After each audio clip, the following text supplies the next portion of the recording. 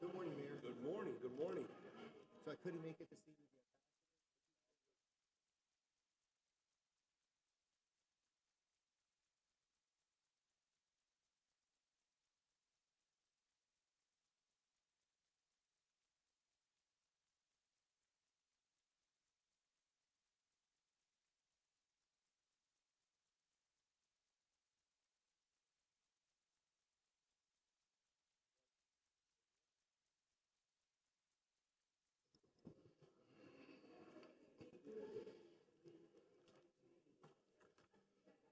Oh my God, he was here.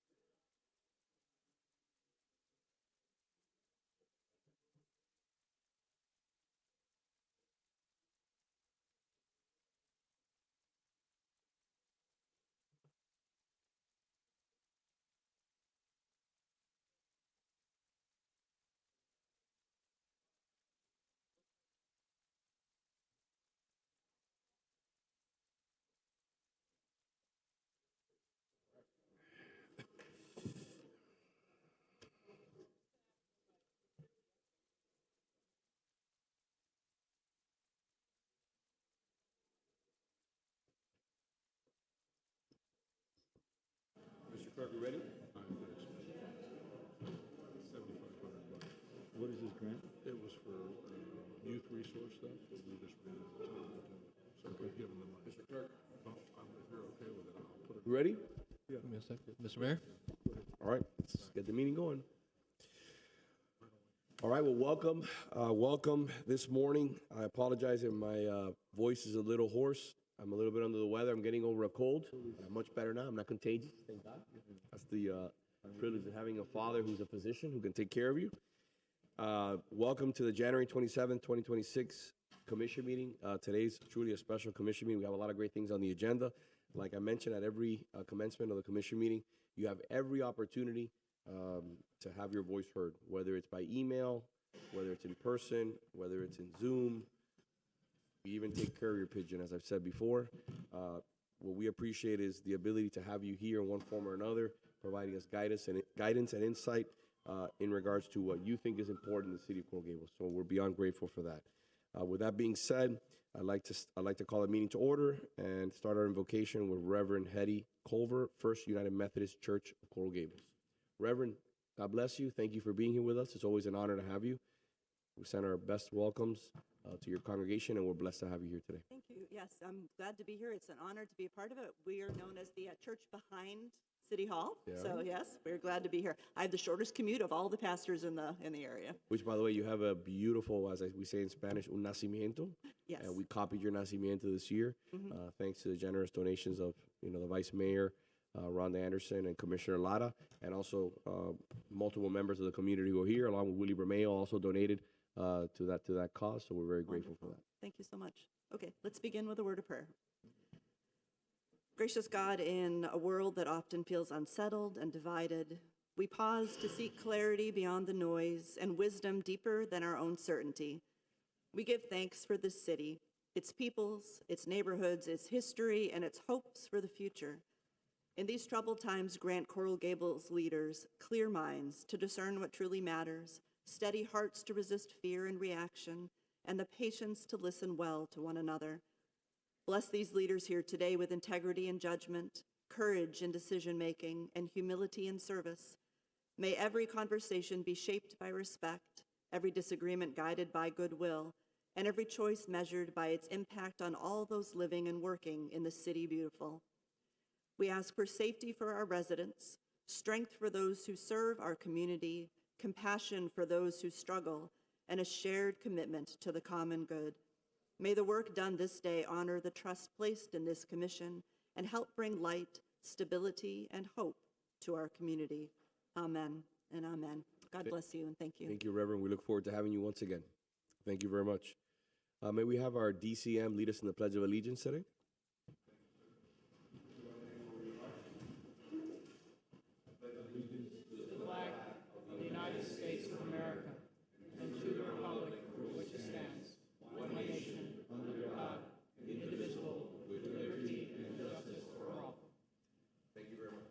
Now, one of my favorite moments of the day, Merrick Moment. Please join us. Good morning. Good morning. The Merrick House Governing Board brings you the Merrick Moment, little tidbits that add up to a remarkable story. In 1926, George Merrick hired noted author and fellow Rollins College alum Rex Beach to extol the pleasures and benefits of taking up residence in his city. He paid him $25,000, that's just under $460,000 today, to pen The Miracle of Coral Gables. As I read this excerpt, bear in mind that travel by air was still a novel thing for the average citizen in 1926. What was this that Merrick talked about? A city beautiful, America's finest suburb, a place where castles in Spain are made real. Good advertising, but nobody took that stuff seriously. He'd better forget his utopian ideas, get his money out, and let nature take its course. Towns aren't made, they grow. Thus ran local comment. He had a harder task at first, to sell his idea than to dispose of his plots. For it was too large to be readily grasped, and his city was too big to be seen. There were too many trees in the way. He met these initial difficulties by taking his customers out in airplanes. Now, anybody who is not too agitated to see at all can perhaps see a good deal from an airplane. I have my own theory about how he induced purchasers to buy and bankers to back him. I suspect he threatened to loop them if they refused. But I may be wrong. His enthusiasm may have turned the trick. On the other hand, experience convinces me that of all ways to sell land, the airplane method might be the easiest. For the first time I went up, I would have gladly bought any part of the landscape beneath me at any price, provided the pilot had contracted to put me in immediate possession of my purchase. Thanks. Thank you very much, and we're blessed to have you back. Thank you. I'd like to put on the record that items A6 and F12 have been deferred.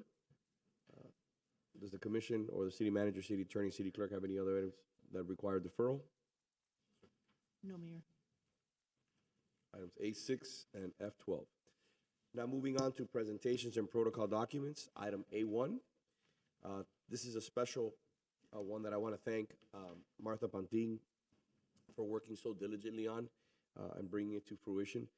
This is a resolution of condolence, but these are moments that I look upon in, some people may see it as sadness. I look at it as remembering a life that played not only a huge role in the city of Coral Gables, but truly played a huge role in everyone's life here in Miami-Dade County. When I had the privilege of speaking with his lovely wife that you'll get to hear from in a few moments, and his daughter,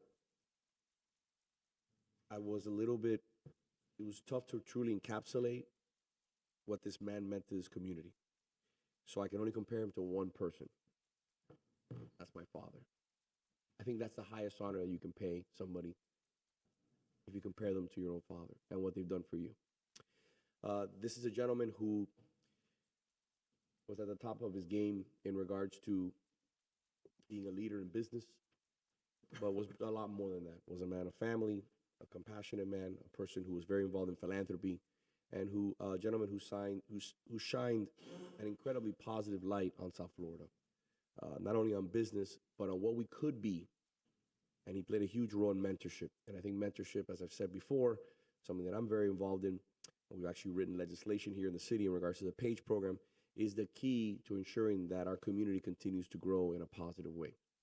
And mentorship, to me, was probably one of the most important things that Peter DeLauro remembered for. So I'd ask, before I read this resolution of condolence, that we bring up his family so that I can read this and have them give a few words. We're also joined by many of his friends, his lovely wife. Please join us, his daughter. Please come to the podium. Good morning.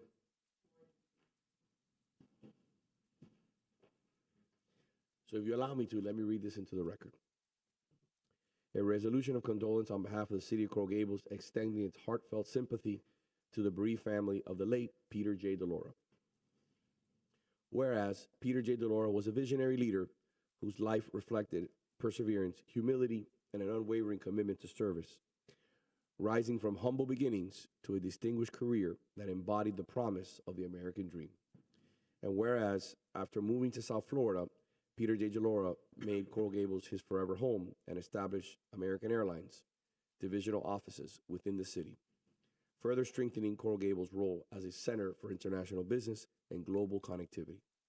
And whereas through more than 4 decades of leadership with American Airlines, including his service as Senior Vice President for Miami, the Caribbean, and Latin America, Peter J. DeLauro played a pivotal role in transforming Miami International Airport into one of the world's premier airline hubs and the leading gateway to Latin America.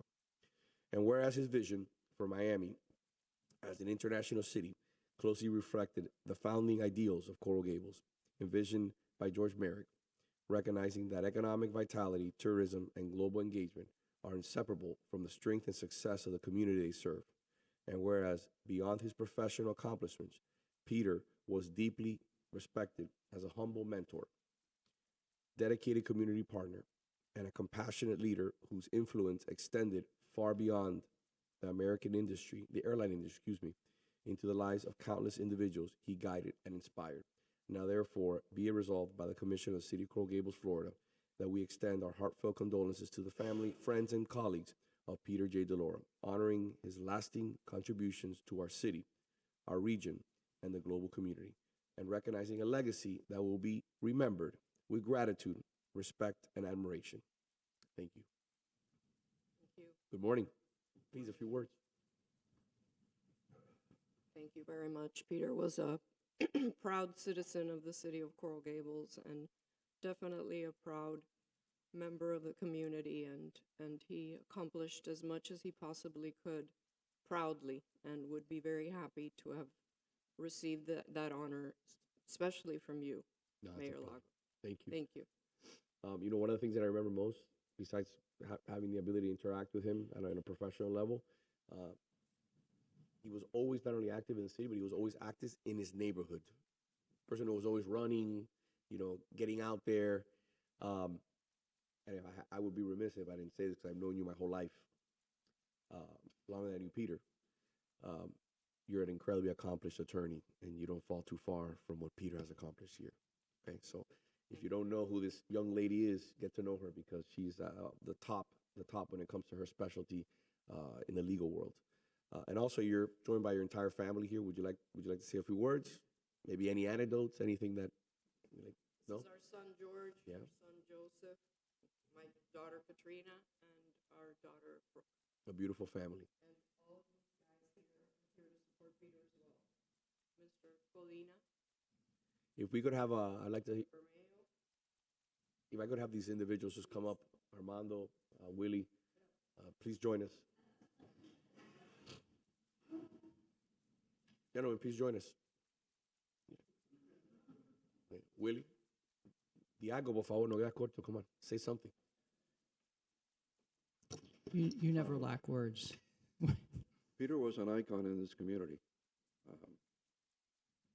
I don't think there was a life that he did not touch since he arrived in our shores just before Hurricane Andrew.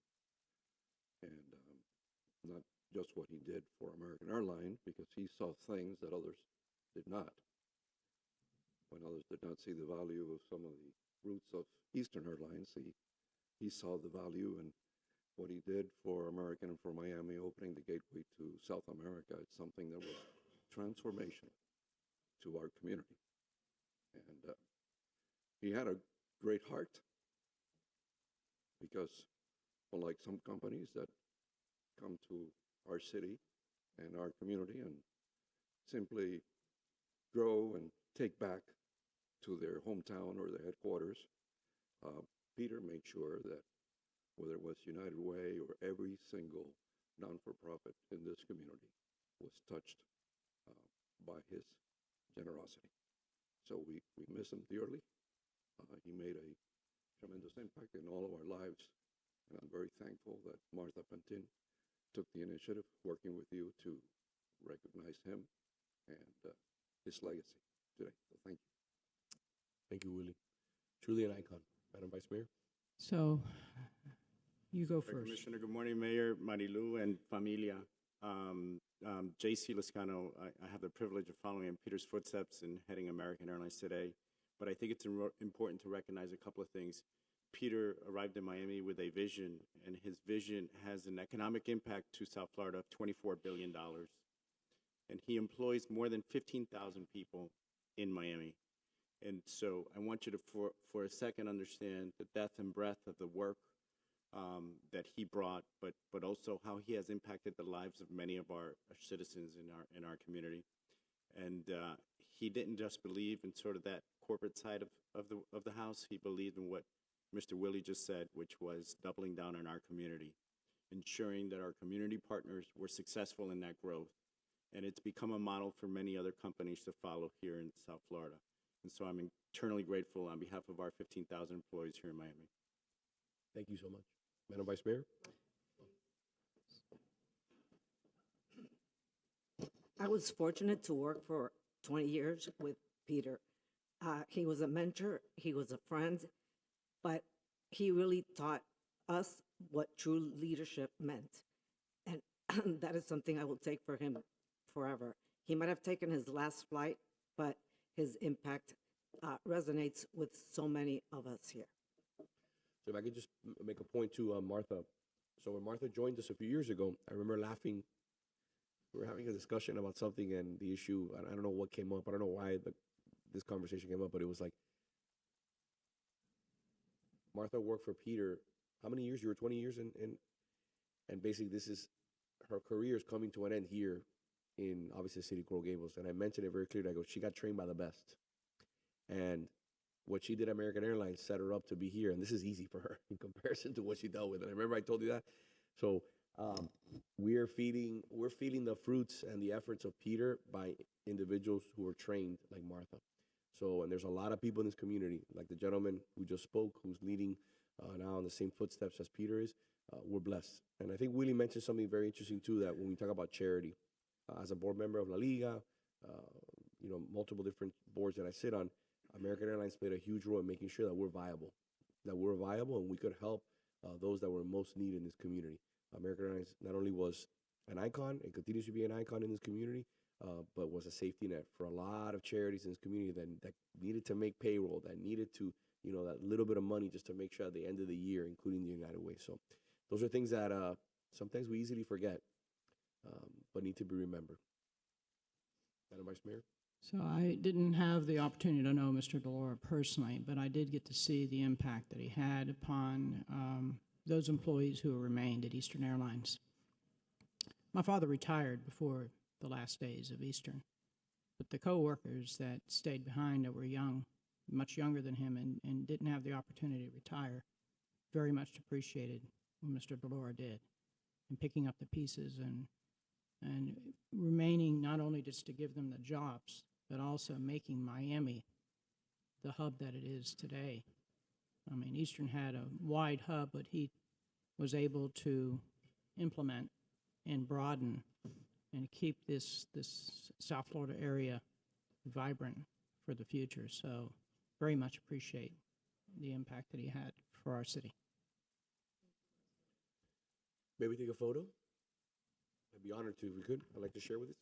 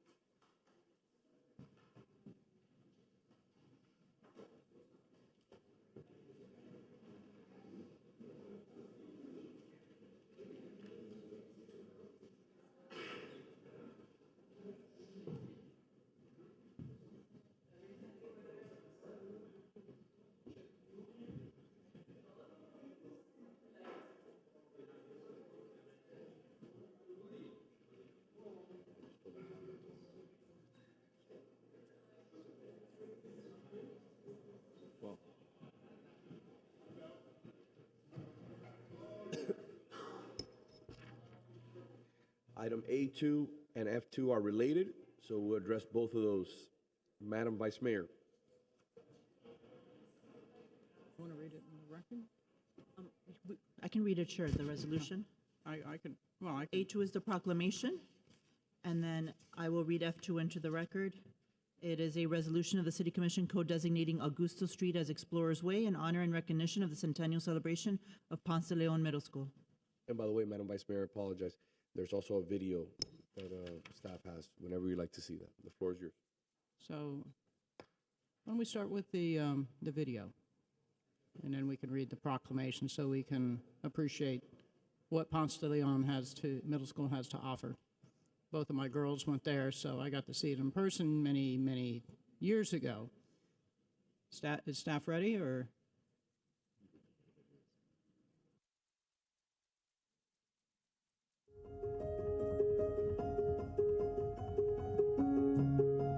My name is Angie Gonzalez, born and raised here in Miami-Dade. I have been an educator with Miami-Dade County Public Schools for 20 years and now have the privilege of serving as a principal of Ponce de Leon Middle School for the past couple of years. I arrived at Ponce June of 2024. Ponce is unique in the sense that we have been there for 100 years, and it's such a great school with such a historical and strong foundation. So my role really last year was to see where are those pockets that we can improve on. And one of the priorities was really taking technology and the advancements of where we are at in a society today and coexisting that with the traditions of Ponce de Leon Middle School. The other area that we focused on was bringing up academics. So we came in as a C and quickly brought that up to a B, and we are only 5 percentage points away from an A. So we are very proud of the work that has been done in the past year. Ponce de Leon Middle School today was actually Ponce de Leon High School back in 1926. So we initially started for the first 25 years as the high school of the city of Coral Gables, and then transitioned into the dynamic IB program in middle school that we are today. In the 1950s, Coral Gables Senior High School then became the High School of Coral Gables.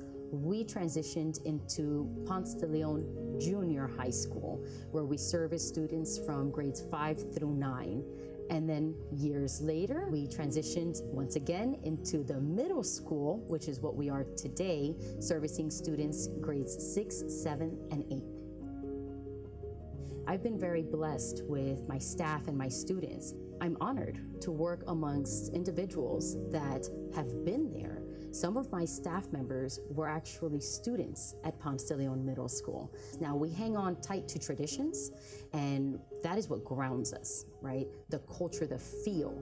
But we also have to keep advancing when it comes to academics, when it comes to technology, when it comes to moving forward and creating programs that our current students are going to benefit from. In 2008, Ponce de Leon Middle School was the first in the city of Coral Gables to be established as an international baccalaureate middle years program. So that is our focus within the magnet system of Miami-Dade County Public Schools. We are excited to now combine what we've had in the past, start from Ponce de Leon Middle School in the city of Coral Gables to wherever walks life takes me, through the education and the experiences that we've gotten and received from Ponce de Leon Middle School.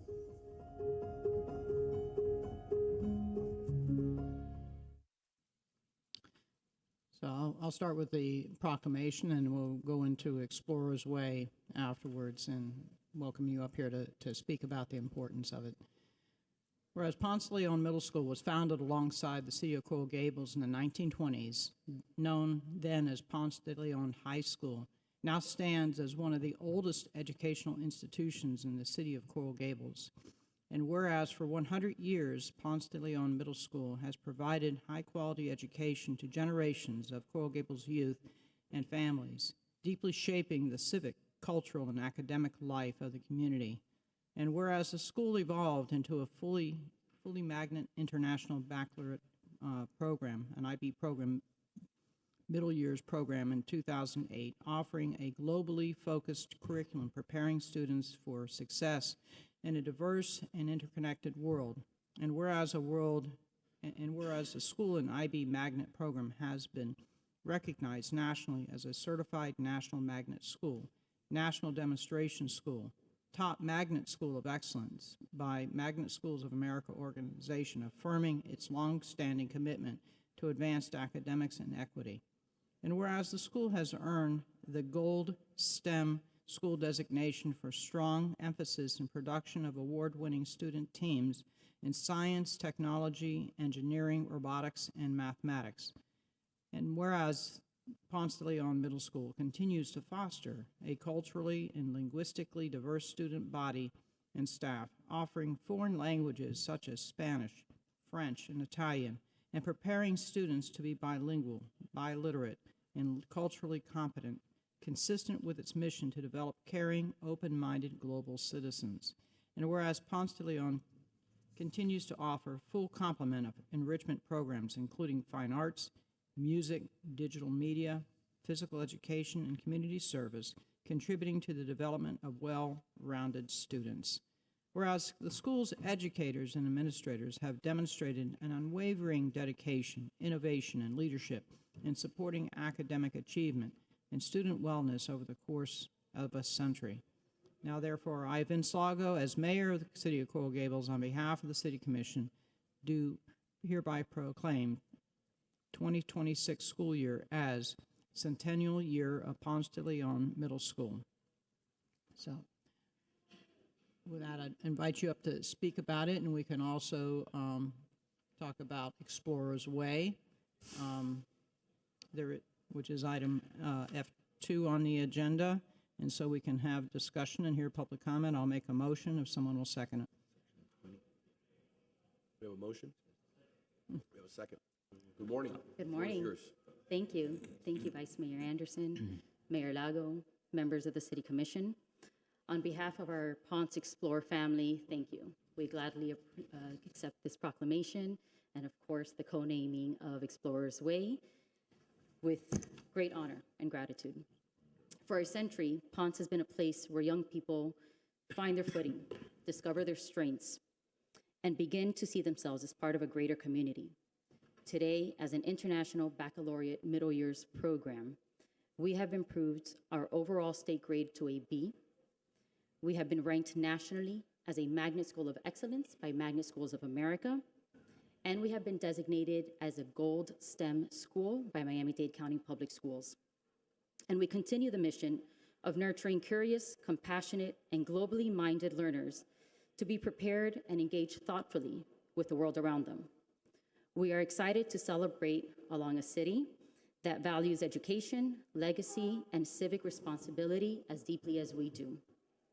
And as we honor the past, we also accept the responsibility of shaping the next 100 years, ensuring that Ponce de Leon Middle School continues to be a place of opportunity, possibility, and purpose for generations to come.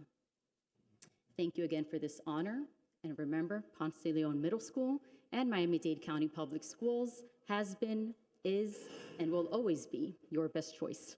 Thank you. Remind us when the date is for, you're gonna unveil Explorer's Way, and then you're gonna also have an opening towards the end of February. Yes. What are those dates? February 12th will be our ceremonial centennial celebration, and February 26th will be a celebration to invite alumni and community to walk the halls and enjoy our Arts in Ponce event. Okay. Mr. Manager, if we may, can we put that on our newsletter to make sure they receive the proper exposure of the celebration? Great. Yes, Mayor, of course. Thank you very much. We have a motion and a second. Mr. Clerk, do you have any public comment? No, Mr. Mayor. All right, we'll close the public comment. Can we have a vote, Mr. Clerk? Sorry, Mr. Mayor. Yes, we do. Ms. Maria Cruz.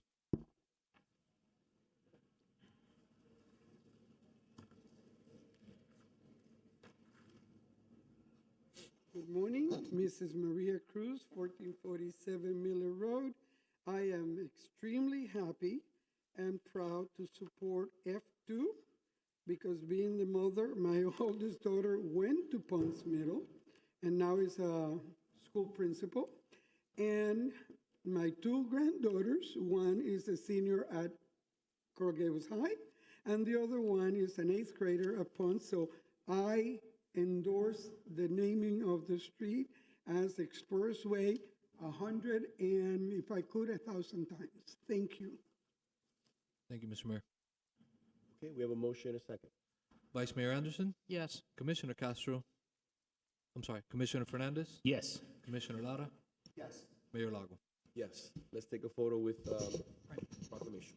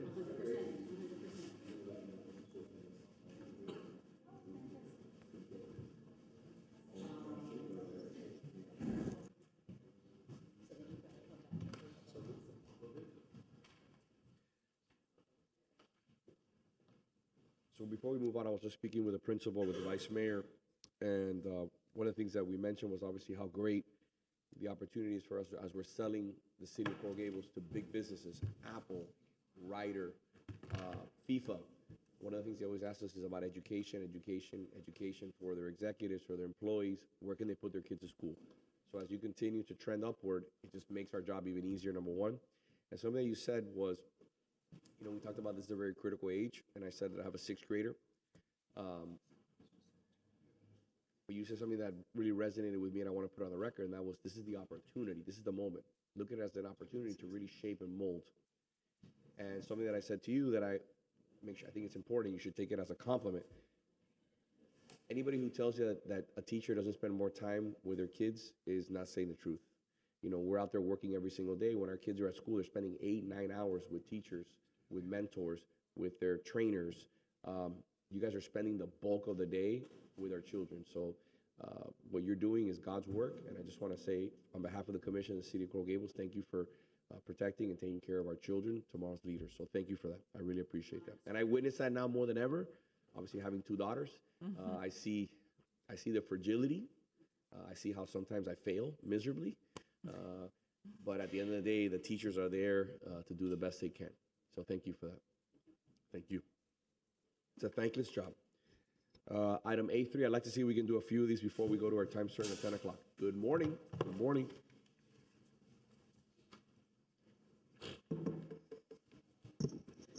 Good morning, Mayor, Vice Mayor, Commission. We are Solange Lopez, Business Community Manager with the Economic Development Department. Matt Anderson, Assistant Director, Mobility and Sustainability. And we are here to present the 3rd winner of our 2025 Commercial Beautification Award.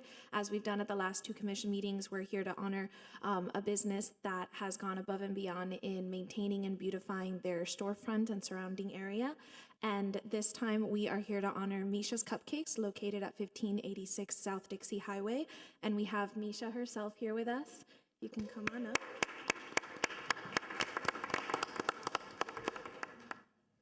And here are just some pictures of the beautiful storefront that she has created at this South Dixie location, making it very inviting to those driving by and walking by and enjoying those delicious cupcakes of hers. So we have a plaque and your window decal. And would you like to say a few words? Good morning. Hi. Congratulations. Good morning. Thank you. Hi, everybody. Thank you so much for having me here. It's good to see you. Thank you, ladies. This is so awesome. I was genuinely pleased and surprised when we received the email saying that we'd won this award. And I'm looking around this room and seeing wonderful faces that I recognize and that have been part of our journey since we started in 2005, but the first store was in 2008. So I'm thrilled that our store has enhanced the beauty of Coral Gables. This is my hometown, and I was born in Coconut Grove and raised here, so I'm a big fan. So thank you. Thanks for having me. And I look forward to continuing this whole thing with, beautifying our storefronts. Thank you. So congratulations. I had the privilege of cutting the ribbon a few years ago. Yeah. And what you've been able to do there is amazing. So and this sweet. location is incredibly important to the city because for such a long time, I remember going there with my grandparents to Swenson's. So I was really excited when Misha obviously opened because it's in kind of the same line, the sweets, and it's all about celebration. We used to go to Swenson's for birthdays. We used to go to Swenson's to celebrate. And when we order Misha's Cupcakes, it's for an event. It's for a party. It's for a birthday. It's for what are we celebrating? Yeah. So I think we're really excited to see you being successful there. And just thank you for going the extra mile because that's what the city's all about. Thank you. Thank you. Commissioner? Through the mayor, so I also want to echo his sentiments. So it's glad to hear and know that you also grew up like me in Coral Gables. I remember back in that day, obviously everybody went to Swenson's, and I also worked as a teen at Specs, right? Right there. If anybody remembers Specs. It's aging you. I think all you need to know about my age is looking right here.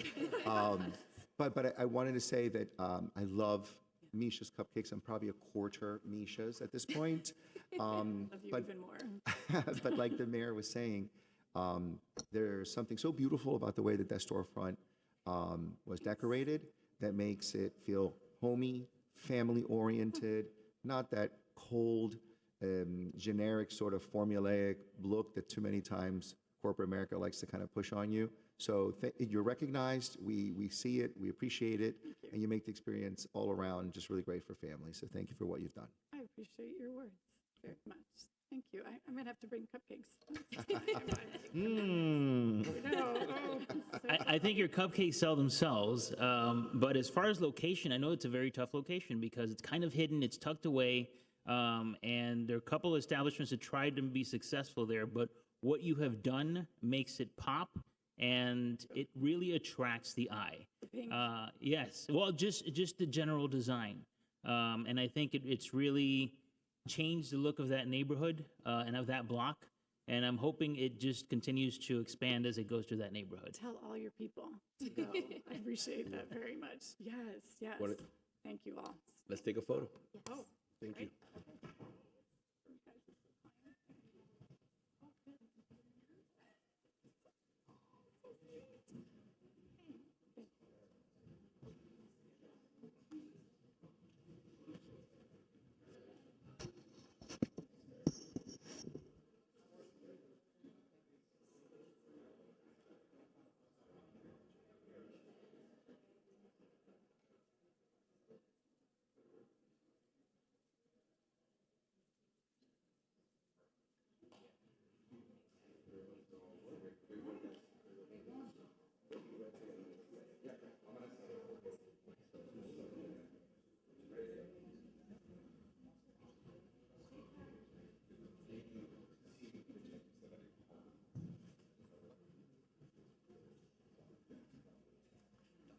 Item A4, congratulations to the Coral Gables Fire Extrication Team. Chief, good morning.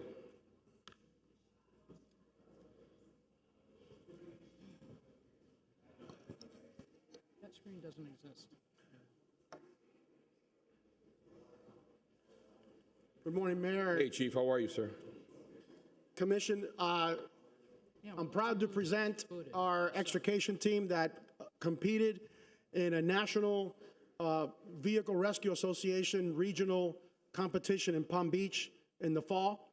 And to tell you about their accomplishments, I'd like to call up Special Operations Division Chief Louis Fajardo, who heads up the program. Chief? Good morning, sir. Mayor, good morning. It's my privilege to introduce the Coral Gables Extrication Team. With over 35 years of service, the team has represented the city locally and international. They have built a strong reputation and excellence in the vehicle rescue training and instruction. Beyond the competition, the team helps develop important firefighter skills such as critical thinking, leadership, and teamwork. In fact, 45% of our officers have all been part of the team.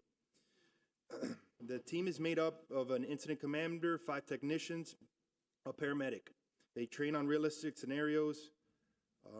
This past recent year, they competed in the NAVRA 2025 Invitational, where they placed first place overall. The technicians also placed in third place overall, first place technician. I want to recognize the actual members of the team. First one being the technicians, which is Nicholas Sierra, he's not here with us today, Norman Angel, driver engineer Nico Fernandez, the firefighter paramedic Zachary Lin, John Paul Millan, Yael Gomez, and last but not least, incident commander Alexandra Gonzalez. The reason I saved her for last is this is a unique individual. She's been an officer for only, I want to say, 3 months. For her to accomplish what she accomplished at this competition is huge. It shows that there's the value in the program and what the training gets you to. The big picture here is not really these awards, it's more the reward that our citizens are going to receive. The experience they receive from the hundreds of hours and hundreds of cars they cut and scenarios they did up to that competition is what really brings them to the next level. So I want to congratulate them all, and I'm very proud of them. Thank you, guys.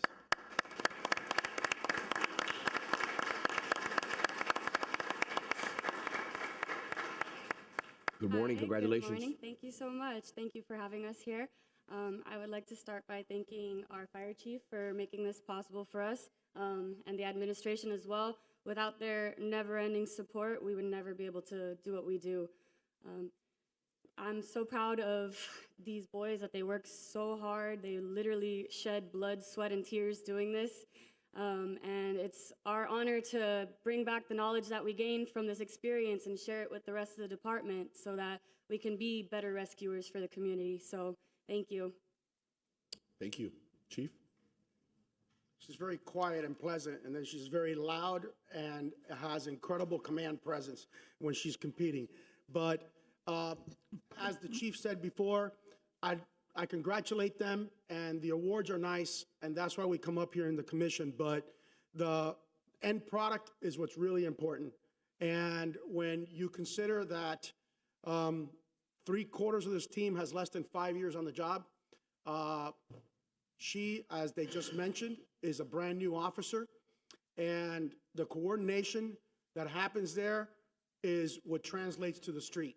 These scenarios are great, but as a fire chief, I worry a lot because they're real cars and they're real tools, and it takes a lot of coordination to make sure that not only to do accomplish what they need to accomplish, but do it in a safe and effective manner where they don't get themselves hurt. So congratulations to the team, and we thank all of you for the support and enabling us to participate in these programs. Thank you.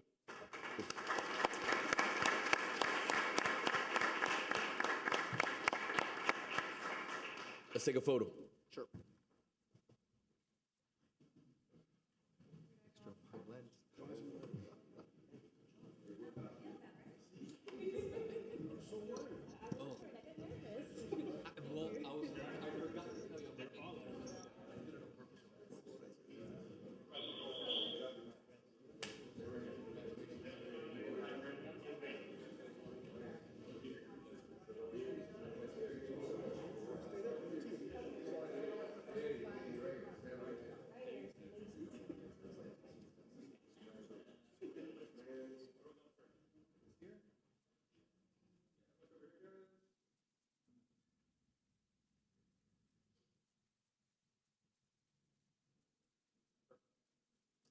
Look over here, guys, real quick.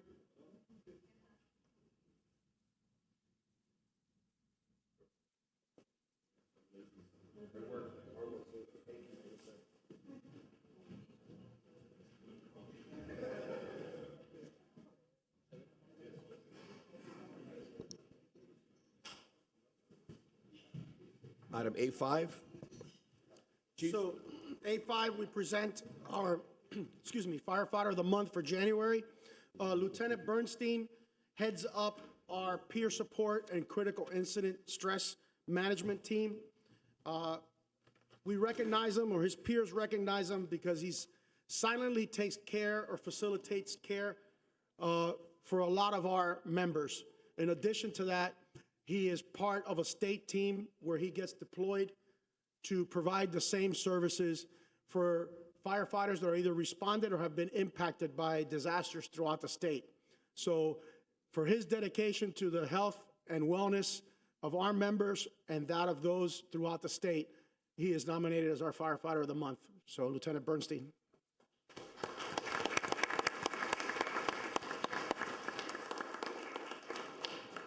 Congratulations. Thank you Well so done. much. Thank you. Good morning. I just want to say thank you to my wife for supporting me and giving me the time to be able to do this, to support the team, the state, and then at the national level. I want to thank the city and I want to thank the department for the opportunity.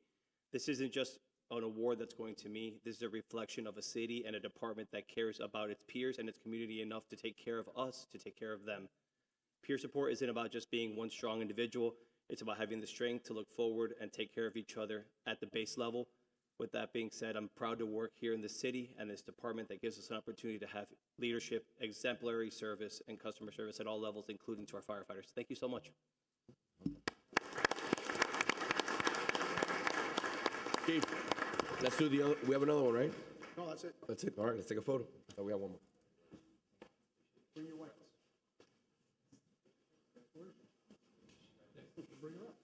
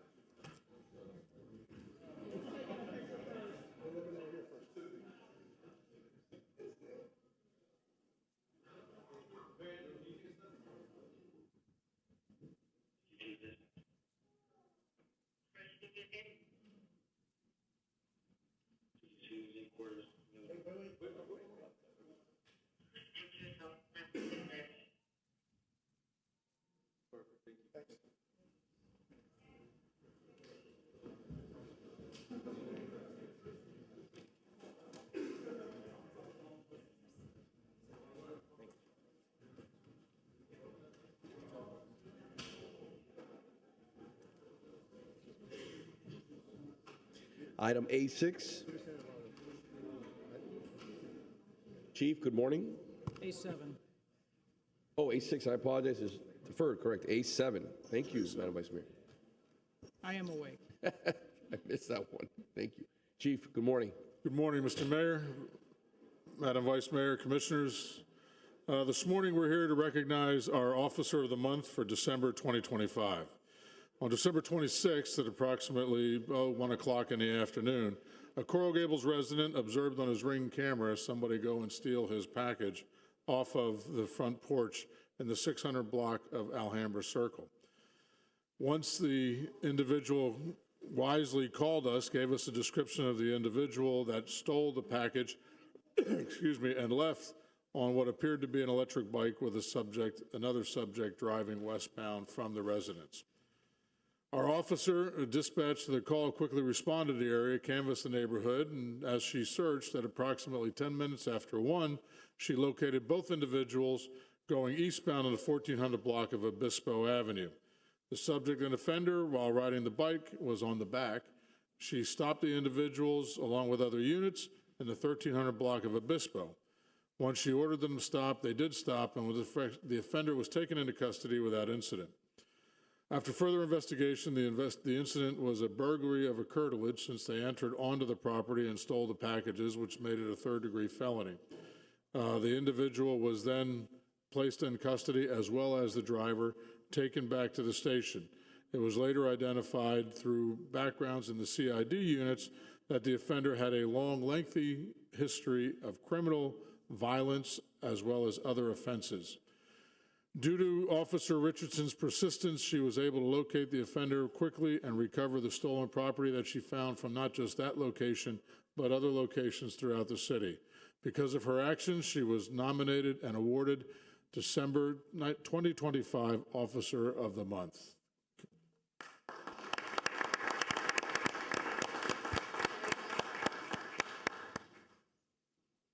Thank you so much, guys. This is an honor. Thank you. I feel like you've been here a few times already. No, I have not, no. That's Maybe. her husband. Thank you. Thank you very much. I would like to thank the commission, my command staff, my supervisor, Sergeant Dickinson, for nominating me for this award. I'm truly grateful for my colleagues as well, for everybody that surrounded themselves around me, my family, my support team, and most of all, God, because without him, I would not be here right now. So thank you so much. This is an honor. Mayor, if I can, and I know you've all heard me say this about a family, well, this is the quintessential first family of the police department, because not only does her husband work alongside of her, but her father is also Sergeant Garcia, and I think the kids are now going to be in the Explorer program in about 2 weeks. So it is definitely the future. Gabby was the last of the Garcia clan to come through the department, and she has made great strides through our training process, and we're very proud of her, as well as all of the Richardson and Garcia family.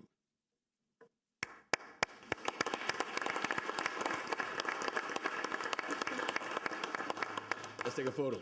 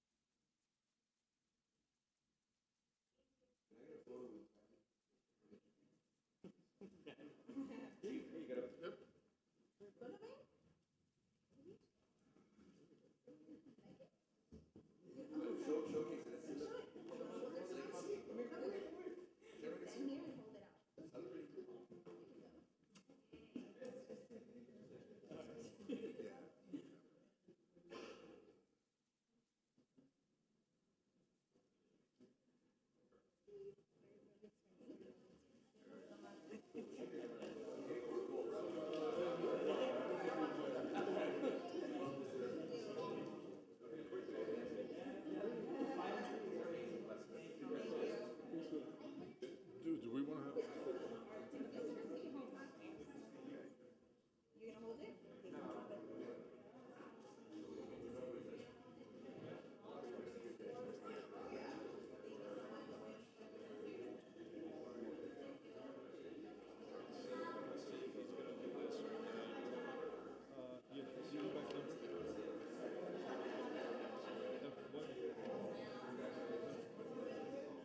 I can't get through there, and not I come around. How are you? Good news?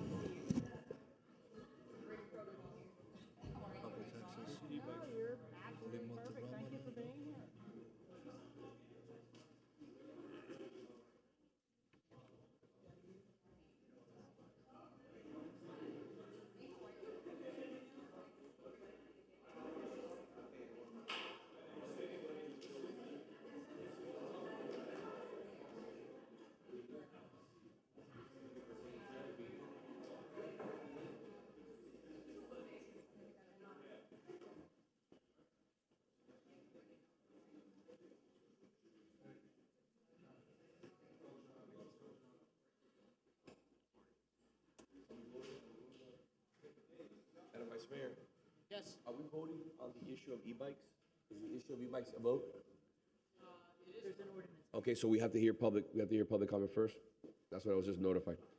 No, because I want to take advantage of the fact that we have the chief here and we can tackle a few things. For example, 911 consolidation, which is something that, again, the chief has been working on with the manager. So if you just let me get through public comment and then we'll tackle the first thing. B1, approval of minutes. I'll move it. Aye. Public comments. Apologize. First speaker is Mrs. Maria Cruz.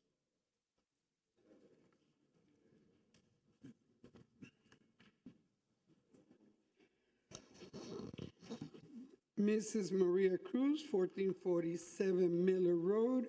And for those of you that would like to call me, the number is 305-323-2154. This is the day the Lord has made. Let us rejoice and be glad in it. I'm going to have to talk fast. I had something that I wanted to discuss, and then I realized that I was not going to be able to talk on the consent agenda, so I had to pull something in very fast. Last commission meeting, our esteemed mayor took the time during D5 to state, and I quote, "Never taken a trip on the city dime." That's D5 on that video that we all should watch. And today, the travel expense budget is being amended to increase his travel expenses, the mayor's expenses, from $1,800 to $4,500. That means $2,700. If my math is still good, that's about 150% increase. No argument. I would just remember hearing that he's never taken a trip on the city's dime, and today we're asking to add $2,700 to the mayor's travel expenses. This is what I really wanted to talk about today. All right? I've been talking about scandals and how we cover scandals in the city for some time. Financial scandals, behavior scandals. But then, last commission meeting was a perfect example of what we do to cover what we don't want the people to know. And at first, I didn't believe it, but then I sat down and I watched the video. Since I have been here and I had taken notes, I realized that the way we were going to cover this one was by editing the video. And of course, I'm sure that we're going to say that it was done because it didn't look good for the city. But my question is, was it not good for the city or was it not good for the mayor? Because obviously his behavior was not acceptable. Now, we talk about transparency and truth. Actions speak louder than words. What we witness, what the people witness, what made the news, what everybody's talking about now is WW. Ms. Cruz, would you be? Excuse me, I need to finish the sentence like you allow other bring it in people. for a landing if possible. All you have to do is go to Miami New Times and read what happened and how it happened and how Carl Gables first is not going to report on it. Thank you. Thank you very much. Jackson Holmes. Well, we'll deal with it at the end. One more. This is the last public comment? Yes, Mr. Mayor. Okay, perfect. Go ahead, sir. Thank you. So I'm on the same subject matter. As many of you may know, there was a article published in the Miami New Times implying that this same video, it's on the slide here now, was tampered with. And so what I proposed to you all, I don't know if you remember, a few months ago, was it July 5th, the City Commission voted to start a criminal investigation of another city official over alleged tampering with public records. So I think that this allegation is at least as serious. And so therefore, what I propose is an alternative action, either, because there's supposed to be equal protection under the laws, under the U.S. Constitution.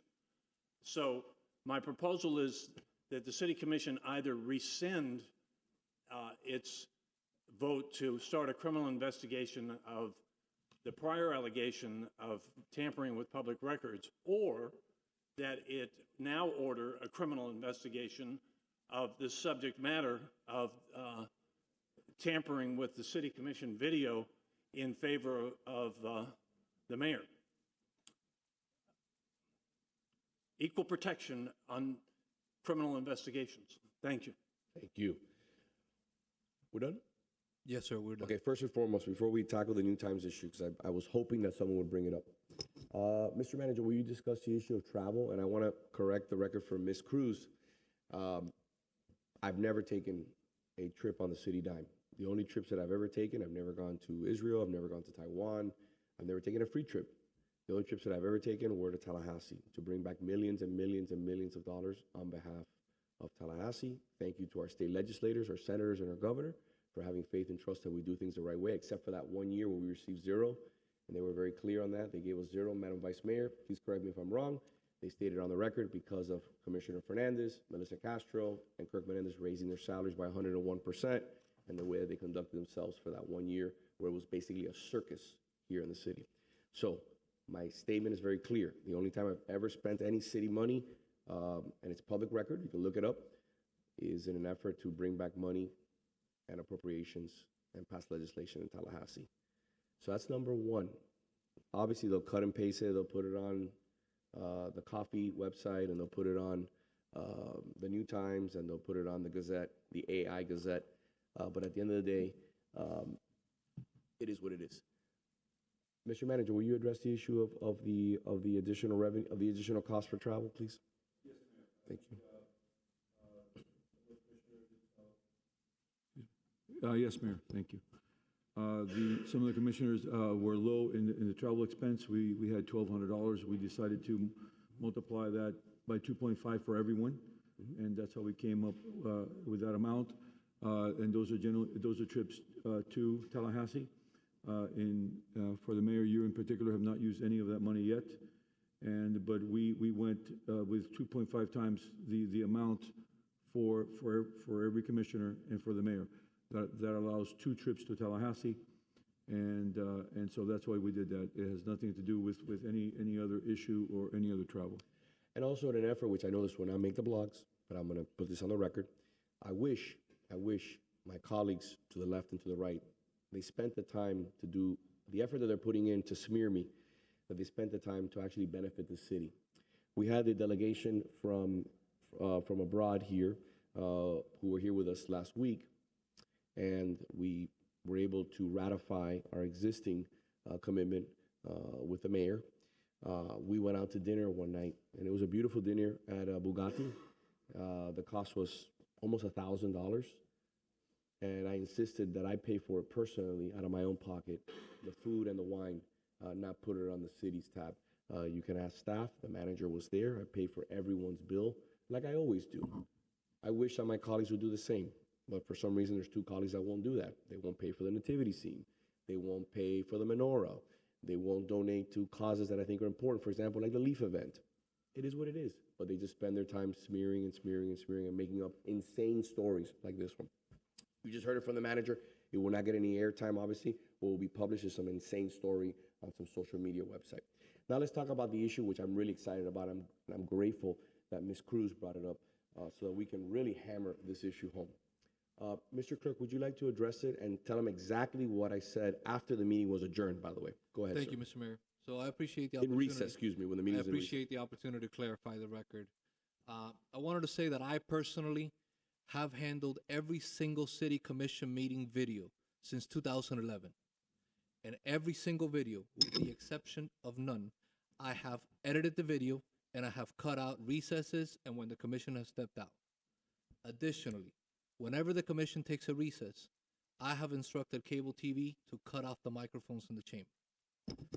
Because we might be talking about each other's family, I might ask you about what you did over the weekend or something to that effect, and it's not part of the video. It's not part of the meeting. There's times when we come back to the meeting, the mayor asks, Mr. Clerk, are we ready? I know on multiple locations you've heard the video say recording in progress now, because that's when I start recording again.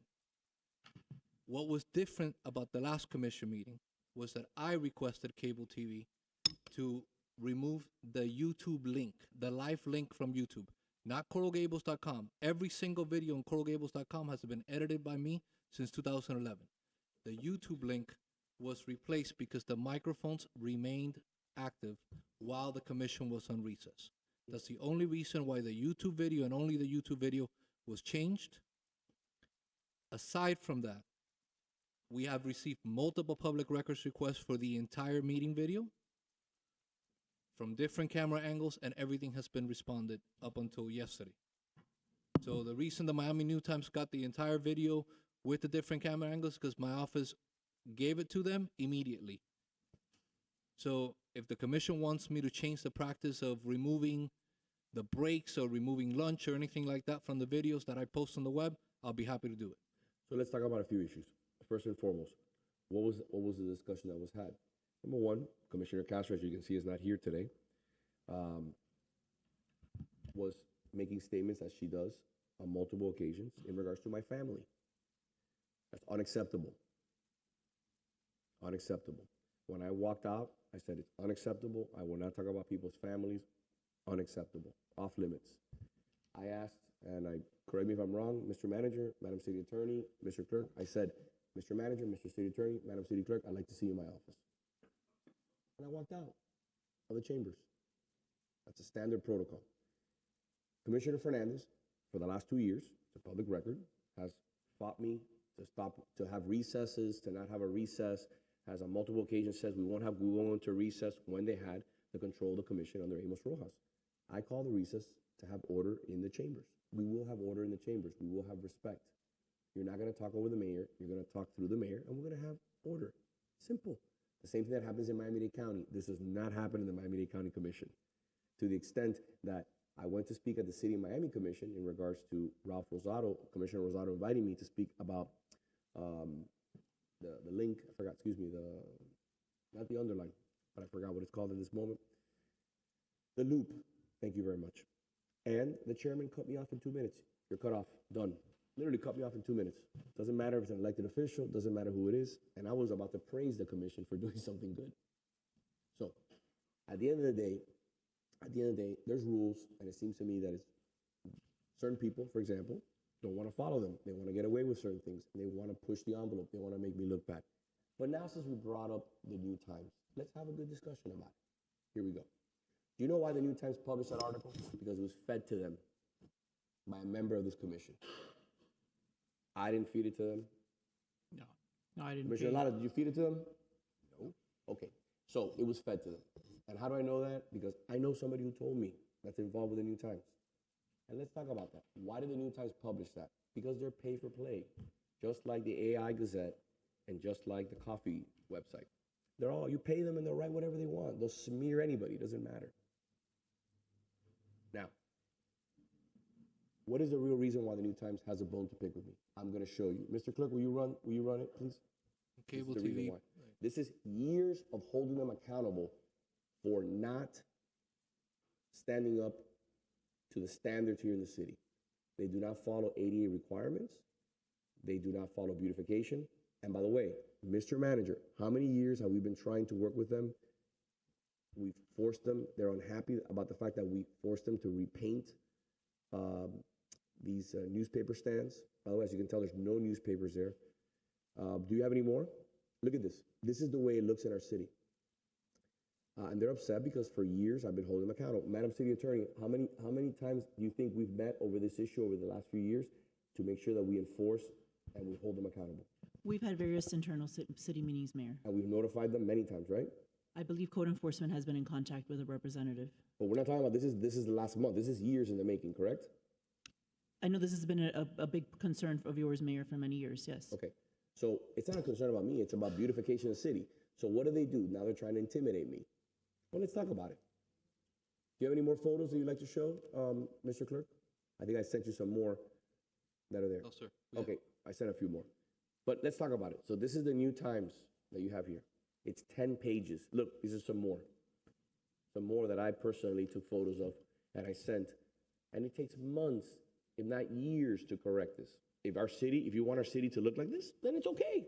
Then we'll leave it the way it is. But I'm not going to be intimidated by the New Times, by an article saying that I stood up from the dais and I left because one of my commissioners was talking about my family. I'm going to call a recess at the end of the day. This is another example. I have dozens of these. So this is the typical intimidation by a liberal blog, liberal media who is trying to destroy everything that has to do with who I am, my family, my business. So let's talk about this. This is what we're talking about. This is it. This is what we're having. I don't read the article. I just picked this up for the first time. This is 10 pages. This used to be this thick when I was young. Now it's down to 10 pages. Nobody reads this. Nobody cares. So I will not stop making sure that they're in compliance with the city, that they're following the rules, and that we're doing things the right way because we have standards here in the city of Coral Gables. So, Mr. Clerk, you were the one that was next to me. Did I say anything outside of what we spoke about? No, so go ahead, please. I want to put on the record. No, sir. Okay. So with that being said, we can do this back and forth, and they can write all the articles they want, but at the end of the day, I'm going to continue doing what I think is in the best interest of the city, and I will have the quorum here on the commission floor. I think it's critically important. Mr. Clerk, do we have any other public comment on that matter? Sure. You don't? Yes, sir. So I do have a follow-up on that. And to me, it really doesn't matter who wrote the article, who didn't write the article. There were several articles that were written. My concern is, and I mentioned it in my email to the city clerk, city manager, and the city attorney, was regarding the second break, where there was no recess called. And if you watch the video, you will see there was no recess called. The rest of us remained up here, and we were getting instruction from the city attorney during that time on whether we were in recess, whether the motion to adjourn did have merit to move forward. That should have been part of the record. because we were having a conversation up here. Now, from the information I have gathered from a Robert Rule expert, if the word recess is not mentioned, we are not in recess. And if you go back and watch the video, the mayor said another hour and hit down the gavel. Never was there a call for recess. At that point, I made a motion to adjourn so that we could come back with cooler heads at the next commission meeting, which would have been today, which was seconded by Commissioner Castro. That is my larger concern. There was a discussion up here about procedure, which should have been on the record. Whether the procedure that the clerk's office follows of when we're up here, I've always seen video of the commission when they're up here. Audio is sporadic because the microphones don't pick everything up when we're sitting up here prior to the start of the meeting. And like the mayor said, there is the audio that says recording in progress, because that is when the recording begins for the commission meeting. I don't question that. What I do question is the fact that there was a discussion on procedure which should have been part of the official record. Whether there's another video that is saved somewhere that is accessible if you request it or not, the official video of this commission meeting should have kept that procedural discussion up until where the city attorney says we are now in recess, because that was what the mayor's intent was. Until that point, that should have been part of the record, and it was not. That was cut out of the video. I watched the video several times just to see if maybe I missed it. It's not missed. It's not there.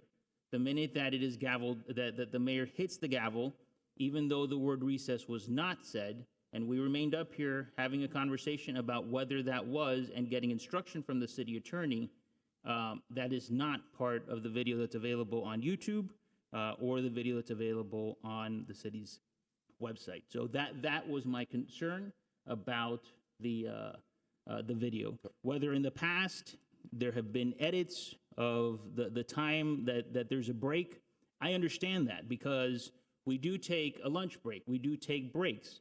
And if a resident is trying to watch the video at home afterward, they shouldn't be worried about a 1 hour break in between trying to figure out when it starts. I understand that. But if there are members of the commission that are sitting up here and having a conversation about the city or process, that should be part of the record. Commissioner, let me respond to you very quickly. Madam City Attorney, we were on recess, correct? I hit the gavel, we're on recess. So I have not gone back to watch the video, Mayor, but my recollection is that there was, I don't know what words he used, but I think there was an understanding that we were taking a recess or a break. And then there was some question about, you did make a motion or attempted to make a motion, and there was an attempted second. And there was a question asked of me is, can we vote? And I said, if we are in recess, we cannot take a vote. And you all stood up, or there was an acknowledgement of that. And that is my recollection without having gone back to watch the video. Well, we're not here to discuss whether we're in recess or not. We're just here to do everything in our power, which is to try to make me look bad. That's what we're trying to do. It's the effort. But I want to go into something. Let's do something simple. Let's do something simple. Mr. Clerk, there is a video out there. Maybe you cut it, because at the end of the day, I think we did go into a break, where Commissioner Fernandez leaves the dais and is screaming as he's running out of here, insulting me, saying that I should quit, that I should do all kinds of ridiculous things. It was probably about a year and a half ago, saying I should quit and all kinds of. Was that cut also, or was that he left running? I was still on the dais. Did I call for a recess, or is that still available? The difference is very simple: is that I don't take that video and then leak it to blogs. I don't need to. I don't need to do that. And it doesn't matter, because the new time is not going to move a dial here. It's not moving a dial. The residents here know the truth. And you can sell them that I got up and I left, and it doesn't matter. At the end of the day, we called recess. I was not going to allow the discourse to evolve into something ridiculous and disrespectful. You don't talk about people's family. You don't. You didn't. I gave you every opportunity to take a stand, and you took a weak stand, because you didn't want to hurt your colleague, who is, you guys are working together. I would never allow for anybody to talk about anybody's family up here. And it's not the first, it's not the second, or the third time that happens. And it continues to happen. I gave you every opportunity to address it, and you didn't address it, because at the end of the day, it's not convenient for you. So I've never run out of here screaming, you should quit, you should do all kinds. It's on the record, you did that. Do I go and leak that to media or anything? No, I don't. It's just the same thing you've done for years. You've done for years. You've taken advantage of the COA. You've turned people into the Commission on Ethics, FDLE. You've been doing it for years, and everybody knows. Everybody knows. So at the end of the day, it's okay. We put up with it for 2 years. I didn't use your name. We put up with it for 2 years. We put up with it 2 years. Now, I know that you're grasping at straws in an effort to continue to have a circus up here. I'm not going to allow it. We're going to continue. We have a lot of business at hand. We have exceptional elected officials here that we got to get the work at hand. And I'm not going to go back and forth and tit for tat so it can be used on some blog post, because that's exactly what you want. Madam Vice Mayor, and then the Commissioner Lara. So during the recess, which was clearly a recess, I was sitting as chair. And in my capacity as chair, I said that there was a recess called. Now, whether we want to split hairs on whether you understood that it related back to the prior recess or whether the word was actually uttered into the microphone of recess, it was abundantly clear we were in recess. And that the motion to adjourn the meeting was the most non-productive thing that we could do. We needed to get the business of the city done. Nothing more. I have nothing more to say on this topic. And it's very simple. It's very simple. The Miami New Times does not want to be held accountable. They do not want to maintain their boxes. They're not ADA compliant.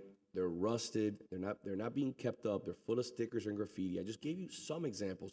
The DCM can tell you. I've sent them to him for the last 2 years over and over and over again. We get compliance, then we don't get compliance. We're requesting code enforcement is spending hours writing them up, sending them letters. Legal gets involved. This is time that belongs to the residents. If you're going to be fortunate enough to have a newsstand in the city of Coral Gables, half dozen or a dozen of them, you should be held to the same standard that everyone else is.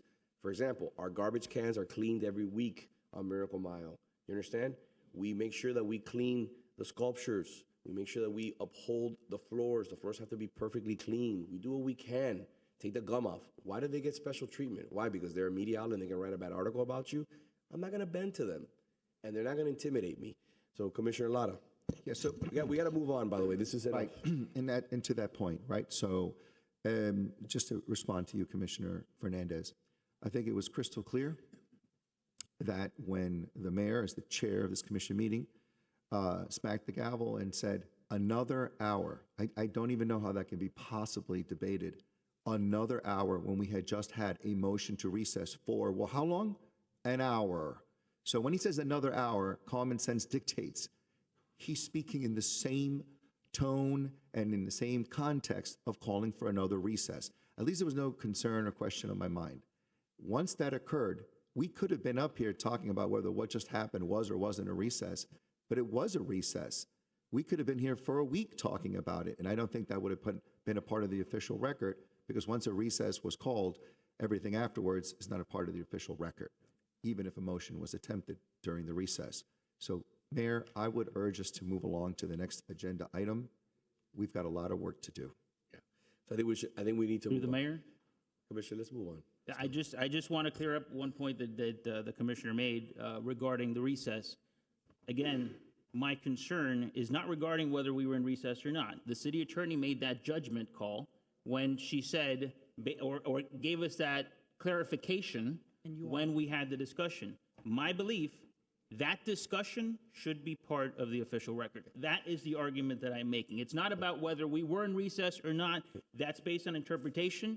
That's fine. That's why we have the parliamentarian here who makes those clarifications if we have a doubt. The moment that she said, we all got up and left. That was the end of the discussion. But we did have a conversation on whether we were there. That should be part of the record. That's it. That's my only 2 cents. We could go, like you said, we can go at this all day about what has or has not happened. Defamatory comments made in my direction are totally uncalled for, but I will address those in a different venue. Okay. Let me respond. All right. So, when we're in recess and we go for another hour and I stand up, Mr. Clerk, it's over. You can have all the conversation you like, but it's not part of the record. Yes or no, Mr. Clerk? That's the way we're operating under. So we turn off the microphone so that happens. Commissioner Fernandez is wrong. Even though he thinks he's right, he's wrong. And everyone agrees with me. You are wrong. Now, let me explain to you. Again, why don't we do something? I'm going to give you another bite of the apple. Okay? Why don't we do something? Just like I gave you an opportunity to send a message to Commissioner Castro that speaking about somebody's family is unacceptable. Why don't you make a motion and help me, like I've asked you, help me hold the Miami New Times, which you were part of leaking this story. Why don't you help me hold them accountable so we don't diminish our standards here in the City Beautiful? So why don't you make a motion and say the Miami New Times has 30 days to correct the graffiti, the stickers, and bring their newsstands up to a standard that's appropriate. If not, we will request for these newsstands to be removed. If you make that motion, I've been fighting this for years, and the DCM will tell you, Mr. DCM, can you stand up here 1 second, please? You get my text message, you get my photos. The photos are up there. Will you do me a favor? Will you explain just before Commissioner Fernandez figures a way to wiggle his way out of this? Will you do me a favor and explain the efforts that we've made to try to bring the standards up in regards to the Miami New Times? And this is why this article was written. Thank you, Mayor. Joe Gomez, Deputy City Manager. Our team, our code enforcement team, has had numerous conversations. We've reached out to the New Times, to the contractor that provides the vending, the machines for the newspapers. We've brought it to their attention, the deplorable condition of many of these stands. And to date, we still have many of the stands that are in very bad condition. So we're moving forward with additional code enforcement action, including bringing them to the Code Enforcement Board. Thank you, Mr. DCM. So just to be clear, this is staff telling you. The city attorneys just told you. The DCM has told you. I sent them pictures. Residents sent me pictures. Business owners sent me picture. They all say the same thing. You have laws that require me to pressure clean my front of my business, but why are you not holding the Miami New Times? So again, I'm not going to be intimidated. You can make an article that is absolutely bogus. It's actually shameful. This is the standards that we have here in the city. And again, at the end of the day, the residents know that we're fighting. We're fighting to beautify the city and continue to elevate the standards here and the quality of life. So I think on your point, you're asking me to make a motion. But you know what? I scratched that. I take that No, back. you're asking me to make a motion, and actually, if we go on the record, every single time this item has come up, I have stood lockstep with you. In fact, if you go back on this issue, at one point, I asked to find a way where we can confiscate these if they're abandoned for an extended period of time.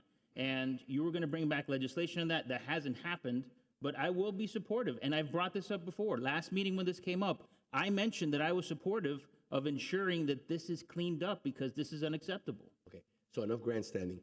Madam City Attorney, will you explain to the commissioner what we've done so far, please? So thank you, Mayor and Commissioner. So our city code does already provide a process when the news racks are abandoned that they can be removed. But my understanding, and of course code enforcement staff they're the ones who would inspect the news racks, and there has to be a period of time, I believe it's 48 hours after, or a certain period of time that they have to be empty without a new issue after their publication date. And I believe that those factors, I have to defer to code enforcement staff. I don't think those have been triggered because I think that they do publish on whatever basis they usually publish, and they're there. Now they go quickly, but that is not deemed as of now, unless we have additional facts, to have been abandoned. So as of this morning, they're empty, okay? Because I went by there. So right. But let me respond. So I don't need to write more legislation, redundant legislation, than where it already exists. So these are things that I've been working. Now we're trying to make sure that code enforcement addresses the issue and that they're held to the same standard. Please don't bring up writing legislation. My resume speaks for itself. I'm still waiting after 3 years and 3 years of salaries for you to write one piece of legislation that leaves an indelible mark on this community. Okay? So please do not talk to me about legislation or writing legislation, because if anybody's written legislation in this community in the last 15, 20 years, it's been me. Madam Vice Mayor, but let's get going, because I don't want to, I think it's So I'll cut to the chase. I'll make a motion to require New Times to restore to have these cleaned up within 30 days. Mayor, can I be recognized, please? Yes.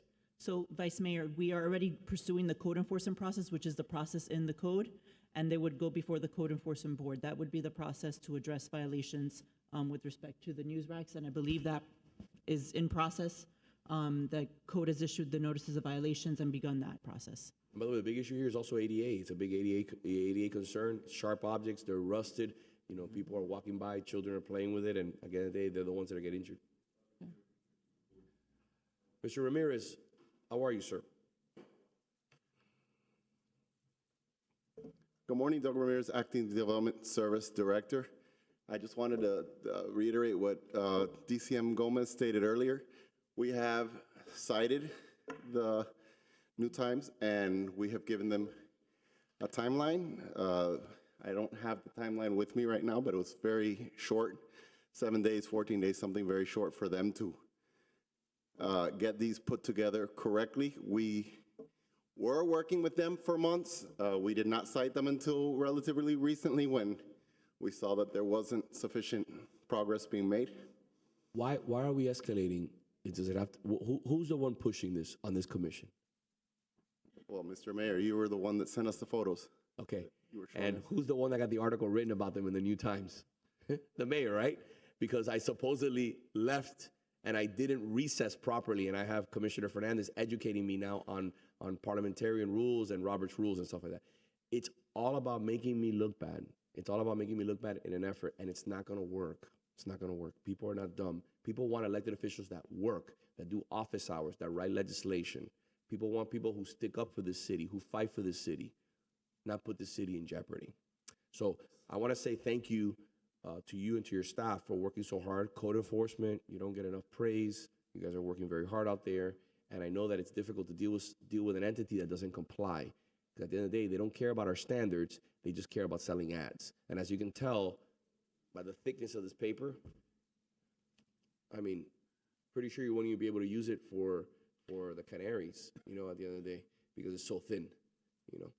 There's nothing in here. Literally, it's ads, notice of actions, and some classifieds in the back. There isn't anything of real substance here to really read, except for unless you pay for a hit piece to be written against an elected official, and then they publish it.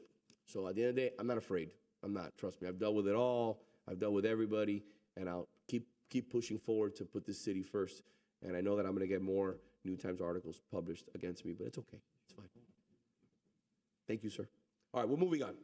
We've wasted enough time on this matter, and now we have something that's a lot more important than this. I would like to welcome our District 6 County Commissioner and our tax collector. Please join us. We're going to have a time certain item that I'm embarrassed to say, F3, I'm the sponsor of. It was at 10 a.m., and I'd like to welcome these two esteemed individuals to please join us. And I'm going to have our city attorney read it into the record. Thank you, Mayor. Thank you. So F3 is a resolution of the City Commission supporting enhanced enforcement of federal sanctions related to Cuba, supporting state legislation requiring proof of authorization from the Office of Foreign Assets Control for businesses subject to federal sanctions programs, supporting the Miami-Dade County Board of County Commissioners and the Miami-Dade County Tax Collector's efforts to address businesses engaging in unlawful commerce with Cuba, supporting state efforts in Senate Bill 1176 and House Bill 1397, and directing that these efforts be included in the city's 2026 legislative priorities. Thank you very much. I'm beyond grateful for the fact that you're here, and I want you to talk a little bit about what you've already done in your communities, what you're fighting for, and then I'm going to, put a little bit of context and color into it. Madam Commissioner, ladies first. Thank you, Mayor. Good morning. Natalie Milian Orbis. I'm honored to serve as your county commissioner and represent the city beautiful in Miami-Dade County. I'm here to support Mayor Lago's item F3. Thank you, Mayor, for bringing this resolution and for your leadership in the city on this front. It is an issue that directly affects our community, and what Coral Gables is doing today matters, and it sends a clear signal that this city stands with the Cuban people and not with the dictatorship. At its core, it is about stopping the communist regime from using American authorizations to move vehicles, machineries, and other goods while it jails dissidents and denies basic freedoms. No American license should be enriching a communist dictatorship 90 miles away from our shores. Sanctions have to mean something, and they have to be enforced. This resolution is also in line with Senate Bill 1176 and House Bill 1397, which require proof of authorization from OFAC before any sanction activities take place. And that is basic accountability and basic national security. I brought forward similar legislation at the Miami-Dade County Commission, and it was approved unanimously last week. So Miami-Dade County and Coral Gables are sending the same message, that sanctions must be informed and loopholes must be closed, and our community stands firmly on the side of freedom. So thank you, Mayor, for your leadership on this, and I urge you all to approve item F3. Madam Commissioner, thank you. You've been a steadfast supporter of this effort. You haven't missed a beat. You've been in Hialeah, City of Miami, Miami-Dade County, and now here in the City Beautiful. And we're honored to have you representing the City Beautiful. Thank you. Thank you, Mayor. And this is the time for us to stick together, and I hope that all cities will follow suit and follow the leadership of yours and others that have been taking this stand. I also want to take a moment to thank you all for allowing me to represent our community and attend our mobile office hours here in the City Hall. That was last week, right? Yeah, it was this week, Yes, Monday. I saw the banner. I saw your team here. It was amazing. Every fourth Monday, we're here at City Hall, so thank you so much. It is our pleasure and our honor to be here. And by the way, our residents. and I apologize, there's so many things going on here at City Hall. Yesterday when I was here, one of your team members was in my office and meeting with constituents and addressing issues here in City Hall. And that's another benefit of having you so close. So we're grateful. Thank you for spending the time here. Thank you. Thank you, Mayor. Thank you, Commissioner. Mr. Tax Collector, welcome Morning. back. Welcome back. Morning, good morning. So first, I wanted to say thank you to all of you, for the opportunity to work together. At this point, we already make like a 20,000 transactions in the new office of the tax collector here in Coral Gables. I wanted to say thank you to all of you for the opportunity to work together. As I mentioned, we are here always to continue to put in people first and bring the service to our community. Good morning, Mayor, Vice Mayor, Commissioners, City Manager, and resident of Coral Gables. My name is Dariel Fernandez, Miami-Dade County Tax Collector. I'm here in support of item F3, sponsored by Mayor Lago. This resolution improves coordination and sanction related to the Cuban communist and socialist dictatorship and reinforce the requirements that any businesses operating under federal sanctions programs must have proper authorization and proof of compliance. For 65 years, the Cuban communist dictatorship has controlled the people of Cuba, has spread the fear across the region, and has stayed alive only because of the money and support from other countries. No community understands that reality better than ours, and it is why sanction enforcement and accountability matter. This is not just talk. Yesterday, I sent a letter to President Trump informing him that two businesses with Commerce Department license has those licenses taken away. This shows the risk is real. The federal government is watching, and we all need to work together. It is show this is a national security issue for the United States of America. Item F3 also aligns with pending state legislation that I am supporting, including Senate Bill 1176 and House Bill 1397, which require businesses subject to federal sanction to show proof of proper authorization. The item also recognizes ongoing enforcement by my office to ensure that businesses are complying with the law. I want to thank Mayor Lago and Commissioner for considering this item. My office is ready to help make sure every follow the law and to keep serving the public with professionalism. Thank you for the opportunity to speak, and thank you for your consideration. God bless the city of Coral Gables, God bless Miami-Dade County, and God bless the United States of America. Thank you. Well done, Mr. Tax Collector. Thank you. I want to thank you again for being here. You're steadfast, like I mentioned to the county commissioner. You're a voice of reason, and you're an unwavering voice on many different fronts: accountability, transparency. But this issue of Cuba hits home. And let me tell you why it hits home. It hits home because while I was born in this great country, to immigrants who came Pedro Pan, our blood is Cuban. My heart is American. I love this country more than I love anything else. This country has given us the opportunity to live an exceptional life, one that we would never have anywhere else. So we have to make a decision. We know people who are dealing in commerce in Cuba, people who are making money. It's not an easy task to do what we're doing today. This is not going to be ceremonial. We will continue to put pressure. Like I mentioned before, I am a member of a directorio in Cuba Decide, two entities here that are fighting for a free Cuba, for a democratic Cuba, human rights. And we need to come together. and the message sent by the tax collector, the county commission, Mayor Calvo, Commissioner Rosado from the city of Miami, is a strong coalition, one that will pay real dividends in regards to our Secretary of State, which we have immense pride for, Marco Rubio, and President Trump. The changes in Venezuela, over 20 years in the making, are a godsend.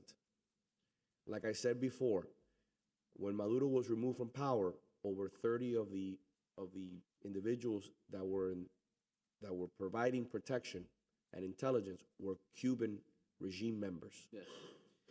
That is a clear indication that Cuba is not only the largest destabilizing force in this hemisphere, it is playing a major role across all sectors. China, Russia, Venezuela, Nicaragua, Cuba. Cuba needs to be free. 65 years. I have never gone back to Cuba. I've never believed in dialogue with Cuba. I'm a staunch hardliner on this issue, and I mentioned it before. I will not change my ideology on that front. So the idea and the time and the commitment that Commissioner from District 6 and that you have spent along with Calvo and Rosado is to be commended, because not many people are willing to make this commitment. And this commitment is not for our cities. This commitment is for my grandparents. That is why this commitment exists. My grandfather was a doctor in Cuba, a proud founding member of Los Auténticos, was a congressman in Cuba, and came to this country with nothing and became a doctor in this great country. Imagine that. Coming here, starting from the bottom up again, in this country allowing you the privilege and honor to become a physician. They lived on Minorca, 2 blocks away, right over there. And that's where I grew up. That's where I learned about Cuba. That's where I learned about my heritage. That's where I learned about Tarará, about La Habana, about the pride that it is to be an American. My grandparents were the first to tell me the honor and the privilege that is to live in this great country, and we should never take it for granted. And that's conversations that I've had with you, along with Commissioner Orbis. So I wanted to bring this up, and I want to talk to the city attorney, because this is something where I'm going to need a lot of help. We have to coordinate on multiple different fronts. And I'm going to use the city of Hialeah as an example. They've created a preliminary list of businesses based on BTL, and will send them a questionnaire requesting information on services provided to determine if a follow-up is required. Madam City Attorney, that is one of the things that I want to really understand, because my team, Laura and Nicole, were trying to figure out ways to find entities that are doing business in our city with Cuba. We reached out to OFAC, and I think that what we have to do, from my understanding, is get that list directly from OFAC. And that's what you're working on also, correct, Mr. Tax Collector? Can you give us a little background about what you're doing? And would you mind, along with Commissioner Orbis, working hand in hand with my city attorney and my city manager to be able to find this list and get the information? So what we already accomplished in the last 2 or 3 months when we started is a coordination between the Department of Commerce, OFA, Department of State level, and countywide. We are the entity in Miami-Dade County that issued the local business tax. We cannot close the business. We start the process to see if the business is in compliance with the local business tax. After that, we communicate directly with the Department of Commerce, and they make the decision. That is why in the last couple of weeks, we received this letter of revocation of some of this business license. That is the things that we already accomplished. Also, we communicate with different municipalities. If that business is in your municipality, you need to move forward with the other requirements that they need to provide to you. Okay. So what I would like, Madam City Attorney, through the manager and my colleagues agree, I'd like to start working on this. And I also want to have our Vice Mayor, who has an extensive legal background and actually played a major role in a Posada case, which is a legendary case here. She was the lead on that case, and it was an amazing opportunity. And it's history here in South Florida. I'd like to see how we can work on this together. District 6, Hialeah, City of Miami, the tax collector, and really move forward. I don't want this to be just ceremonial and symbolic. That's not my intent. I want to send a message to these businesses that that type of behavior is not acceptable. How can you be living in this country and doing business with a socialist country that is, at the end of the day, extinguishing democracy, mistreating individuals, putting them in prison? To me, that's a counter narrative to what we believe in this country and certain things that we take for granted every single day. So I would like for our city attorney to please work hand in hand to figure out how we can get the same list that Hialeah's gone, the tax collector's gone. So, Mayor, I've had conversations with the manager and the finance director on this issue, and we think that it would be helpful to have ongoing or recurring meetings or communication with the tax Yes. collector's office, so the information that he obtains and the list of businesses that he identifies, the city can then review its records and take appropriate action as necessary. Madam Vice Mayor? So I absolutely support this item, and I will make a motion for this to be pushed forward. But before I do that, being a child of the 60s and having lived through the Cuban Missile Crisis and having seen and having participated and defended Posada in El Paso, learning a lot more detail about his role in Venezuela, in Nicaragua, to stop the spread of communism throughout those areas, the risk is real. People now don't realize just how close we were to being struck in the United States, 90 miles away from us. And having collected a judgment, having to get that list from OFAC in order to be able to collect the judgment, I know how difficult it is, I know how detail-oriented it is, but doing the research into each one of those entities is eye-opening. Just eye-opening. Things that you didn't think were related in funding the government of Cuba, absolutely were funding the government of Cuba. And the torture? We had a witness come and testify in court in El Paso who had been tortured, absolutely tortured by another witness who's now sitting as the current president of the government of Cuba. It's real, folks. So I'm very proud that you have brought this, and I'm proud to make the motion to support it. I'll second. Mr. Manager? Mayor, we've already taken action on this. We will be working with, and I completely appreciate the commission's support on this item. We are already taking action. Those BTRs and those CUs that are for businesses that are working with a communist country that's hurt so many people, including my family and our families. We take that very seriously, and we're already working on that, and I truly appreciate the commission's support on this item. You know, it's something that I want to mention, and I'm taking this from a tax collector. He said this the other day. I go, you know, some people think about it's democracy, human rights. Democracy is incredibly fragile. When you think about what is the intent is to protect our hemisphere at all costs. Look what's happening on multiple different fronts in regards to China, in regards to Russia. They're in our backyard. They're in our backyard on multiple different fronts. So to me, it's not only about our grandparents, and at the end of the day, like, I say that all the time, and to me, I miss them dearly, dearly.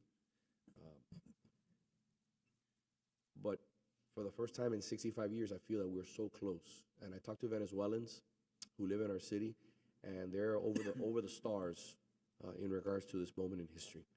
And they all say the same thing. You know, Cuba has played a major role in the suppression of democracy in Venezuela through intelligence, through a litany of other things. And now it's time. Now it's time for us to do our small part. This is a small gesture, but it combined sends a strong message to the federal government that it's time. It's time to protect our hemisphere, to protect our democracy, to do what we can. I'd also, I was speaking to our legislative director in regards to this issue. I'd like to add this if possible. She recommended that we add it to our priorities, our legislation priorities, which again sends a message to our state leaders. You know, this is important, you know, and consider it. Everybody who's in favor of democracy should want to protect our interests. You know, one of the most important parts that I wanted to leave this very clear from the beginning of when we took office 365 days ago, we say that we are here to protect the Constitution of the United States of America. We are here to protect this beautiful country that gives us everything, for me, in my case. This is a national security of the United States of America issue. This is not just about partisan sins. You know, this is about saving the United States of America.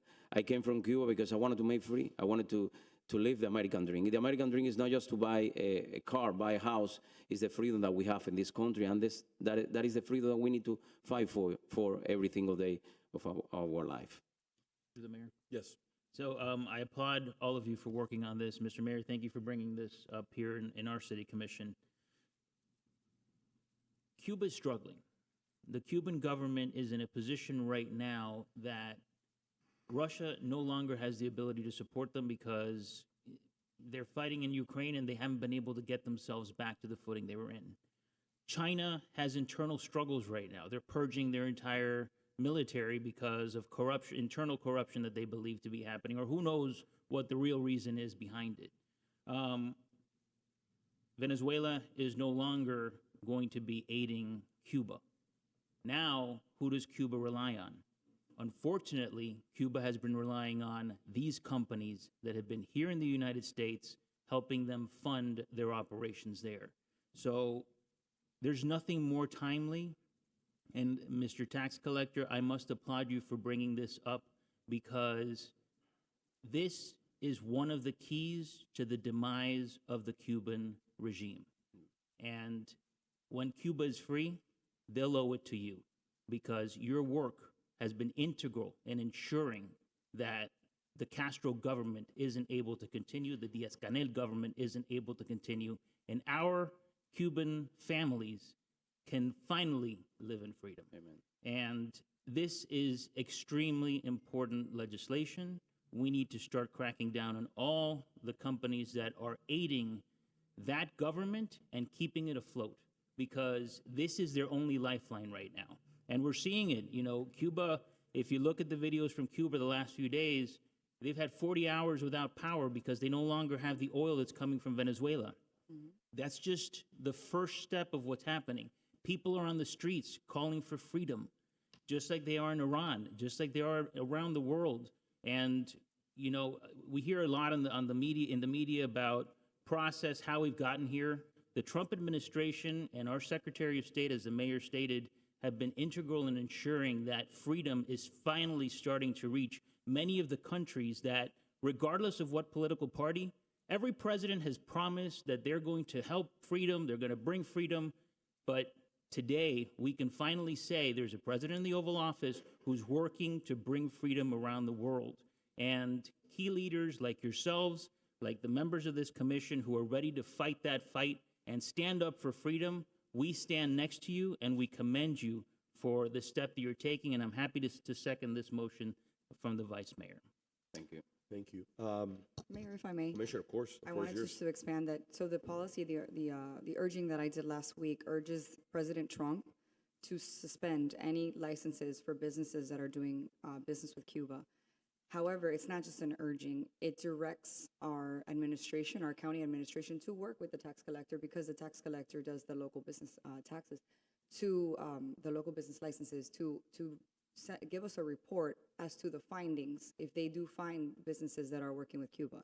So along those lines, I do urge you to write to President Trump on this and continue, you know, the steam that we have behind this right now, write to our other elected officials that can support this mission. And I'm happy to share that information once I receive it back from our administration. So I know we have a motion, a second. I'd like to add a friendly amendment to my legislation to include both those points, like you said before, working with the tax collector, which is, it's already in there, but I want to tweak it to make sure it's very clear, because again, I think he holds the keys, a lot of the keys to really being able to drill down on this information and find out the right information from OFAC. Excellent amendment.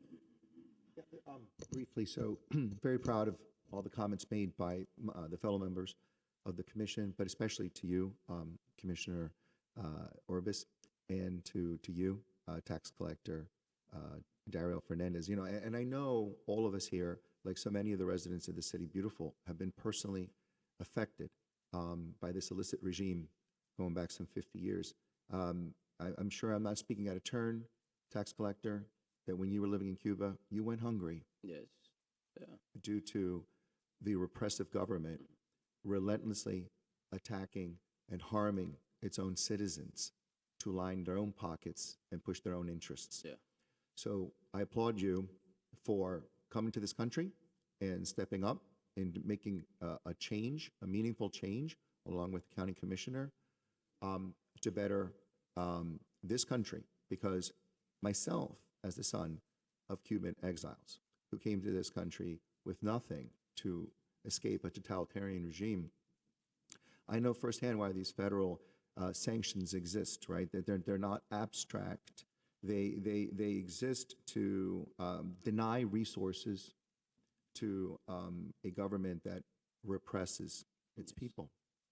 So I think that I join with my fellow colleagues here on urging the passing of F3, because we cannot tolerate, and we will not tolerate, businesses in our community that are funding these illicit government, and it exists to protect our moral and national security interests. So I also echo the commissioner's request that we reach out to our president and to our fellow members of Congress as well to continue the momentum that has already begun, first with the ousting of the criminal that was illegally serving and acting as a dictator of Venezuela. And with that momentum, I hope that it extends further to topple the government that right now is at its weakest in Cuba in 50 years. I think that the resolution is clear, it's responsible, and it's long overdue. So I would urge a yes vote. You know, I just wanted to end with this. I wanted to say thank you to the commissioner. It's important what you say. If you read some of these general license or this license from the Department of Commerce, it's crazy. Who have money in Cuba to buy a jet ski? Who have money in Cuba to buy a Mercedes-Benz? Who have money in Cuba to buy just a Toyota? So this is not humanitarian. This is, you know, I think it's the time to talk to the federal government. They need to end this. And that is why we are putting this over there. Because first we need to put the people of the United States first. This is you know, a national security issue. Sometimes the money that these people generate from the United States, after a couple months, they go back to the United States to create issues, you know, found the different other organizations against to the United States of America. That is why we are here, and we're going to continue our best. Okay, Mr. Clerk, do we have any public comment? No, Mr. Mayor. All right, we have a motion and a second. Commissioner Fernandez? Just a quick question. The two friendly amendments were Accepted. Right, but did we include adding it to our legislative priorities? That was- Okay, perfect. So just so if we can clarify, so that was already part of the resolution, so we're adding, what part are we adding? To contact the president. Okay. And obviously to work with a tax collector was the second point that was proposed by Commissioner of Yeah, District 6. and that was already part of it, but certainly Yeah, I just contacting wanna- the I president. want to highlight that because, again, like I said before, we need to show that we are standing strong as a community on this front.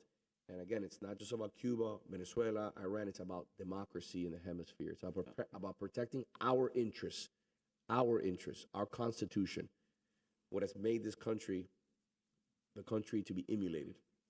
Thank you. All right, so we have a motion and a second and some friendly amendments. Commissioner Fernandez? Yes. Commissioner Lara? Yes. Vice Mayor Anderson? Yes. Mayor Lago? Yes. Once again, thank you to all of you. Thank you. And I appreciate you spending time. God bless. Thank you. Have a great rest of your day. Moving on to item 2-1, time certain 10:30. Sir, Mayor, how you Vice Mayor, doing? Commissioners, thank you for your time on this. So this is an item that came forward from the Disability Affairs Board. This is an item that they're advocating for. So today I have most of the members for the Disability Affairs Board present. So they'd like to share their thought on it. This was a motion that was made that resulted in that resolution to push this item forward. So I'd like to call up the actual board members so they can give you some context on the item, some background, and why they feel it's important to push forward. Okay.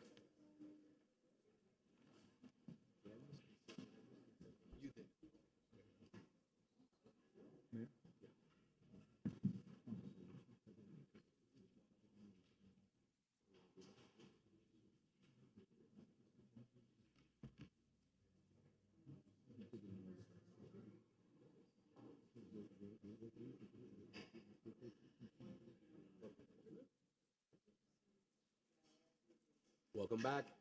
Thank It's always great to have you, all of you. Thank you so much. Our friends from Crystal who are here. Yes, yes. Thank you so much. It's not a day in Coral Gables where Crystal's not involved, which is the great thing. How are you? Good morning.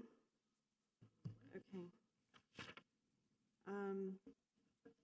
So we're here today to discuss the audible crosswalks. And it's been an issue that our board has been in conversation about for some time now. And as you know, I'm new to the board, and I did some research on it, and I found out that the crosswalks were approved over a decade ago. And there's a lot of concern about why they haven't been implemented. And we are honored today to have members of our board here, Mari, who has been on the board and now is a citizen advisor. And also we have some very special guests to discuss the audible crosswalks. So I just wanted to give a little history, and I was hoping that maybe Willie could give his input because he has personal experience with this. So Willie, if you'd like to. Thank you, Mr. Mayor and distinguished commissions. I wanted to bring to your attention that we do not have audible crosswalks in the beautiful city of Coral Gables. I suffer from retinitis pigmentosa. So I'm looking at you, Commissioner, but I can't see the mayor and I can't see Richard. I have what they call tunnel vision. So what that means is that it's very difficult for me to cross the street, even with those little new devices wandering around the neighborhood. I urge you to listen to our plea and approve this and move forward, because it'll also include the city in all the disabilities that are available to everyone in this beautiful city. Mari, did you? Well, thank you. I served in the Disability Board for 6 years, and for the past 10 years, we have been discussing the audible crossings. And it's not only for the low vision, it's also for seniors, for children, for guests that visit our city. So really the ask is to really prioritize, at least starting with Miracle Mile, those audible crossings, and that they actually do take place and actually be implemented. And thank you. Did you have anything to add? I just want to step up here and say thank you to everybody for listening to us on this issue. I find it very important. As you know, I've been on the board since 2019, and my job is to advocate for those who cannot speak on their behalf. And this is an item that really, truly is something of really a lot of importance, simply because of the amount of visitors we have on top of the constituents. I know that this was something that was brought up by one of our constituents. It's in our I guess in the paperwork since 2013 that Virginia Jacko has brought this up. She is the CEO for the Lighthouse for the Blind. So it is an important aspect that not only for those that are visually impaired, but also for those with intellectual developmental delays. Across many spans, this would help many individuals. And so I really do appreciate you taking the time to listen to us. And yes, at that moment, I would We're like so to honored that we have Miss Virginia Jacko here with us, and also Miss Carol Brady Simmons, who can sort of give some context on the history of the discussion.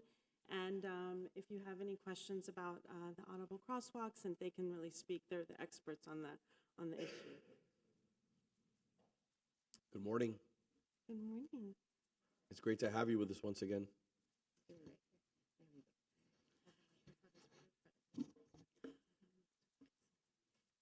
Mr. Mayor, Good morning. commissioners, thank you for the opportunity. I ask you, when you've got a state highway, a county road, and they intersect, some people think, well, that's going to be difficult. Think about in Little Havana, where you've got 8th Avenue, 8th Street, 7th Street. Some years ago, I was told it's impossible, Virginia, because the county doesn't have control over the entire intersection. And with the help of our Chief Program Officer, an internationally recognized orientation mobility specialist, we made it happen. We were asked more than 10 years ago to provide a recommendation for Coral Gables. Every week, I go to Avant-Garde on Miracle Mile. Depending upon how I am getting there, where I'm dropped off, I say to myself, if only there were accessible pedestrian signals. When I go to the Palace and I visit people there that are low vision. And I say, do you get out? Do you walk down Miracle Mile? And do you know what one of the excuses are? Oh no, I'd probably be killed as I try to cross the street. It is not costly to retrofit an intersection. It provides equal access. And while we're no longer talking about DEI and some of that stuff that was pure BS, this is not BS. This is giving everybody the right to access your intersections. In Miami Lighthouse, under the leadership of Carol Brady Simmons, volunteers again to help Coral Gables begin again the process of implementing at key intersections accessible pedestrian signals. Carol Brady Simmons, take over. Hi, thank you. One of the things I want to do is invite you all to come to Miami Lighthouse for the Blind and have the opportunity to go under the blindfold and use occluders and maybe some different eye diseases like retinitis pigmentosa, and have the experience of walking with someone sighted guide and also without, maybe with a cane, also going out to the intersections and just standing there, closing your eyes and listening to traffic patterns.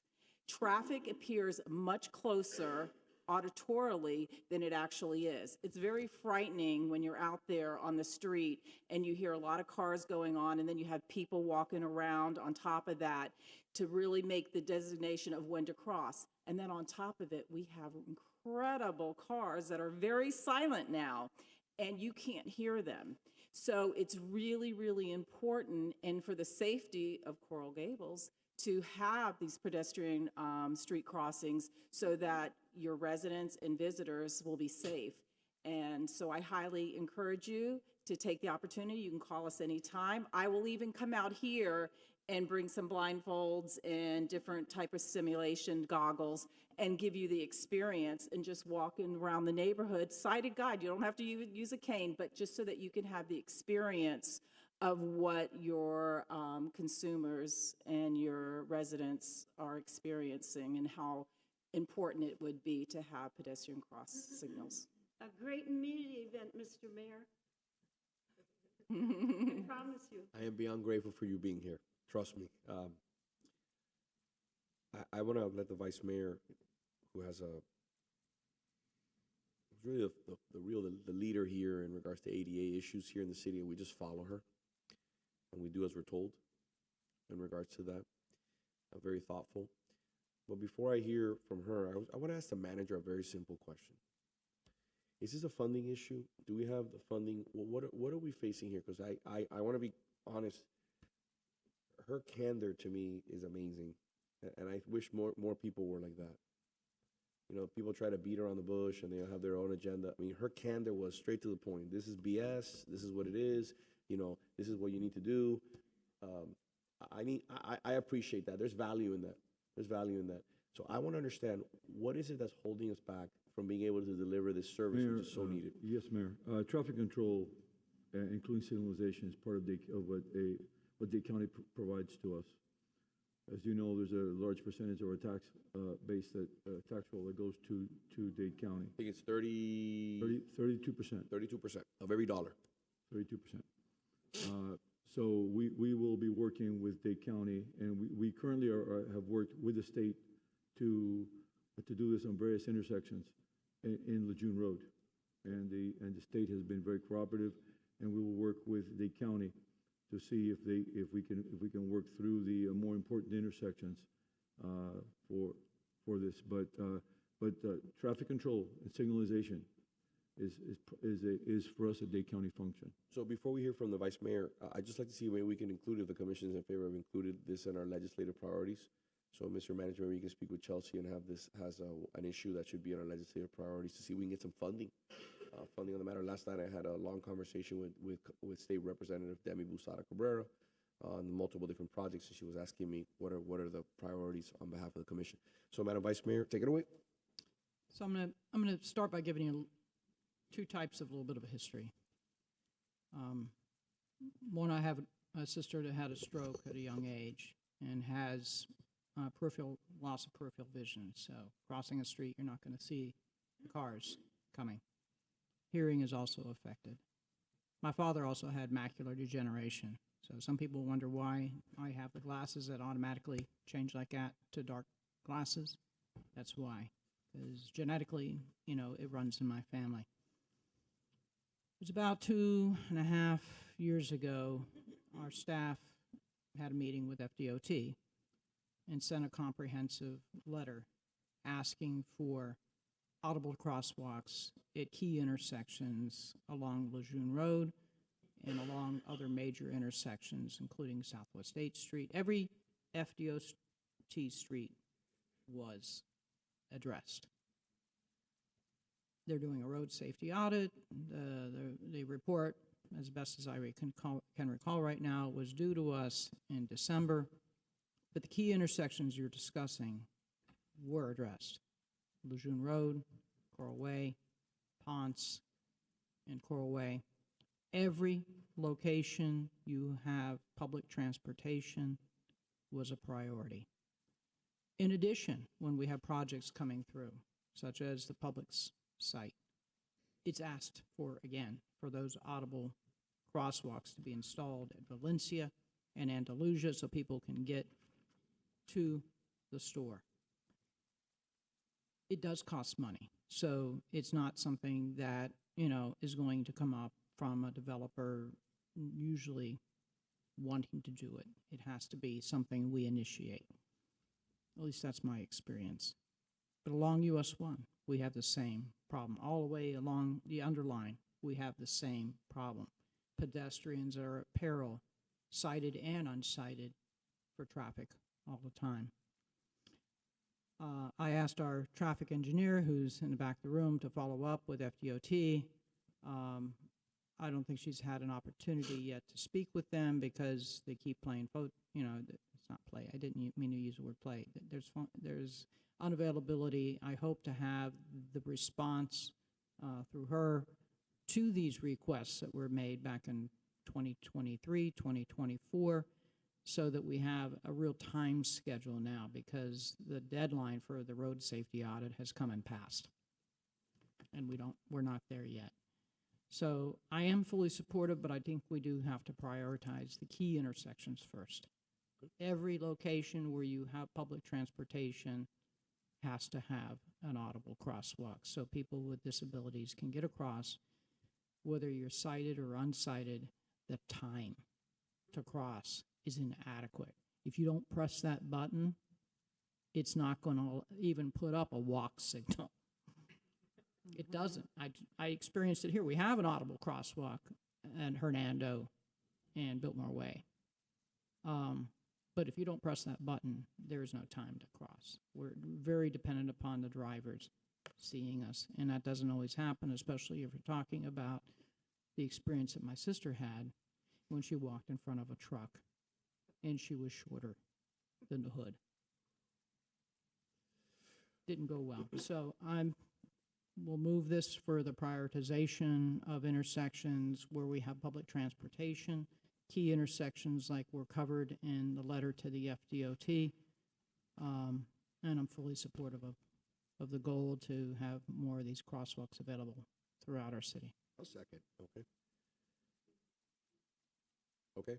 You guys say something? Yeah. First off, I appreciate the board's interaction with this issue.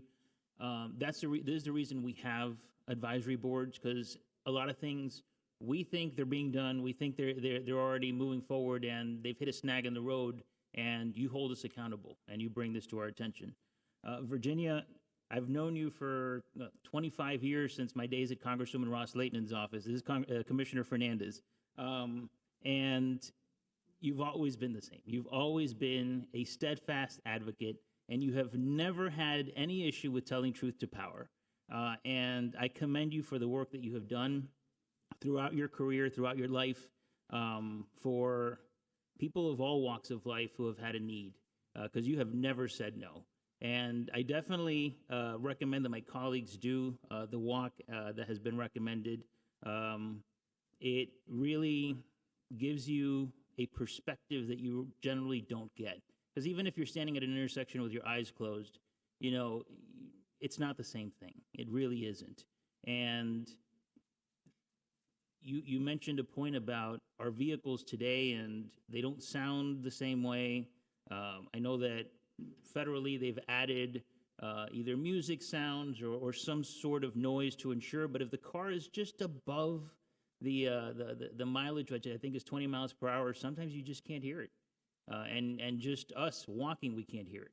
And the vice mayor brought up a very valid point as well about the timing to cross, because that is important. I've noticed that in some intersections where I have pressed the button and I have barely had enough time to get across at regular speed. We definitely need to ensure that we have enough time to get across. So a friendly amendment, if we can also review the timing of our crosswalks at the intersections to ensure that there's enough time for folks who need additional time to get across. That's in the letter to the FDOT. It's a pedestrian lead signal. Yep. Okay, so that has already been covered. Perfect. Okay. Thank you. So we have a motion. Oh, Commissioner, go ahead. Just very, very briefly, I'm completely in support of the Vice Mayor's resolution, and I echo the sentiments of our fellow commissioners here. Is it just this suggestion of doing a walk? I'm going to reluctantly do it because just your suggestion of it kind of made me think about it in a different way. And you know, I guess through empathy, you can open the path to activism and get something done. And I want to just take a point of personal privilege to thank each and every one of you for being here. By the way, this is Commissioner Lara. Thank each of you for being here, because in one way or another, you all are dealing with one challenge, physical, and are trying to make a difference. And coming here, as the mayor noted, to educate us firsthand is invaluable. And Willie Jauregui, you are a force, and you are my appointee to the Disability Advisory Board. And, you know, Mayor, he asked me, you want me to kind of sit back or you want me to be at the front line? I said, Willie, I want you to be you. And Willie, by the way, is proud, and we are proud of him, veteran of the United States Marine Corps. Thank you for your service. Absolutely, thank you. And he was a star baseball player on top of all that. So to be dealing with retinosa pigmentosa, I think, is particularly difficult for a man, for retinitis pigmentosa, for someone who has had RP, for someone who's had superhuman vision at one time to accomplish the things you've done both on the baseball diamond as well as on the battlefield. So thank you very much for what you do, and all of you for being here today. Well said, Commissioner. Thank you for your service. Thank you so much. And we're gonna make this happen. Mr. Clerk, do you have any public comment? No, Mr. Mayor. All right, we'll close. We have a motion and a second. Mr. Mayor, can we just restate the motion so that we're clear for the record? So it's a motion, as I understood it, it was a motion to prioritize the key intersections as identified in the letter to FDOT. No, not only in the letter to FDOT, but the communications with the county, because some of these are county intersections as well. Every place where we have transportation hubs, bus stops, trolley stops, if we have a signalized intersection, we'll ask the county to, because Douglas Road is a county intersection, so each one of those need to be prioritized. And I also want to add, this is a legislative priority. And I would also like to add, through the guidance, and I'd like to have the Vice Mayor run point on this, is I want to understand what is the cost associated with delivering this as per the letter that the Vice Mayor is talking about. So what are we looking at across the board? So we can really attack this at the state and at the local level to make sure we can get as much money to really make an impact. So we have a motion and a second. Commissioner Lara? Yes. Vice Mayor Anderson, Yes. Commissioner Fernandez, Yes. Mayor Lago. Yes. Can I have a motion for consent agenda? I missed that one? Move it. Second. Before the vote adopting the consent agenda is taken, is there anyone who wishes additional discussion or review of any item on the consent agenda? No? All in favor? Aye. Aye. Thank you. Moving on to time certain, item H5. Mr. Manager, what is the time that you think you need for this presentation? Mr. Manager? Item H5, time certain, how much time do you think you need for that? 5 minutes? I think we're discussing the actual final floor plans, Mayor, so probably 15 minutes. Okay, perfect. Mr. Heisenbottle, it's always an honor to have you. It's more than that. I was going to ask Thank for a you. bathroom break. Thank you very much for being here with us. Good morning, everyone. Pleasure to be here and pleasure to talk about our favorite project, all of our favorite projects here. What we wanted to present to you today is actually the floor plans because when we went through last time, we didn't quite have all of that nailed down and finished. We've talked about the,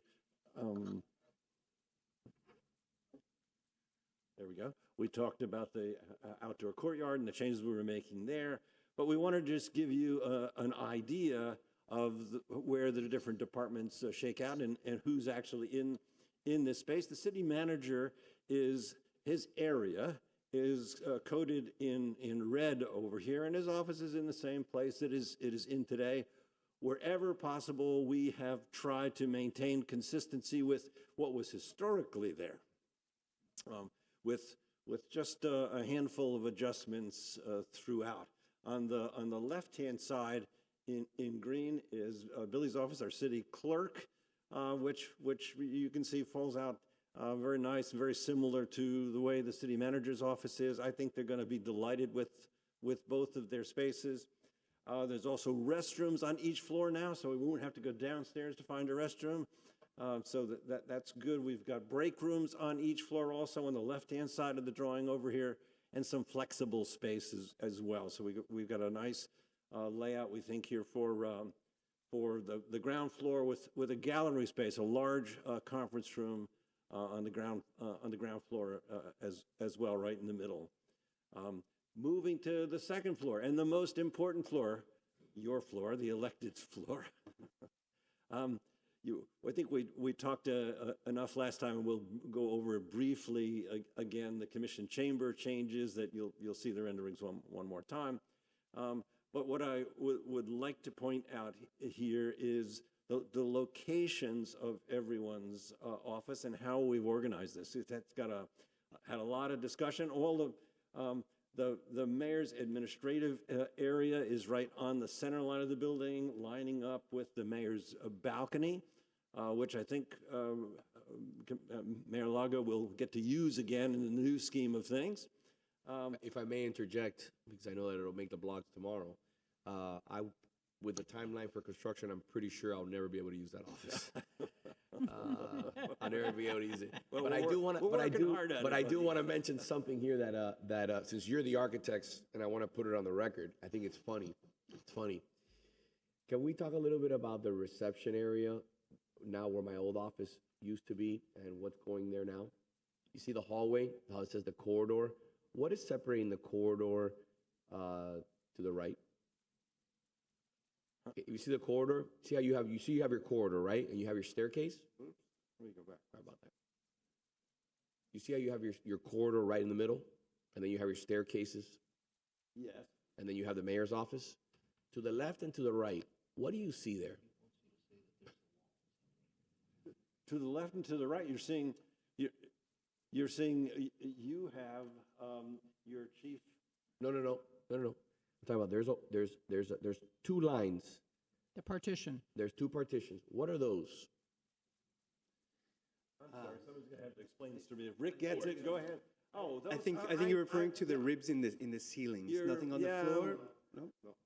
Those. I mean, unfortunately, I'm not sure how to actually use this as a pointer. Is this? It's all good. That's all good. What is this? This and this. Yeah, that's what we were talking about. That is the reflected archway that is in the ceiling. When you go out and later on, take a look up at the ceiling, and you're going to say, "Oh yes, there's an arch going across the plaster ceiling." So let me tell you what I think should go there. I think it's critically important. You need to have a control. You need to have a control. I remember when the manager and I talked about this because one day I walked into my office and there was somebody using my bathroom. That's a problem. And I remember that through multiple public records requests and through lots of heartache and damage, I got a lot of heartache from certain people about putting a control to make sure that we kept our office safe and secure. If you had a planning and zoning board meeting, as you're aware, because you've been involved in many planning and zoning board meetings, you would take phone calls literally adjacent to my office because it was a little nook where you could hide and get away from the chambers. So I really think that you should consider, for the safety of the commissioners and for staff, that there has to be some sort of partition wall.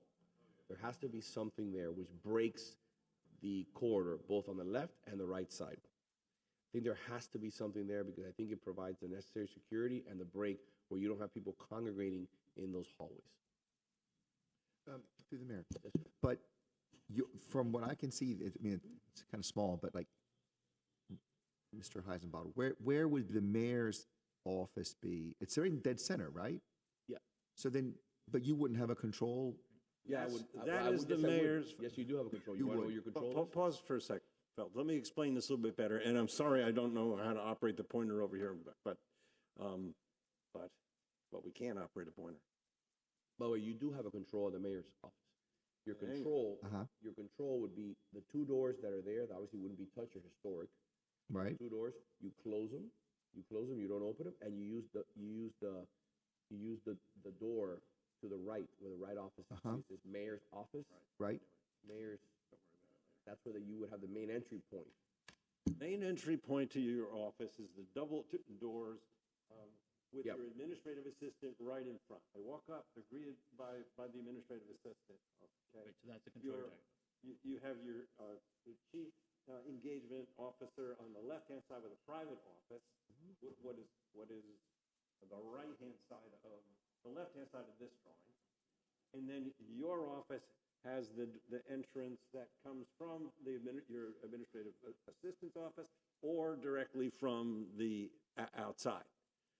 So I believe that what would be done with the future mayor is going to be, because there needs to be some sort of control. You have the mayor's administration office. Those doors would be closed. You would use that as a main entrance, and then you would have the mayor's office, you see, which has a door. That door would never be used. It would just be locked.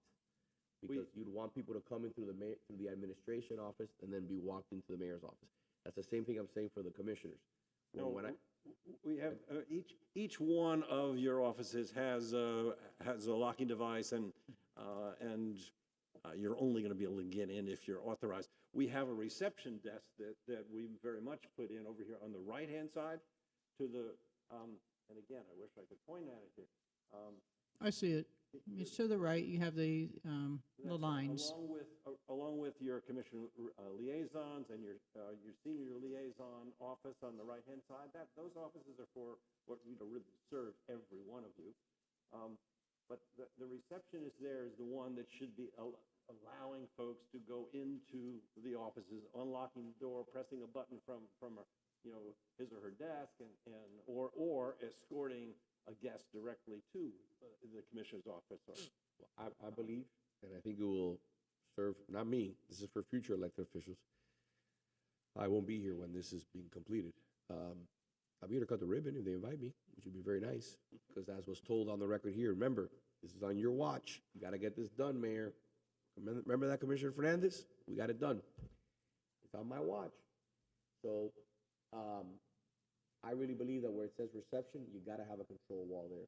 If my colleagues want it, I think similar to what I have there in my office now, it has bode, good dividends because it protects the area and it does not allow people to walk in and out of that hallway, congregating in that hallway. Especially when you're doing, for example, you're doing office hours. I do office hours every Friday. I hope that the next mayor will continue to do that.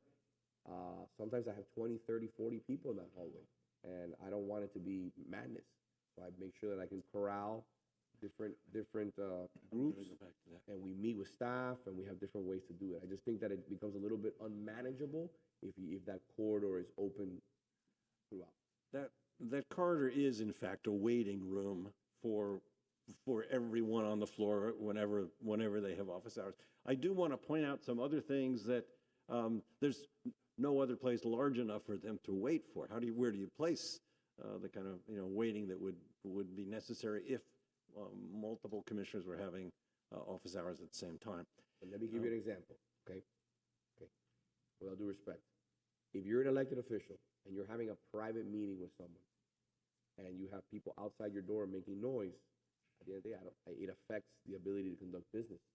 So you need to have a break so that people are not being able to walk down that hallway. I'm a testament to it. Trust me, there's people in this room that use that wall to bang me up as much as they possibly can in an effort to cause as much havoc, that it was a vanity issue, that it was an effort for me just to have a vanity wall. That's what they said. I think that's what they use in the blogs. But now it makes complete sense, because if you look at it, not only did we go through historic, not only did we go through staff, it's not connected to anything to make sure that we didn't damage the historic integrity of the building. I'm just telling you that if you're going to do this, that's the only item that I wanted to bring up. Everything else looks beautiful. You hit a 99.9%, Mr. Heisenbottom, okay? I'm disappointed. I know, I can tell by the way how much you're pushing back on me. I can tell. So my point is that the issue is that you're having a meeting within a commission office with someone, and you have people, for example, in a planning and zoning board meeting or in a historic preservation board meeting, and they're all coming out, congregating in that area. Case in point, you have a commission meeting and someone is having a meeting there has to be a break so the noise and there's no spillover in front of the office. That's what I'm saying. So maybe I can. I didn't believe that. I can't believe we spent this much time talking about this. Somebody add just a tiny bit of context, okay? I asked for solid wood doors to be put between my office and Commissioner Fernandez's office because, you have a little louder voice than I do, and when you were having meetings, I might as well just be in the room with you because there was a piece of glass in between. So solid wood, it helps deal with the noise. The other problem that we have is because people don't know which door to enter, they just come in and you're in the middle of another meeting. So it's disruptive. And especially for the person who's going to get the most visits, which is the mayor, whoever's the mayor. Everybody wants to see the mayor. So you're going to have people just walking in to the meeting. So think about this. You might have a buzzer system. It looks like you have an open window there for the receptionist. It's a major reception desk. You're expected to walk up to that desk to get into any one of those offices. It's an open window, okay? Yes. Take these comments, go talk to the city manager and see if we can solve this problem. We certainly will. I think there's a couple other things that we can do to reduce noise. We can sound isolate every one of those walls so that they're sound insulated with an STC rating of over 50. That what we'll be doing. Yes, amen. We should do that. Yes. Yeah, so the glass enclosures, I don't know if they're historic or not, but they're not practical. Good whatsoever. The glass is so hard, the sound is bouncing off of it. We'll use acoustical plaster on the ceilings of those rooms all over, as this room once had, as it will have again as we go forward. Through the mayor, excuse me, Yes. through the mayor. Mayor, we understand the acoustics issue there, and that's something that we need to take care of, so that when you all are meeting in your offices, those should be private areas, and we will be taking care of that. That's part of the design. So I just want to, for the record again, okay, I'm not going to be here when this is done. I'm just telling this because I think it's beneficial moving forward. I think it's beneficial moving forward because of what I've seen happen here. So it's not a vanity project. I'm just trying to use a little common sense, and I have a little bit of construction knowledge, not a lot, but a little bit.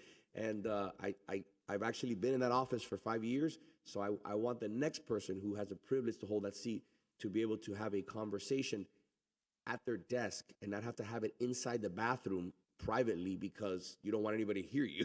That's how paper thin the walls are, and there's nothing more interesting than when you're outside of a historic preservation meeting and somebody's standing at your door and you have to walk outside, open the door and say, can you do me a favor, sir? With all due respect, can you go sit by the corridor or go sit by because we're trying to have a meeting here with a resident or with an employee, just trying to have a little bit of privacy. Through the mayor, briefly. So for me, I echo the sentiments, but for me, there's another issue, and I guess it's a good time to talk about it, is safety, right? And I know that we're talking about all of these concerns, privacy and being able to get the work of the business of the day done. But currently, I know we're going to be solving for it, right? But one big issue right now for me is that currently, a member of the public could come through the main doors on the first floor, up the stairs, come in through the double door where our liaisons are working, and then they have no idea who's coming through, what the purpose of them coming through is, and many times, I wouldn't say many times, but it is not inconceivable that you can have somebody come in and they may be irate about something, and then the front line is one of my liaisons, and they don't have adequate confidence or safety in discharging their job. So can you just talk to me a little bit about how this proposed plan addresses that for them? Through the mayor? Yes, sir. Through the mayor. We should mention. If we can look at the first floor, thank you. We're using the courtyard entrance as the main entrance, and there is a screening at that first floor. The two other doors are just used for fire, so those will be locked. You can get out, but you can't come in on the two side doors. So the door at the lobby area, which is directly in the middle, that will have security on your right, and you will go through a magnetometer to make sure that there are no weapons, et cetera, or whatever at that point. And if you can see the green at the very bottom next to the red, that's the security area. So everybody will come. So that will be the entry of the building. We also have added in that same room closed circuit television monitors so that the officer that is on duty there has a view of absolutely every area that we could ask for on every floor, because I'm concerned about everyone's floor. The attorney also could have, irate. Through the mayor? So then if, that's wonderful. And so, but if one of the folks manning the reception area on the second floor, the liaison, or whoever's at the reception, would need assistance, is there some sort of like a button or a communication device to get to security? Through the mayor? Yes, sir. We have that now, Commissioner. We have a safety and security consultant, Randy Atlas, PhD, who is actually going to meet with us next week, I believe, Rick, to go back over his earlier recommendations that he made in the schematic design phase, to meet with staff and go over each location, meet with the chief of police, Peter, that we've got scheduled also. I'm gonna make this really easy. We're all over the security issue. I'm gonna make this really easy, really easy. I don't even think we have to have this conversation. I'm gonna make a motion. I'm gonna make a motion. I can't believe we're talking about this. I'm gonna make a motion to do exactly what I have there now for the future commissioners, and to be able to have security in regards to a wall with a door that the receptionist will see that person there, will let them in, and they can come in and deal with the commissioners. That's my motion. If I could take it further, actually, because I think you do technically have that door, but your aide should not be responsible for security or the mayor's aide should not be responsible for security. And that was one of the things that we had discussed in the past. There needs to be some sort of protection also for whoever the mayor is at the time. And I don't think that I'm seeing that. I know that we're very limited in the ability because the staircase is right there, but I've had people in my bathroom as well. And I've shown up to my office and there's somebody in the bathroom in my office. And the noise issue has been a major issue, but my concern has always been the security component, because like the mayor says, you're having a conversation with somebody and somebody's standing right outside your door listening, or people just walk in. They think that it's the reception desk because I'm right at the top of the stairs. So I'm gonna reiterate this again, and I want to see if this makes sense. Okay, where it says reception, you have obviously two lines. It's the archway up above that you're looking at. Yes. There should be some sort of wall paneling system, kind of like what we have there now, which we installed. which if you need a little information, I think we can send you the blog post. I think we can send you the blog post, which was obviously leaked by people in this room to make an issue about it being a vanity project for myself, which it was not. And I'm going to tell you why that was installed. And I will tell you why it's installed, and the manager knows very well because he helped me with it. We went through all the boards. It was approved by Historic. It was approved by the city, and we didn't touch the floor or the walls to make sure we protected the building. We installed that because my staff members at that point encountered an individual who had an incision from his forehead all the way to his back and came in there into the office and was very aggressive with my female staff, okay? And it was a very uncomfortable situation, as a manager will tell you, and we had to take action, okay? But that didn't make the blogs. What made the blogs was that the mayor's putting together a vanity project, which is absolute insanity. Again, I'm not gonna be here. I'm not gonna be here, okay? So my point is that where you have the archway on top, you should have right there, and let me tell you why it makes sense. Because you have 1, 2, 3 commissioners and the vice mayor. The receptionist will let people in. The person will be waiting there, like you do in the city of Miami when you go to the 4th floor and you try to meet with a director. You're sitting in a containment area. You meet the receptionist. Hi, I'm here to meet with a public works director. Hi, I'm here to meet with a building director. Yes, please sit down. They call you in. You have a door, just like I have right now, and it resolves the issue. In regards to the mayor's office, the door to the mayor's office should remain closed constantly, locked. The only way to get into the mayor's office is to go through, obviously, the administration. We have no other option because we can't fit it. There's one other option, which I was just looking at. Where you have the commission aides, that large suite right there. Yes. What if we move the mayor there? So the mayor has that large office space right where you have the reception. That area there. And then the mayor's within the protected zone. I'll tell you why. Because I don't have a problem with that either. I'm not going to be here. It's okay. The You worst can move space it. in the building I don't have with a no problem with windows. it. But my point is because that's not the original mayor's office. The original mayor's office is where the mayor's going back to now. Because I'm not in the mayor's office right now. The mayor's office right now is Commissioner Lara and Commissioner Castro. Let me make one other suggestion here. To putting the door there and having someone buzz at the door where you're suggesting it is certainly one possibility. I think that the person, at the end of the day, we need a security officer there in that reception desk who is truly a security officer who can control all that happens out here on a daily basis whenever we have guests. Just having the receptionist there is going to do no more than it did before. She's going to be scared if we have a strange person or a deranged person who comes into the space. And that door isn't going to solve that problem.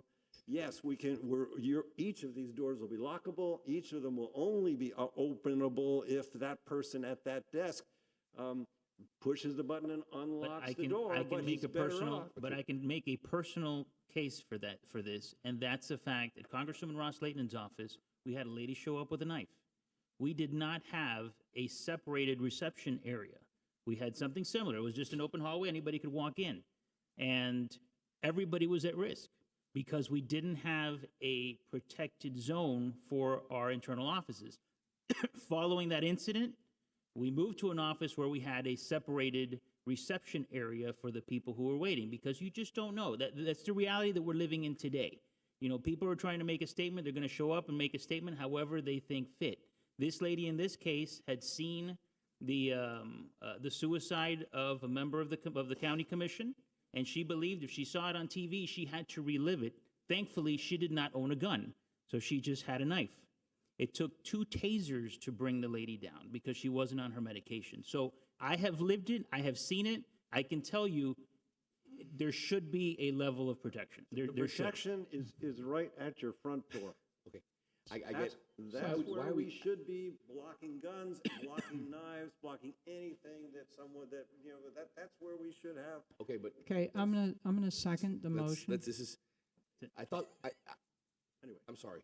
I thought we were here to talk about the layout and things that we wanted to see changed. I'm trying to bring one item and I can't. I'm getting rebutted over and over again. I'm not even going to be here. I'm just trying to help. I'm just trying to help, to help the future. We put that door in, there's no Okay, question. but hold on one second, Madam Vice Mayor. I So, made a motion. I want to memorialize this. I made a motion to put that door right where that archway is. Can I have a second? I second it. Okay, hold on.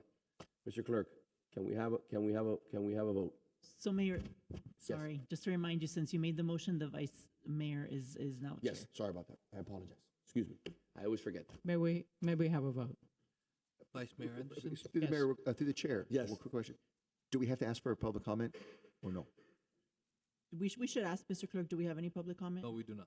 Okay, for the sake of good order. Thank you. Vice Mayor Anderson? Yes. Commissioner Fernandez? Yes. Commissioner Lara? Yes. Mayor Lago? Yes, that's the rest. Wow. Okay. Commissioners in the future will be grateful for that. In the future. I'm chair again. Okay. I never dealt with this for 10 years with the previous mayors or commissioners. It's the craziest thing I've ever seen in my life. This is so simple. We just battle for 30 minutes over a door. Maybe we need a sunshine meeting for the commission and our incredibly esteemed architects to go over this. What do you think? Because we have a long agenda. If we're through one door, what do you think, Mr. Mayor? And the Vice Mayor wanted to talk, so I apologize. To the mayor, I Yes. think that door will make sure that control is there, no issues. Oh, we just voted on it, so Yes, it's gotta yes, be there. and we were gonna make, well, I was gonna do it anyway, Yeah. because I think it was the will of the commission, it was obvious. So, if we can move on, because this is important to get CDs going. Okay. And So I would I appreciate do if we have could- one if we could question. continue. All right. Madam Vice Mayor. What's our security control downstairs? Do we have a similar door to control traffic and flow? Your control is the security desk and the officer at that security desk going through the magnetometer and at the same time having around those officer or officers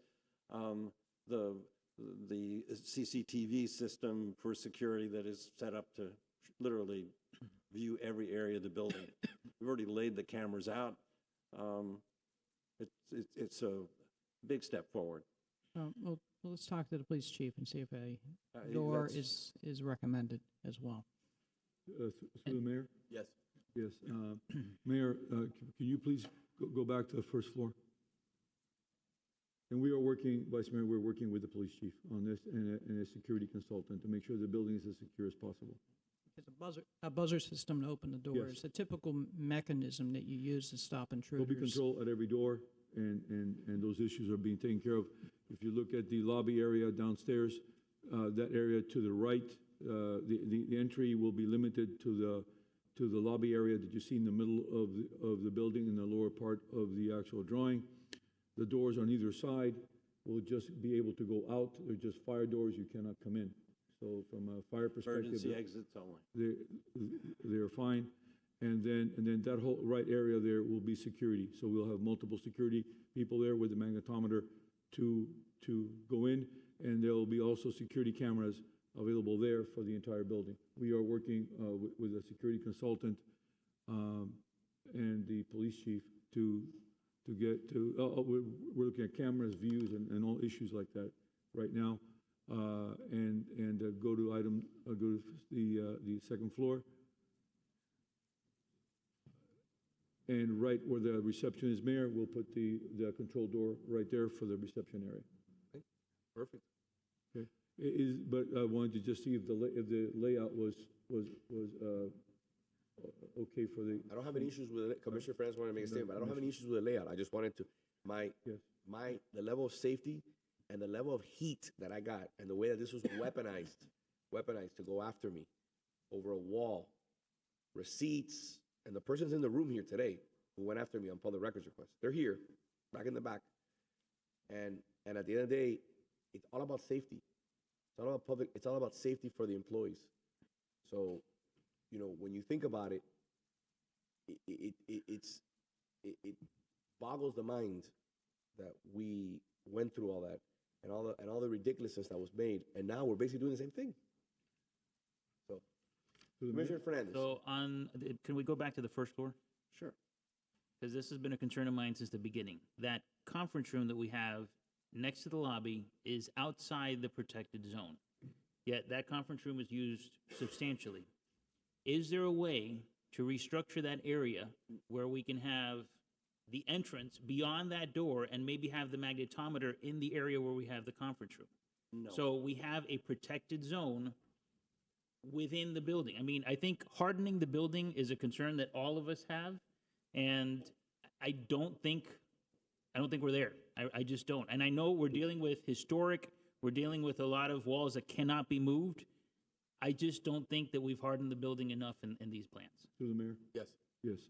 Anybody going into that lobby will have control has to go to a magnetometer and be escorted back into the lobby. Nobody will be in the building that doesn't go through the control center initially. So we've worked on this a lot, and Commissioner Fernandez, there's a lot of issues with the historical site that we have to work with. So from a security perspective, there'll be cameras all through that area.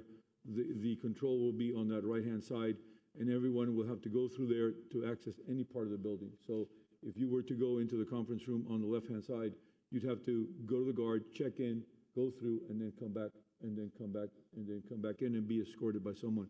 That conference room is not going to be an open conference room, and every door that we have in the building will be a security door. Okay. All right. Anything else, sir? I wanted to just conclude by showing you where the commission conference room is on the upper left-hand corner of this drawing. So it'll be right outside that door. That's your day-to-day commissioner conference room.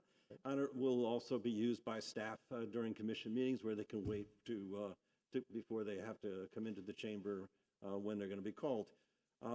Going up to the mezzanine floor, we have IT primarily on the mezzanine floor and some floating conference rooms and a mailroom. Nothing terribly special there, but one of the very bright things that I think we did is we've hidden all the air conditioning units in the ceiling above this floor. So there's a mezzanine floor above the commission hallway that hides every air conditioning unit that you now see all across your property.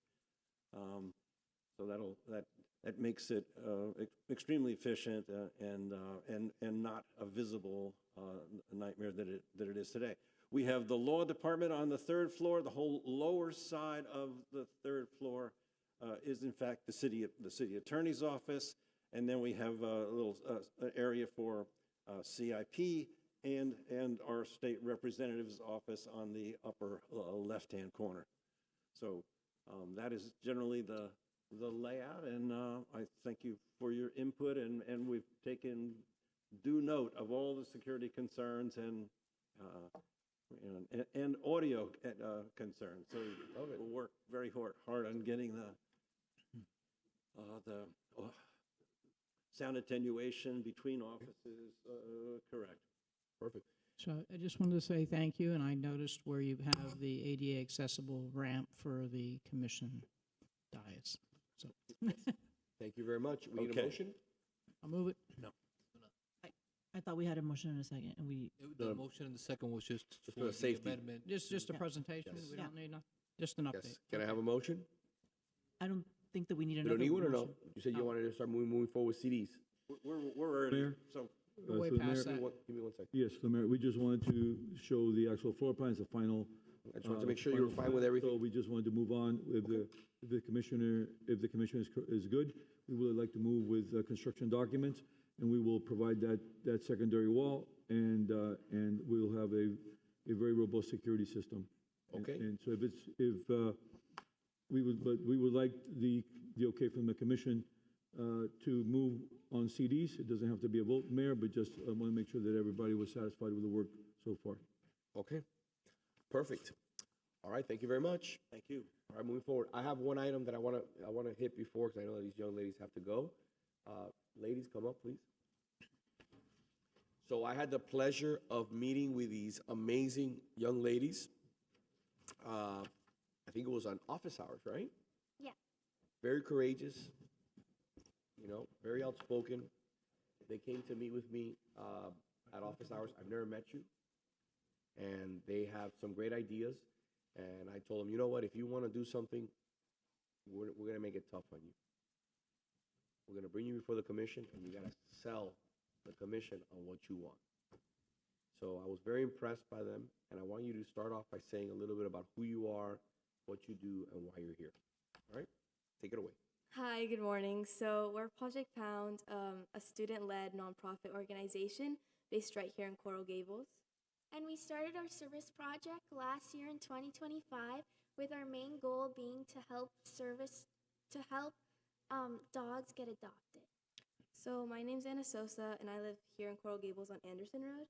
And I'm Presley Bly, and I live in Coral Gables at 1900 Country Club Prado. And our mission is to spread awareness on shelter animals here in Miami, Florida. We love to meet the dogs and highlight their personalities and post them on our Instagram page to help them get a better chance of being adopted. And our main goal is to find a loving home for every shelter dog here. So our impact so far, last year we had 18 animals that we got adopted, and we raised over $1,000 at different events and donated to local animal shelters. And we created an Instagram page that generated thousands of views for shelter dog awareness. So we understand that there is a new dog park opening here in Coral Gables on Saturday, January 31st, and we would love to partner with you and Miami-Dade Animal Services to organize an adoption event there. So we have already contacted Miami-Dade and confirmed that they can bring their adoption truck on site to transport their resident dogs over to the event. And we had an idea that to motivate Coral Gables residents to adopt shelter dogs, that we would cover the adoption fees for the first 5 Coral Gables residents to come and adopt a dog at the Hope Express truck. And we'd also like to set up a booth to talk to Coral Gables residents and other visitors at the event about how they can adopt dogs and to raise awareness for them. Thank you. All right. Well, I wanted you to bear witness. We were talking about, the new layout for City Hall a little while ago. These are the ladies that are going to be using those commission and mayor's offices very, very soon. They came to my office. They were prepared. I was incredibly impressed by their commitment, by the fact that when I told them you're going to come and speak before the commission for 5 minutes, they didn't even flinch. I want to thank Laura from my office and Nicole, who did an amazing job working with them. I know that they've been working with the county to now bring the vehicle. So once we do open this brand new dog park in the city of Coral Gables, which is something that I'm very proud of, because it has to do with the underline. And I've been working on that for 10 years, and it's finally coming to fruition. I wrote that legislation, so I'm very, very proud of it. But to have you make that event even stronger and, in my opinion, more emblematic of what we stand for, and the idea that you had that you're going to cover the cost of the first 5 adoptions goes to really show your commitment. But my goal was also to get people out there. So I'm asking the manager and my colleagues to please support that we have a flyer. We have a flyer that we're going to send out so we get people to come, hopefully adopt dogs. But we also want them to donate to your organization. Because the end goal here is, again, get as many of these dogs out of the shelters and get them into good homes. And Coral Gables is a great place for dogs. Through the leadership of the vice mayor, we've now are going to have, I think it's 4 or 5 dog parks in the city. I know that we have a few that already come online, and we're working on a few more. And this is just another opportunity. So I wanted to bring them forward so you can meet them, start working with them. And I hope that this is something that we can support today through the commission. Madam Vice Mayor?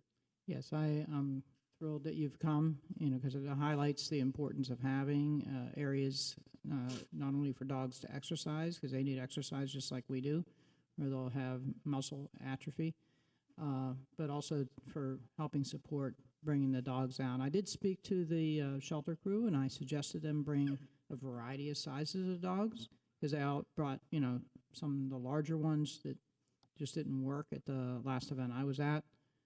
Didn't work for everybody, so they need to bring some little ones, some middle-sized ones, and some of the bigger ones. But what you're doing as far as trying to get awareness out there on the personalities of the dogs is extremely helpful for people, because you don't know how they're going to behave once they get home. And I'm one of those folks that look up dogs from people that foster them and have some personality traits on the dog. So it's not like you're going in blindfolded adopting the animal. So kudos to what you're doing. And I would suggest, too, that, you know, you're saying the first 5, but you also give the people the option to donate as opposed to going free, because getting a free dog says a lot of the people in this community would love to donate and allow the adoption fee to go towards helping support somebody that may be a little more income limited on adoption. So thank you again for what you're doing. And highlight the fact that if you're adopting an animal from Miami-Dade County, it's already spayed or neutered, it's already got its vaccination shots, and you're going to be walking out the door with a dog that you're not going to have to do as much work on. Okay, so thank you. Looking forward to seeing you there. Thank the mayor. you. Yes, sir. So I wanted to say briefly, Anna and Presley, thank you very much for impressing the heck out of us here on the commission. The mayor did put you up to the challenge, and you met it and you overcame. So very proud of the way you presented yourselves, and I'm very, very, very proud of the project that you started. I'd like to help in any way I can. So as the mayor said, there's a flyer that we're going to try and push out. I'm good with the electronics, so if there's a way for us to get that kind of thing for our various social media platforms, Instagram and whatnot, so we can put it out. And then you got the it's January 30 or January 31st. 31st, Saturday. January 31st 10 a.m. at 10 a.m. We'll be there, right? I wish I could take one of those dogs. I have 3. And I think I'll move out before we have another one come in. I don't even know if I'm breaking a code violation by saying I have 3. Oh, well. But they are wonderful, and you'll see me walking down or being pulled by my dogs down the street. But thank you very much for all that you do. Yeah. So thank you again. You want to say something? Yeah, just wanted to commend both of you, Anna and Presley, for the incredible work that you're doing. Getting 18 dogs adopted is not an easy feat, and I'm sure you have a full-time job studying, right? So you have plenty on your plate as it is. But thank you for your dedication to this mission and the work that you're doing. You're role models for other children in our community who are involved, young people who really are trying to get involved in our community. You're one of the role models to follow. So I appreciate the work that you're doing, and I look forward to supporting you. Thank you. So 2 big things. You'll send us, obviously, when we have the flyer, we'll circulate it, put it on my social media. We'll make everyone a collaborator. You'll send it out to my colleagues so they can post it all. We'll see each other this weekend. We're looking forward to helping out, and the idea is to raise as much money as we possibly can. So like the Vice Mayor said, you know, we're individuals who potentially don't have the wherewithal or the financial means to adopt a dog, but it would be amazing parents to a dog. You know, that's what we want to find. We want to help those individuals. We want to get as many of these dogs adopted. So I want to congratulate you for being here. Can we do a resolution in support of this amazing event? Can someone? I'll move it. I'll second. All in favor? Aye. Thank you. Mission accomplished. Great job, ladies. Thank Thank you so you. much. See, it wasn't that bad. You did an amazing job. Congratulations. Now we move on to item E3.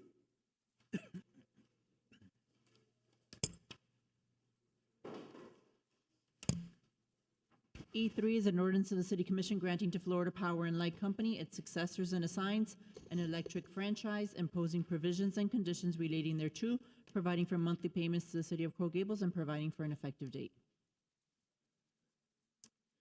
Can I have a motion?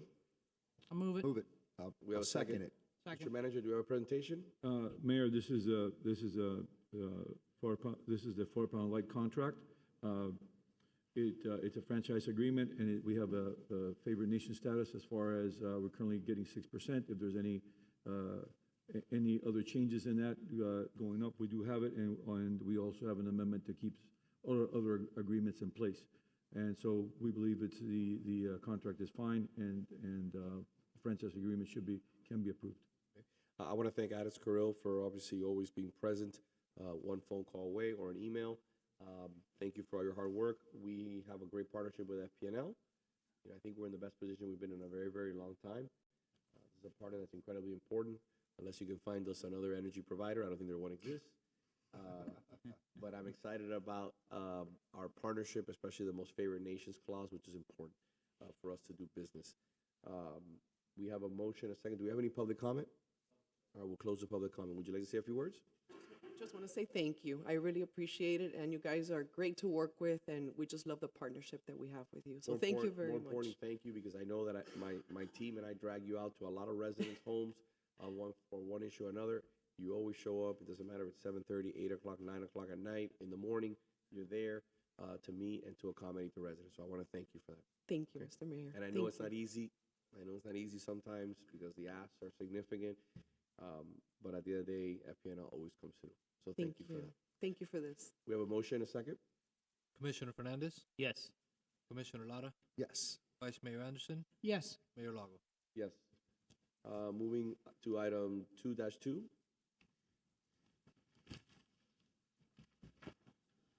So 2-2, Mayor, is related to item F1. Would you like me to read F1 Yes. into the record? Yes.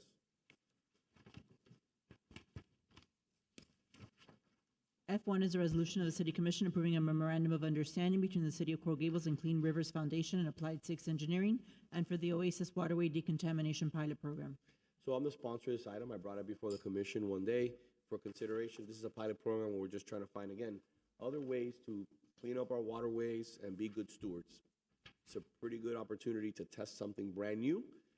And God willing, we continue to evolve in our efforts to keep our waterways as clean as possible. Remember, it's my understanding, and correct me if I'm wrong, Mr. Manager, that over 20% of our tax base, 20-something, I think it's like 27% or 26%, I forgot the number, comes from the waterways. So if our waterways are not clean, the values of the homes are going to fall. And I will entertain any serious technology where we could potentially just continue to add better water quality here in South Florida. I'll move it. It's a great Second. piece. Through the mayor? Yes, sir. So I'm very excited about this. It was something that was, sounds and feels almost revolutionary or magical, you know, if it all ends up working out the way we're hoping it will.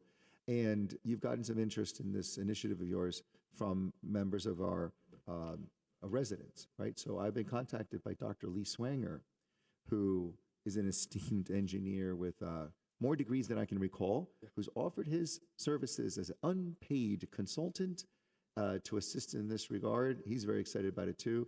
So perhaps you and I can speak about how that, if there's a need that could be filled by the residents who want to help provide services on a volunteer basis, given their expertise, let me know so I can relay that to him as well and encourage other residents who want to participate in that way as well. I love it. Thank you. Let's take advantage of a person with those credentials. Let's make sure we bring him on board. So we have a motion, a second. Do you have any public comment? No. No, Mr. Mayor. Commissioner Lara, Yes. Vice Mayor Anderson, Yes. Commissioner Fernandez, Yes. Mayor Lago. Yes. Thank you. Looking forward to the results, and hopefully we'll bring those results back to the commission. They'll be favorable, and we can really push forward. Item E1. E1 and E2 are related, Mayor. If it's okay, I'll read them both. An ordinance of the City Commission approving amendments to the text and maps of the City of Coral Gables Comprehensive Plan pursuant to small-scale amendment procedures and zoning code Article 14 process, Section 14-213 Comprehensive Plan text map amendments to modify the required mix of uses when developed within the University Station Rapid Transit District overlay, to allow a maximum floor area ratio of 3.5, to provide policies to implement the University Station Rapid Transit District overlay, to amend the future land use map from commercial low-rise intensity to commercial high-rise intensity, and to create the University Station Rapid Transit District overlay on the mixed-use overlay district maps for blocks 155 and 156, Coral Gables Riviera Section Part 8, Tract A, replat of Coral Gables Riviera Section Part 8, which are the properties bounded by the South Dixie Highway, Caballero, Madruga, and Turin Street, providing for repeated provision, providing for severability clause, and providing for an effective date. E2 is an ordinance to the City Commission providing for map and text amendments to the City of Coral Gables official zoning code pursuant to zoning code Article 14 process, Section 14-212 zoning code text and map amendments by 1, amending Article 2 zoning districts to create Section 2-408 University Station Rapid Transit District overlay, for promoting the use of mass transit facilities and pedestrian activities along transit corridors and near multimodal stations, amending Appendix A site-specific zoning regulations to remove inconsistent site specifics, amending Article 14 process, Section 14-204 transfer of development rights to expand transfer of development rights, receiving sites to the University Station Rapid Transit District overlay, and 4, making zoning district boundary changes from mixed use 1 to mixed use 3, and creating the University Station Rapid Transit District overlay boundary for blocks 155 and 156 Coral Gables Riviera Section Part 8 and Tract A replat Coral Gables Riviera Section Part 8, which are the properties bounded by South Dixie Highway, Caballero Boulevard, Madruga, and Turin Street, and to create the University Station Rapid Transit District, providing for repeated provisions, severability clause, codification, and providing for an effective date. Thank you. Good afternoon, Jennifer Garcia, Planning and Zoning Director. There's been some changes since first reading. This has been kind of piecemeal together. So I have a brief presentation to go through, to refresh your memory from October, as well as to summarize some of these changes. If I could have the PowerPoint, please. Thank you. So as you recall, the Board of County Commissioners did adopt on first reading back of last May, is what initiated the city's rapid transit overlay district. After discussion from this commission in May of last year, Planning and Zoning Board did recommend approval of comprehensive map changes as well as zoning code text and map amendments as well. This commission, after the Board of County Commissioners adopted on second reading their subzone, this commission did approve on first reading the comprehensive map amendments as well as the zoning code map and text amendments. After that meeting, actually, this commission did delegate the mayor as well as city manager to meet with the applicants of the MARC and discuss with them potential changes to the text amendments. At that meeting, or meetings I should say, there has been some changes to the comprehensive plan text amendments that we did review 2 weeks ago, as well as some text amendments to the zoning code, which I'll go through really quick right now. So the boundary is still the same on US 1 between Caballero and Turin Street. Again, you're looking at two ordinances today, comprehensive plan map and text amendments, as well as zoning code map amendments. The text amendments is what are changed since your first reading in October. So the maximum FAR will be 3.5. The Coral Gable Mediterranean style will be required for any buildings within this district.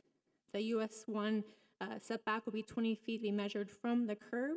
The upper story setbacks will be provided based on the design and not necessarily the distance from the street or even a setback on the upper stories. The rear setback would be 15 feet, also measured from the curb. The minimum unit size would be 400 square feet. We did clarify that balconies could project into the setback, maximum 6 feet. 2 uses would be required on US 1. There wouldn't be a requirement of a threshold.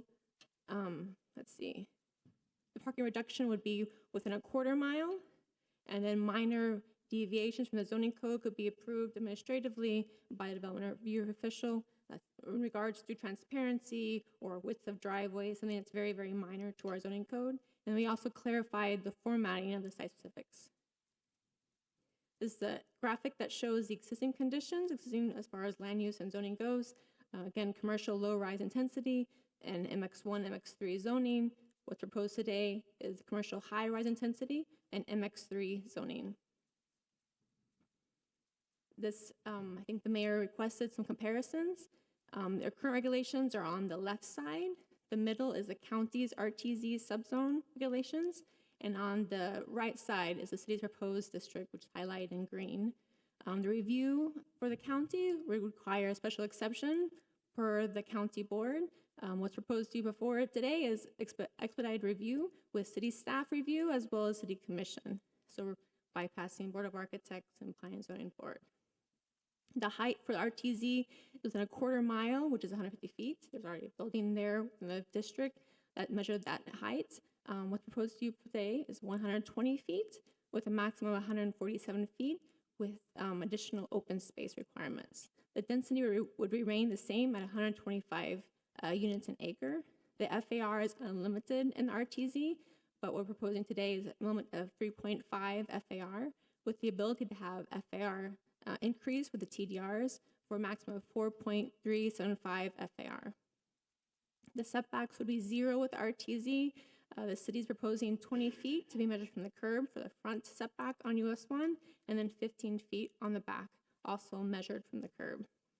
The stepbacks are not required for either the county RTZ or the city proposed district, and the parking would require 0 residential units for the county, as well as some commercial and office requirements. For the city's proposing 50% reduction for parking, as well as 25% waiver with a parking plan and a remote parking ability. Also here, we're comparing the uses. So currently our zoning code only allows uses like restaurants, hotels, commercial, retail, offices in our MX3 zoning, and it's approved by the city. The county, would, on the other hand, allows bars with the restaurants, parking lots and garages are permitted uses, and all those similar uses will be approved by the county. The impact fees, if the project develops within the city, the police, fire, municipal, as well as parks and mobility impact fees would stay with the city. With the county, they would pay those impact fees to the county. Our places, of course, we require 1% of construction costs. The county does not require that for private development. And the design is probably the most important key here. The county doesn't have an aesthetics review board or aesthetics review in general by staff. What we're proposing today is that the city architect will review for the preliminary review and as well as the Mediterranean style that's required here in this district.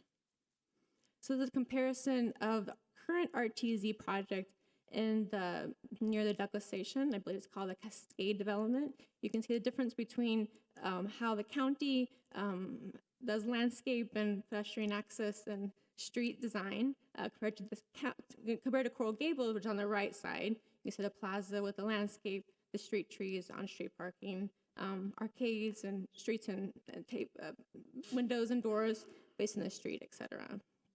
So trying to explain the difference between the county's development parameters and Coral Gables.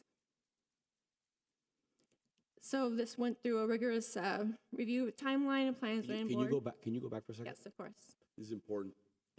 Got to put this on the record, okay? So the last time this came up on first reading, it was voted 4-1, correct? Okay. I think the clear examples here, I think things are, a lot of the wording, things get lost. But when you put it in photos like this, it really provides and encompasses why we're having to do this. We're not doing this because we think it's a great idea. We're doing this because we have no other choice. A developer has two options: go through the city process or go through the RTZ. We have now delivered a third option in an effort to try to find some middle ground.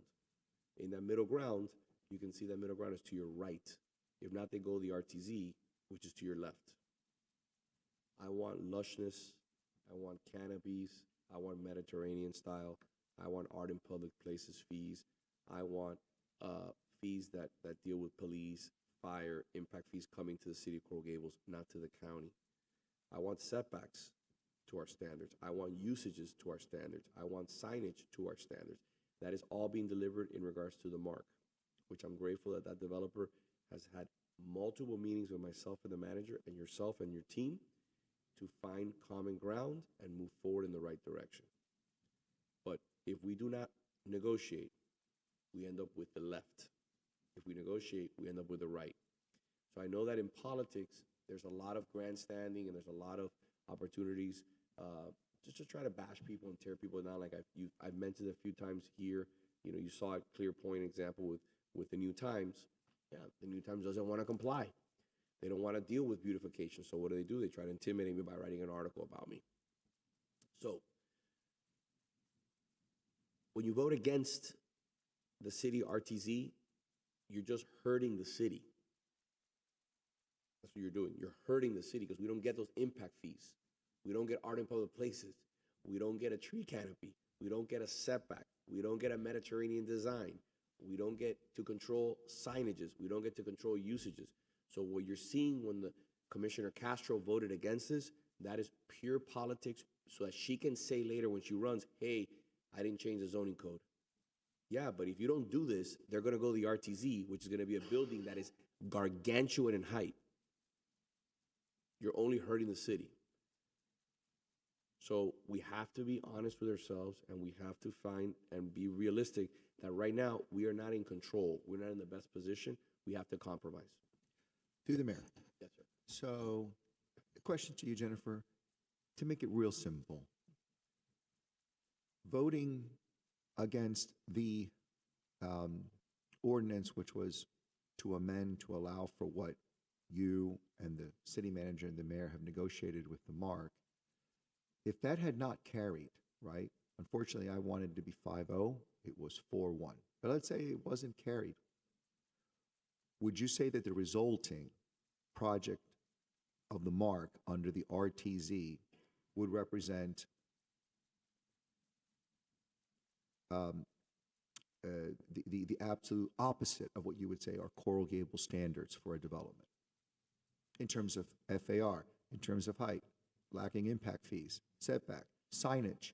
In other words, all the things that we have that make up Coral Gables zoning and code requirements for developments wouldn't apply, right? Right, exactly. What it would do is it would have that control design in the county's hand. And you can see by the county what they're reviewing right now and approving and building is not up to our standards, which is why this slide is very important, because you can put all you want in the zoning code, but you need to have people actually reviewing for aesthetics and making sure there's importance on street trees and street design and doors and windows facing the street. You're putting all that control into their hands and not keeping it here. And I would say that voting for what at least 4 of us at the commission did at that last meeting is to try and bring back that development under Coral Gables standards, and that a vote of no could not stand for protecting out of control development. It couldn't stand for protecting Coral Gables standard developments, because without this compromise that we've got, this project was going to continue as it looks on that example, that exhibit up there where it says County RTZ. Am I right? Right. So I think that's critically important to put on the record, and I appreciate my colleagues putting it on the record, because this will be a political item come next November. This is politics right here. This will be used next November to say, by the blogs and other entities out there to say, oh, Mayor Lago voted in favor of rezoning and providing more benefits to the market. If you did not provide this expedited service, we would lose millions and millions and millions of dollars of impact fees, art in public places, and we would lose control of setbacks, usages, heights. This is what's been done, and this is why I thank God for truth in journalism, where you have entities, for example, like the Coral Gables magazine, which provide the facts, not romanticize the lies that are used by entities here in the city of Coral Gables in an effort to impact elections. But as you know, as was shown before, there was a tidal wave at the last election where people were crushed who sided with this type of behavior. We have to be honest with ourselves and be truthful to the residents, and that's why we're putting this up there so they understand and we can explain later. Mr. Manager, I would like to explain in a transparent way in our next newsletter, where we explain the decisions that were done here, why they were done, and what would be the outcomes if we did not take this action as a commission. So the mayor? Yes, sir. Yes, Mayor, I will certainly do that. One thing that we also have to look at the left to the right is that uses and signage would be through the county. So this would essentially provide a county building inside Coral Gables. So not only are we getting the left, but we're also losing control of that particular building. So there are many aspects. Not only are we getting permit fees, impact fees, and so forth, but we're losing the control of that particular building. And Mayor, I'll be happy to put that out, because I think we need these things to be explained thoroughly so that people understand the position that the city's in. Is it's either take a county building or go with our overlay, which is, as we can see, this picture is fantastic, because it shows what we've accomplished versus what could have happened. Through the mayor. Yes. So I think a picture speaks 1,000 words. And this photo is an excellent example. I mean, we unfortunately cannot turn back time, and we can't undo, the damage that was done approximately a year ago, where the developer was motivated to go through the county because of the treatment that occurred at the Planning and Zoning Board level. So we can't change that, but we can take control now. It's It's not what I would have done had the events at the Planning and Zoning Board meeting hadn't occurred. But with the options that we have right now, this is the best option we can do. And I applaud your efforts to bring back the mark. You know, it's brought back a lot of things for our city. We have the impact fees for our parks, so we can have more parks in our city. We have also the impact fees for the police and the fire and so forth, that we can do that. We have greater setbacks than what the county was going to provide, more walkability, more trees, more green. But thank you, and picture's worth 1,000 words, so use it. Thank you. Yes, sir. So just, I agree, the picture definitely does make this understandable. I just had a question for the manager. I know we talked about maybe a PSA on Live Local and the RTZ. Were we ever able to put that out there for residents to understand the impacts that both are having in our city? To the mayor? Yes. Yes, Commissioner, there's 2 short videos on each one. Okay, thank you. I think we've seen an openness from developers to really try to work with the city in the last few years. We have another developer in the room who worked with us on the Almeria project, which was also instrumental for members of the community to work with them on alleviating the impact it would have to their neighborhood. It's a project that could have gone with Live Local, did not go with Live Local. They decided to go with a project that fit into the neighborhood, that neighbors were able to stand behind, and we had nobody come up to speak out against that project as well. I think this legislation really gives us an opportunity to bring this project back to the city and ensure that Coral Gables has a final say on what this project looks like. We know the county is not very good at approving projects. We've seen the type of projects that they approved. They would not be consistent with what our city is, with the vision that our residents have for the city. So I'm happy to support this legislation. We have a motion. We have a motion and a second. Can I have a motion? I'll move it. I'll second. So that would be on E1? Yes. Do you have any public comment? No, Mr. Mayor. All right, we'll close public comment. Vice Mayor Anderson, Yes. Commissioner Fernandez, Yes. Commissioner Lara, Yes. Mayor Lago. Yes. On item E2, may I have a motion? I'll move it. I'll second. Commissioner Fernandez, Yes. Commissioner Lara, Yes. Vice Mayor Anderson, Yes. Mayor Lago. We have no public comment on E2? No, Mr. Yes. Thank you very much. Well done. Time started, item G1.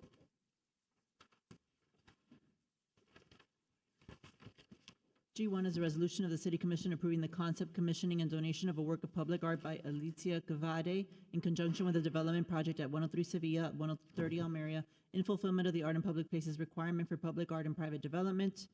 That was it. Good afternoon. Good afternoon, Mayor, Vice Mayor, Commissioners. Catherine Cathers, Arts and Culture Coordinator for this city. So we do have a presentation.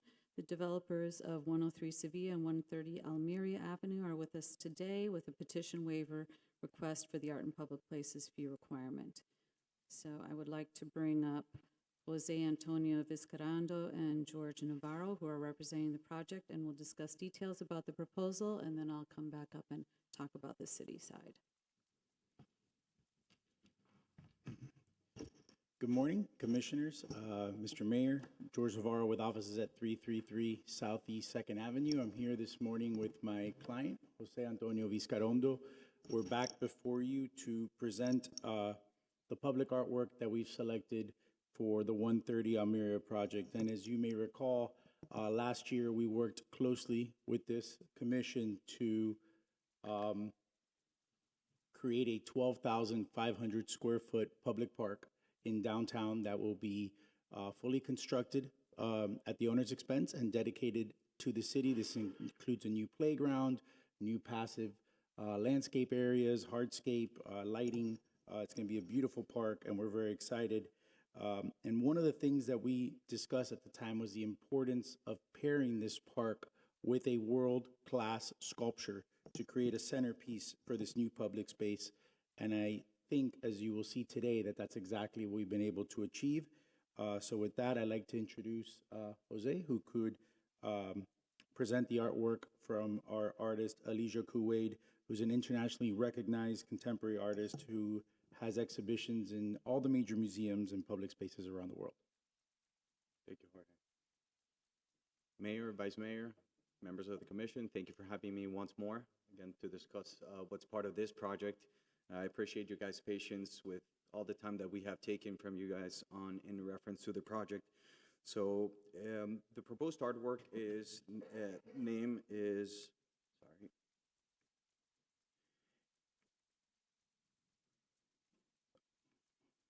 Okay, so as Jorge mentioned, is Alicia Kuwait. She's a Polish artist represented by Pace Gallery. The work is called The Ordo du Monde. It's part of it's a unique piece, part of her Totem series. The artwork explores the relationship between human existence and the universe. She used reference to Piero Mazzoni's Souclos du Monde, which is the base of the world, which literally inverts the notion of what supports the world. So in a similar way, this sculpture asks viewers to reconsider assumptions about power, scale, and perspective. And the artist was able to describe it in her work by using items that are of human form and using representations of worlds or planets. As Jorge mentioned, the artist is a recognized contemporary artist. Her public works have been installed in major cities, as Jorge mentioned, the Venice Biennale, in Vendôme in Paris, in New York, has representations in Storm King Art Center and the Metropolitan, as well as Hong Kong Bay, as part of public art pieces similar to what we are doing in Coral Gables.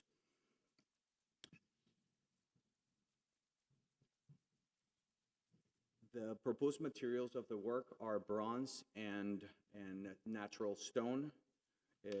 Both of these materials have been used for centuries, millennia, and it's represented in civic artworks in major cities. And some examples of those we can put as the highlight as Michelangelo's David and other ancient Roman bronzes. The location and, sorry, this got a little messed up on the organization. So the art piece is 23 feet tall, and it's going to be set on a plinth that's 5 feet. It's going to be located as part of the park. So the park that we're donated is in the corner of Galeano and Sevilla. The art piece is being made a focal point of the open lawn that we're doing on the park. So what we're trying to bring in is have the piece be part of like the predominant highlight of the park.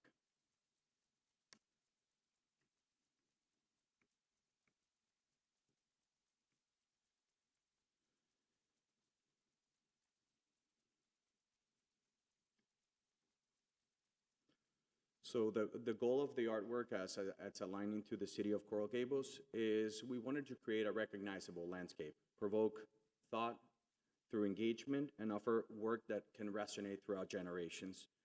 The familiarity of the form of the chair makes the work accessible, while the cosmic symbolism of the planets invite a deeper reflection into when gazing at the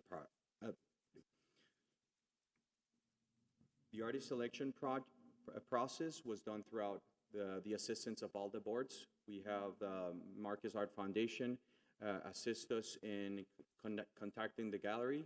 It was done through Pace Gallery. Pace is a leading international art gallery established in the 1960s, and the notable artists that it represents are Calder, Dubuffet, between others.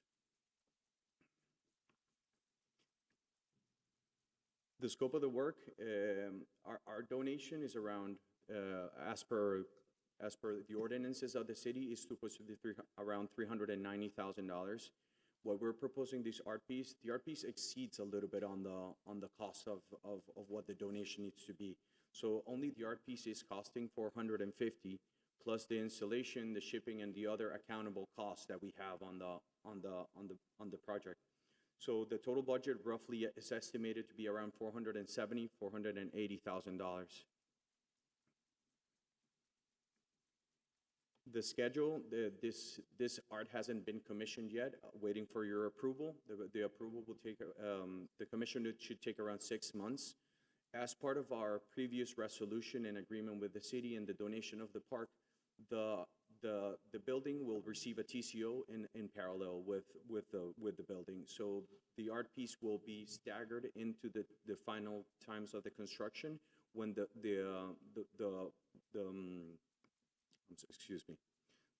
when the park is completed. So we're roughly estimating a construction timing between 20 and 22 months.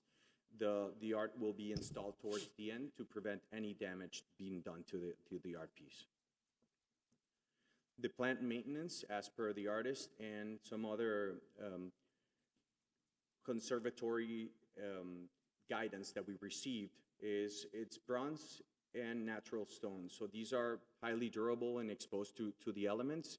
It requires periodic cleaning and some waxing being done on the bronze.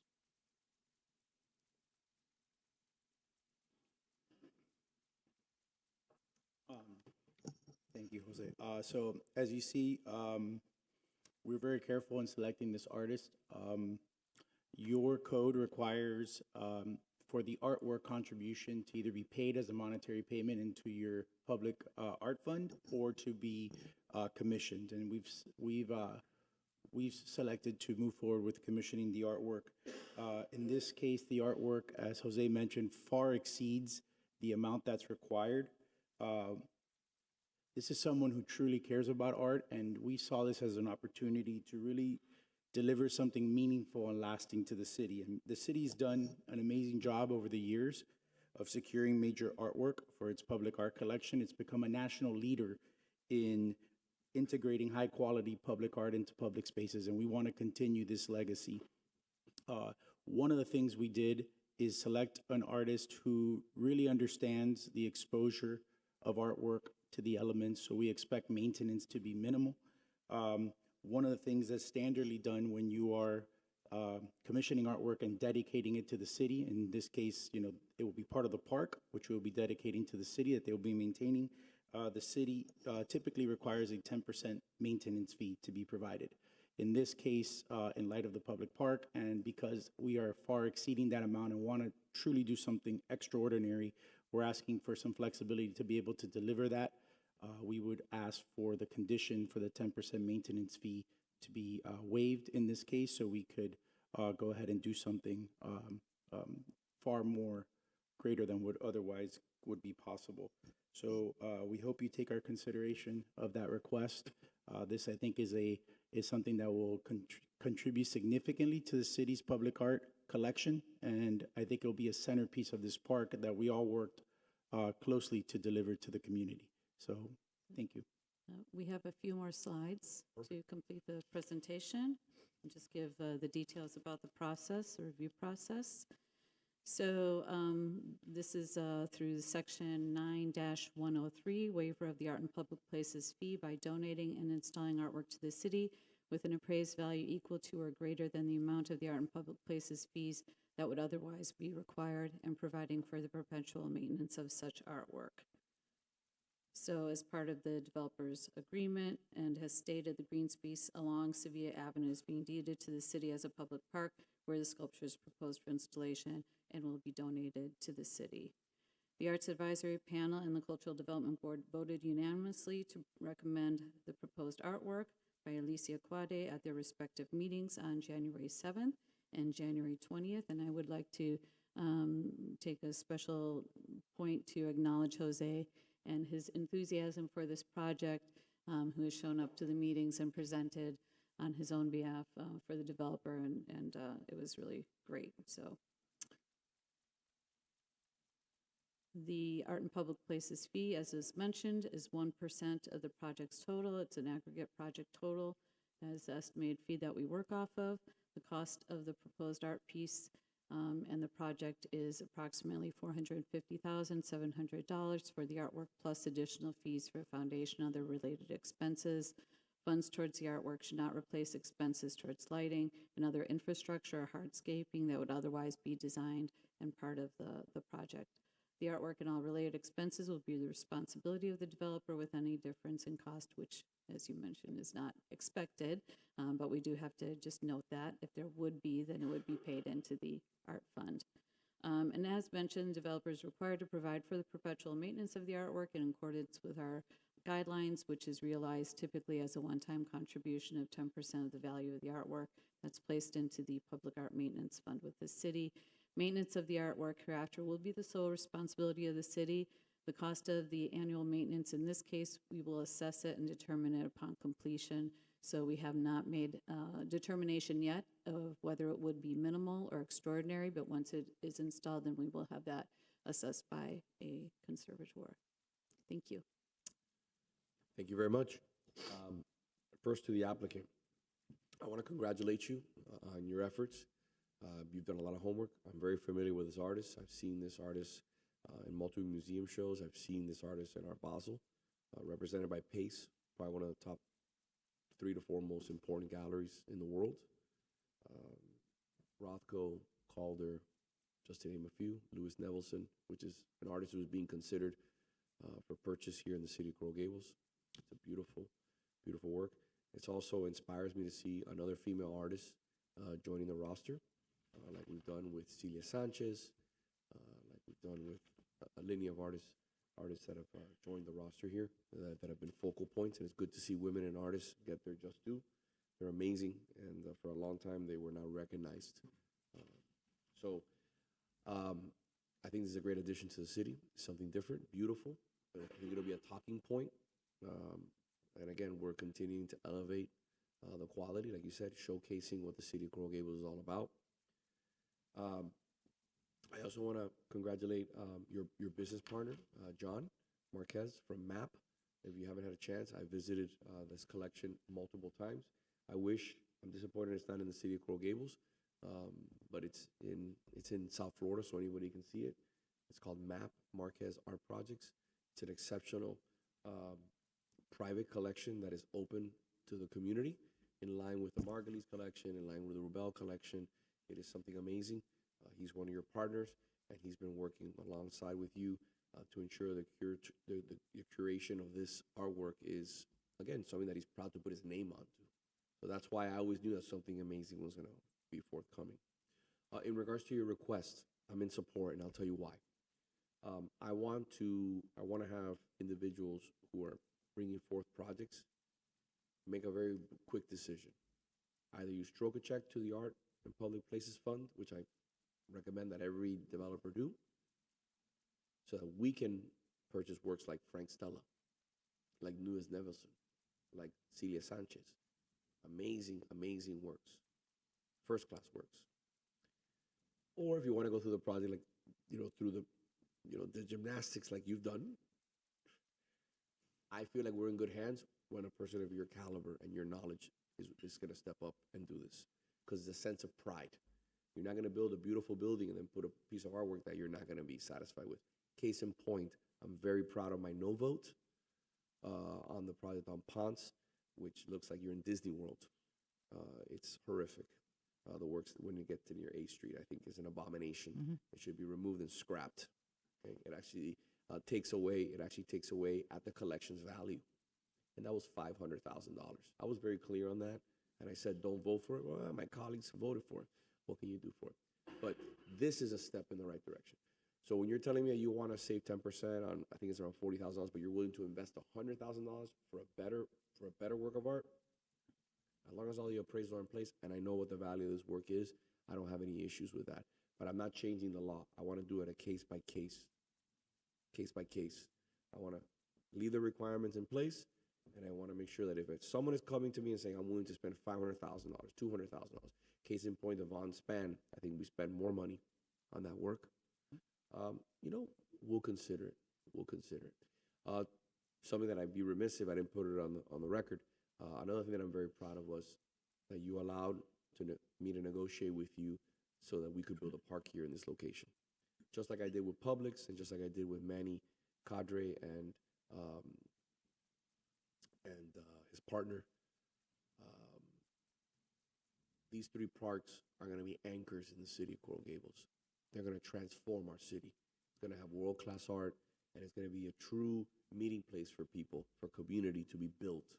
So I want to thank you for committing to give up a piece of property that's worth millions and millions of dollars in our downtown. And, that's not easy. And I am grateful for the both of you for negotiating to give up that property and to stepping up in regards to the art. So I'm in favor of your request, and I'm in favor of the artwork. I think it's beautiful. Mayor? Yes, ma'am. So, and Ms. Cathers, you can correct me if I'm wrong. Someone pays the one-time fee into the Art and Public Places Fund, they don't pay for the maintenance of whatever. It goes into the art fund, so there's a certain amount that may be used towards extraordinary maintenance in the future, so the funds are allocated for different things. So, but there's no additional monies that they pay over and above the artwork No. money. So, I'm in favor for that reason, because more was spent here. I do have a request to the city manager, and that is just to make sure that structurally, we're not going to get strong enough to withstand the hurricane force winds as much as reasonable. Imagine there can be a piece of structure put through the center to provide that support that's needed. That's my only request. Thank you. Through the mayor. I think it's a great art piece. I was just speaking about you during the last item. I don't think you guys were listening when I was mentioning it, but it shows that your commitment is to this community and to improving Coral Gables. It's not just about creating a project and moving on. You have a commitment to this community, and we appreciate that. I agree with the mayor. I think you're elevating the artwork that you're bringing in, so it's a no-brainer. I do have a question for the mayor, though, because Catherine said that there isn't additional monies requested for maintenance when the developer's just putting money aside.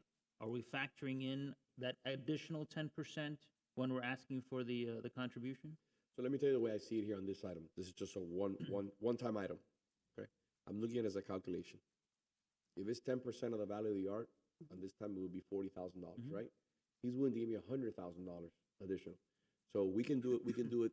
If I'm just saying, if this commission wants the maintenance fee of $40,000, perfect. They'll reduce the size of the artwork. This is the way that artwork works. The smaller it gets, obviously, the cheaper it is. So we're going to go from 23 feet to, let's say, I'm just making up a number, okay, 15 feet for the artwork. And then, it'll reduce it by $100,000. You have a smaller artwork, and then they can just tag on the $40,000 for the maintenance. I personally would rather say, let's put the bill for the maintenance ourselves when we have to do maintenance, let's say in 10 years or 15 years, but get a work that's more monumental. Because that's what we did with Frank Stella. Remember, we started with Frank Stella at 1-point-something million, and we ended up at a work that's over $2 million. So it's just giving you an idea of the way that my thought is different, actually. My thought is about the legislation that you created. Does it factor in maintenance for the developers that are just putting money aside, or are we not factoring in an additional 10%? Because then, if you think about it, they're getting off with easy, because a developer who's actually putting forward the artwork and is putting in the additional 10% for maintenance is going above and beyond in comparison to the ones that are just putting money aside, if they're not putting aside an additional 10% that would be factored in for maintenance that we as a city would purchase. I never contemplated that, but I'd love to know what the director's position is.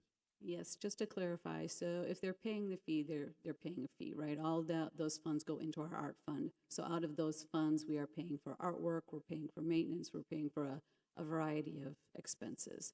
So if the private developer is purchasing and installing artwork on their own property, they are responsible for the maintenance of it. So they are not being asked to, do additional because they're already taking that on. So this is a donated artwork that otherwise we would not be maintaining. Right, so I guess the answer to the question is no, because if they're required $390,000, they're technically required $429,000, whereas a developer who's just putting the money aside is just being required the $390,000. Maybe that's something that we can work on the legislation to strengthen that legislation to require it to be the $429 going forward, to ensure that a developer who's going forward and buying the artwork isn't paying more than one who's just putting the money aside and allowing the city to utilize. It's just even playing field. Yeah, exactly. So, and then we can update, if that's the will of the commission, we can update the resolution for this particular piece too. I'll be happy to move this one. that part. Okay. Through the mayor. Yes, sir. But just as a counter view, right, a counter view, I also want to discuss what's before us right now, this particular resolution. But as a counter view to you, your point, which is well taken, Commissioner Fernandez, I mean, if I understand this correctly, right, so the developer who has the pride and has the interest in putting forth a beautiful development, ensure it's rapid sale at market prices, right? I can see the incentive in wanting to put a world-class piece of art there. And the financial wherewithal and the generosity, take your pick of which term you want to use, will drive the decision as to what that project will look like. On the other hand, when you're putting in just the funding it, just the cash portion in lieu of putting in the artwork, it gives to the city the discretion on how to use that money. Mm-hmm. So to the city, there would be a benefit. I don't know how, and I'm not going to attempt to quantify it, right? But there is a benefit to be able to utilize this cash as it sees best in terms of how to choose art it wishes to purchase, right? Relinquished that from the developer who could have chosen it themselves. But even the developer who chooses it themselves is subject to the commission, or I should say the majority of the commission, deciding it doesn't want that art. It didn't happen in that case in the Lowe's example, right? But the developer really wanted that, as you said, the Disney World look, would have been disappointed if it would have been today's commission, right? So I think there's a give and take is what I'm trying to say. Whether there's some tweaking that you need to do, but you heard it here first, right? That like we got a commissioner here looking out for the interests of the developer. I like that, you know? There's a first for everything, saying we want an even playing field for the developers. So I don't know that we're ready necessarily right now to amend or make changes to the current resolution. I'd like to say that on that score, I think it's a beautiful piece of art. I really, really love it. It looks great. And I really like to see it as part of the finished development on that, in the park that's being donated. I think it elevates in all respects, not only the project, but all those who live, work around it, or travel through it as tourists. So yeah, my support for that as the resolution is currently comprised. Madam Vice Mayor? So, Commissioner Fernandez, as far as what the sentiments are in Tallahassee, we should not be increasing impact fees and costs for developers, so I would caution against bringing that suggestion at this time. So I think it would have more of a negative effect than a positive effect. Okay, so we have a motion? We have a Second, I'll second. So, Mayor, just to clarify, does the motion include the amendment to waive the 10% That's what I'm maintenance fee? requesting. Yes. Yes. Commissioner Lara, Yes. Vice Mayor Anderson, Yes. Commissioner Fernandez, Yes. Mayor Lago. Do we have no public comment? We're good? Yes. Thank you very much. Thank you. Thank you. I want to say a few words. Of course. I want to thank this commission and your staff. You guys have been wonderful to work with. This has not been an easy project. This project has evolved so many instances, but the project has evolved in something that has become more emotional for us. You know, we're first generation of Venezuelan immigrants into this community. For us, it's allowed us to really define the roots of what makes this community and has allowed our family. So this is a legacy for us. Having this park as part of our project, it cements our legacy and our future generations in here. So for us, it's something that has represented so much more. It started as a residential project and has become something that has moved a lot of things. That's part of why we wanted the art piece too. It's another little niche of something that we believe in contemporary art, that making this mark and making this place a landmark for future generations to enjoy in this community. And it allows our families to throw full roots on this community. So we are, as one of the commissions mentioned, we are committed to improving this city where we are and seeing grow into the beautiful city it has been, and we think it will continue to become. And I want to thank you all. Thank you. Thank you. I appreciate you. Thank you. Moving on to item E5. E5 is an ordinance of the City Commission amending Chapter 2, Administration, Article 7, Finance, Division 1, generally to create Section 2-353 of the City Code to formally establish ongoing priority capital projects and capital matrices funding programs, providing for severability clause, repealer provision, codification, and providing for an effective date.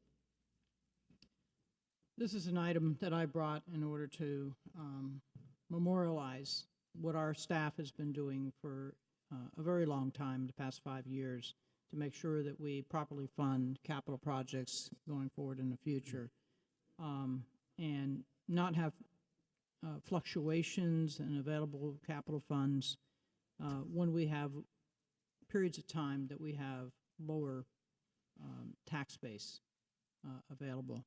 I also think this is important to show Tallahassee that we are serious.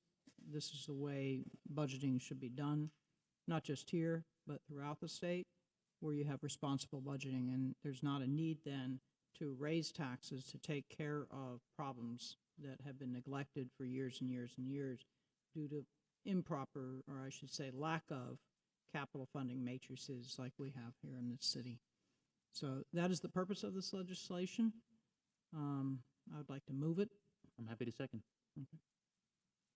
So I think, Vice Mayor, you're actually the chair right now since the mayor stepped Oh, up. that's true. Sorry.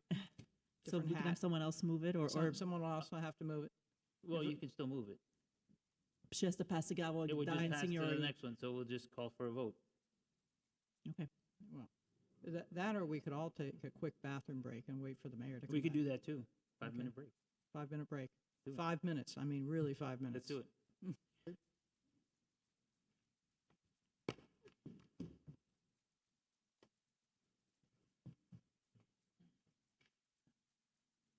Recording stopped.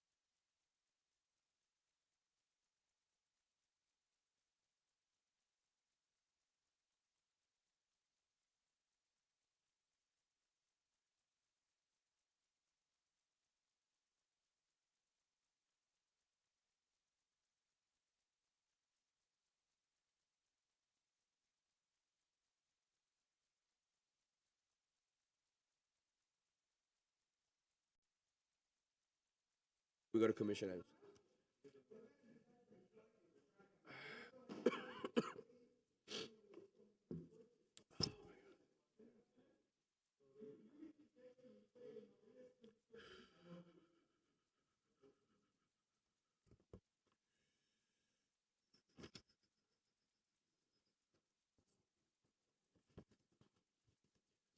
Commissioner Lara around?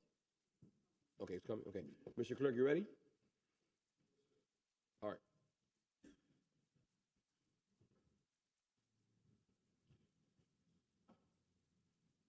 All right.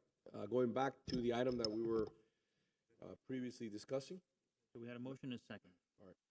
Yes, now that you're here, I'll move it. All right, perfect. Second again. All right. Do we have any public comment, Mr. Clerk?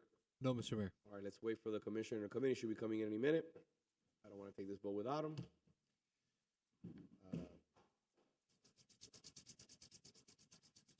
Time to warm my hands.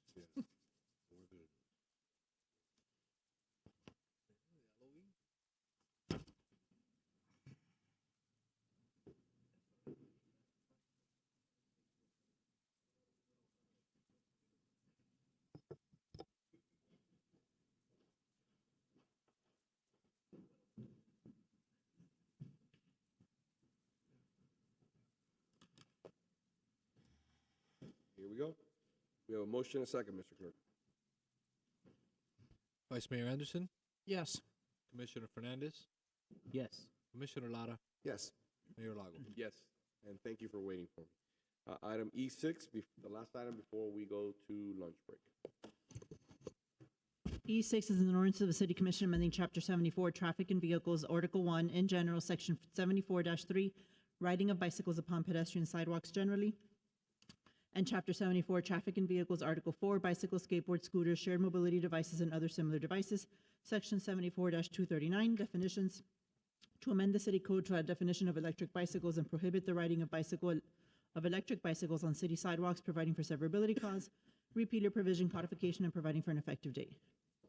Thank you, Mayor. This item is sponsored by the Vice Mayor. As you all are well aware, under state statutes, the city is allowed to regulate the use of bicycles and electric bicycles on our sidewalks. And those are our city sidewalks, not necessarily county or state sidewalks. What this ordinance does is it incorporates the current state definitions of electric bicycles into our code, which wasn't currently defined, and it prohibits electric bicycles on all city sidewalks within the city.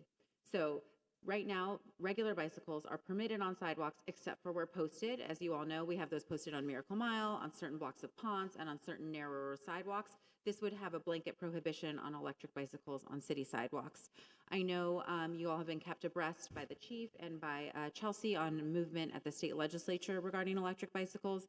There is some movement to cap the speed limit of bicycles, electric bicycles on sidewalks in the city that we're closely monitoring, and happy to answer any specific questions. I know we have the experts, Chief Hanlon over here too as well, to answer any questions about the details of that. But that's what this ordinance does. It incorporates that definition and is a blanket prohibition on electric bicycles on city sidewalks.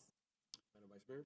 So this is an item that we've had residents asking for some relief on for some time because the speed at which electric bicycles can go down city sidewalks is frankly dangerous. The only objection that I've received in writing was that, well, we're lacking bicycle infrastructure. That's a separate problem that I intend to, at the conclusion of this, make a separate motion on to get the, I've been asking members of the Transportation Advisory Board to move forward on looking at our bicycle plan and revise it because areas need to be tweaked because buildings went up and now circumstances are different on Valencia than when it was originally planned. But in as much as the state is moving forward on legislation, they've done that in the past. I think taking action now will show Tallahassee that we're supportive of them taking action to help protect the pedestrians in our city from electric bikes on sidewalks. So with that, I'd like to move this forward. Move it. You have a second? Mr. Clerk, you have any public comment? No, Mr. Mayor. All right, I have a motion and a second. Commissioner Fernandez, Yes. Commissioner Lara, Yes. Vice Mayor Anderson, Yes. Mayor Lago. Yes, we're gonna do the city manager items. There are four. We should just be able to go right through those. H1. So before we do that, I'd Yes. like to move the next item to have the Transportation Advisory Board deliver to us within the next 2 to 3 of their meetings, okay? To review and make recommendations on the bicycle plan for the future, so that by the summer, we have something in front of us. So just to understand, to have the Transportation Advisory Board discuss with staff the bicycle master plan and their proposed edits to that? Correct. I'll second. Mr. Clerk, we have a motion, a second? All in favor? Aye. Aye. Thank you very much. Thank Moving you. on to item H1. H1 is a resolution of the City Commission accepting the recommendation of the Chief Procurement Officer to award the sanitary sewer rehabilitation contract to Enviro Waste Services Group, Inc., the most responsive and responsible bidder pursuant to invitation for bids 2025-29, Section 2-763 of the Procurement Code entitled Contract Award. May I have a motion? Move it. Second. Mr. Clerk, do you have any public comment? No, Mr. Mayor.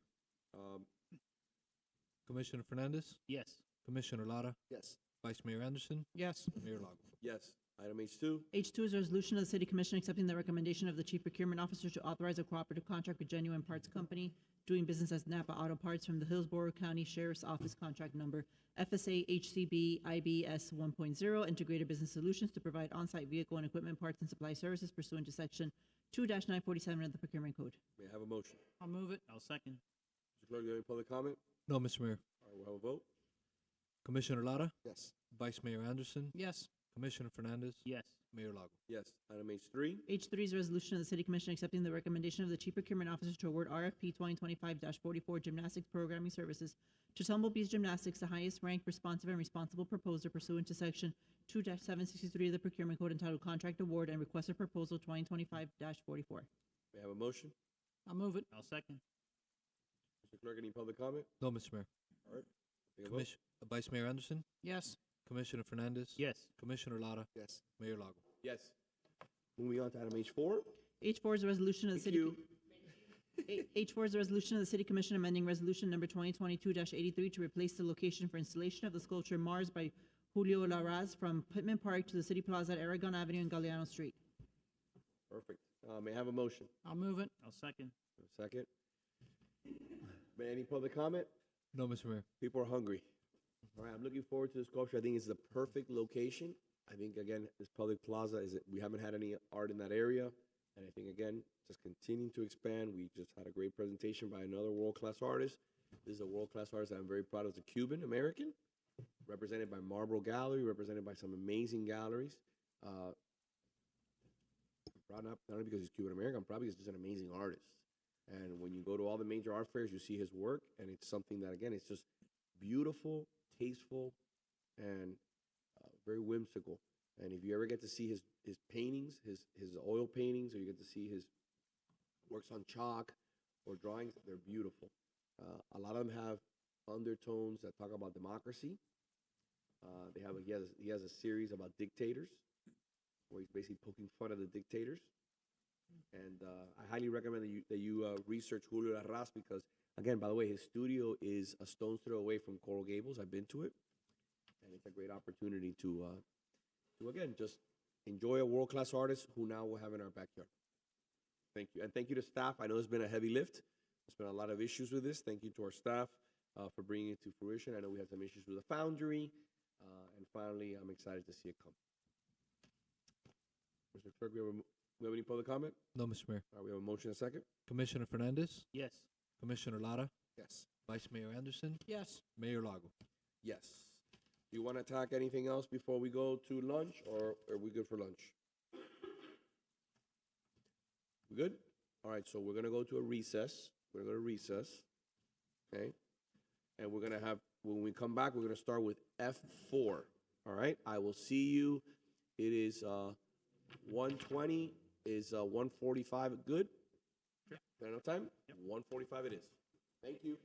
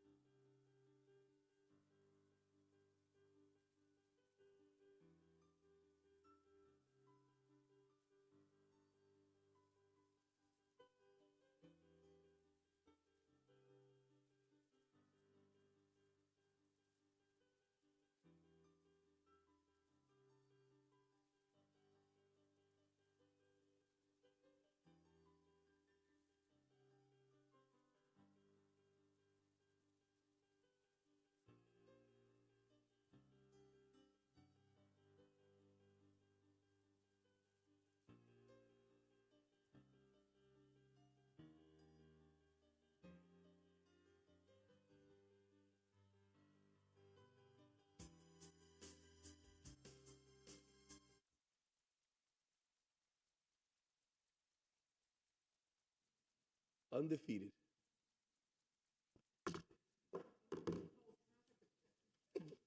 Control too. I love it. Because, All right. How we doing, Mr. Clerk? We ready? Yes, sir, we're ready. All right. Good stuff. We're going to start off with item F4, correct?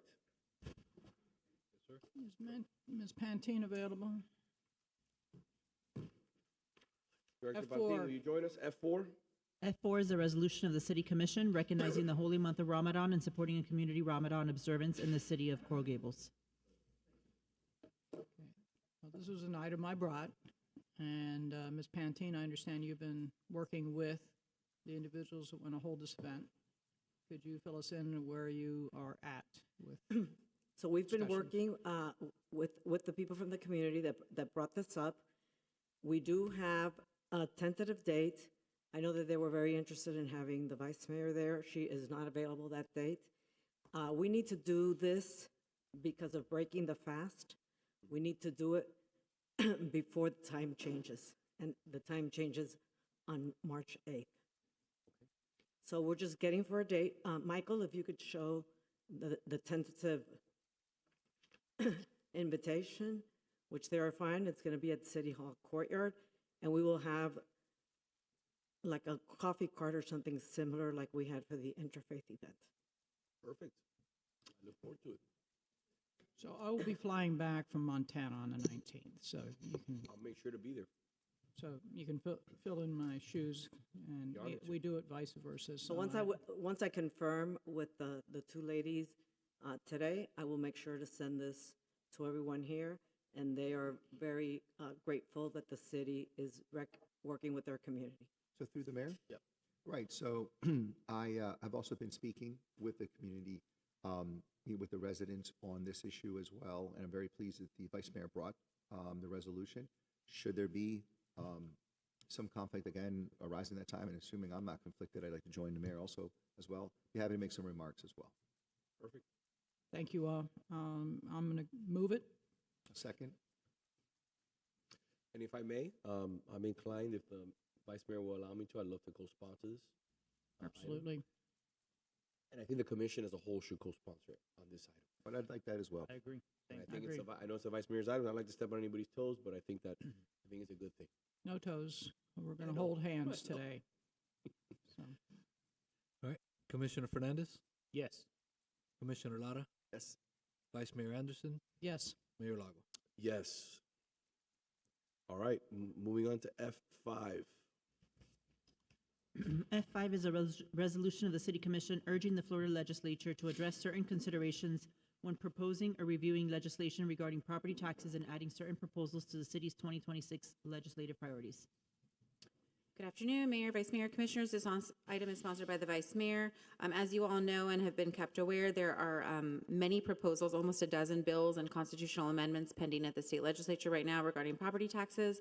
This resolution urges the legislature, when considering those proposals, to take into mind four sort of larger points, namely about the valuation of properties, including whether or not certain resiliency-related improvements should be considered in the valuation of properties, prohibit reassessment of original homesteaded square footage when you're adding only a certain amount of square footage in a small addition, consider prohibiting property appraisers from comparing apples to oranges, as it were, to make sure that you're comparing like to like, and to consider requiring counties to notify residential property owners of certain homestead exemption and Save Our Homes portability filing requirements when they're considering property tax legislation this session. I'm happy to answer any questions or turn it over to the sponsor. So I'm going to give you a little background as to why, I came up with this idea, and I also share it with Senator Rodriguez. It's a little late in the session for it to be proposed, but these are statutory amendments. It won't require a vote of electors to help provide relief for taxpayers. The property tax appeal that I was handling on behalf of someone outside the city brought to light the fact that, the property appraisers statute that they have to follow allow them to add, reassess your property or increase the value of your property based upon certain things. So if you do a small addition, you add a garage, they could reassess and bring up to current value your entire home. They can make that decision to do that. If you put on a new roof, the new roof increases the value of the house. You know, but every time you put on a new roof, you're getting an increased value of your house every single time. This discourages people from doing important improvements. So I listed, you know, roof replacements, impact doors. You know, I know that impact windows are already included, but impact doors aren't. Garage doors, rewiring of your home where it's deteriorated over 50 years, replumbing, replacement of rotted wood and paneling and eaves and so forth. Air conditioning systems shouldn't result in increased value of our homes every single time we replace the HVAC unit for our home, because this indeed discourages doing resiliency efforts that you need to have in the future if you have to think that you're going to be taxed forevermore on that increased value of your home, which then still gets added to 3% a year for Save Our Homes provision. So there were 4 talking points that are distilled into this particular resolution, and I'd like to be able to urge our state legislators to consider amending the statute to provide more immediate relief for taxpayers. So I'll move it. I'll second. Mr. Clerk, any public comment? No, Mr. Mayor. We'll close the public comment. We have a motion and a second. Commissioner Lara, Yes. Vice Mayor Anderson, Yes. Commissioner Fernandez, Yes. Mayor Lago. Yes. Moving on to item F6. Madam City Attorney. F6 is a resolution of the City Commission calling for a special election on a proposed ballot question and city charter amendment to be held on April 21st, 2026, providing for submission to the electors for approval or disapproval of a ballot question, asking whether the city charter should be amended to eliminate the runoff election in city commission and mayoral races, providing for a mail ballot, providing for notice, providing for inclusion in the city charter, providing for related matters, providing for an effective date. Good afternoon, Mayor. This item is sponsored by the Mayor. As you all may recall, at the last commission meeting, there was a discussion from the Charter Review Committee, and one of their suggestions was that this question, or a question similar to it, should be put to the voters in the April 21, 2026 special mail ballot.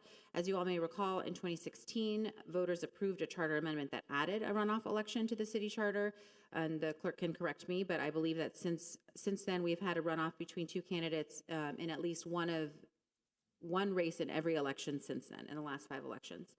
There is, of course, a cost to those runoff elections, and this proposal would strike the runoff from the city charter and instead would return to what we had before 2016, which was that the candidate receiving the plurality of votes, even though it may not be the majority, is the one who is elected, and there is no longer a runoff election. Happy to answer any specific questions, but this resolution, if adopted, would add that to the April 21st, 2026 special mail ballot. This is simple. I just wanted to see the will of the commission. We had one individual on the commission that said that we need to do everything that the charter review said or mentioned. This is an example of that.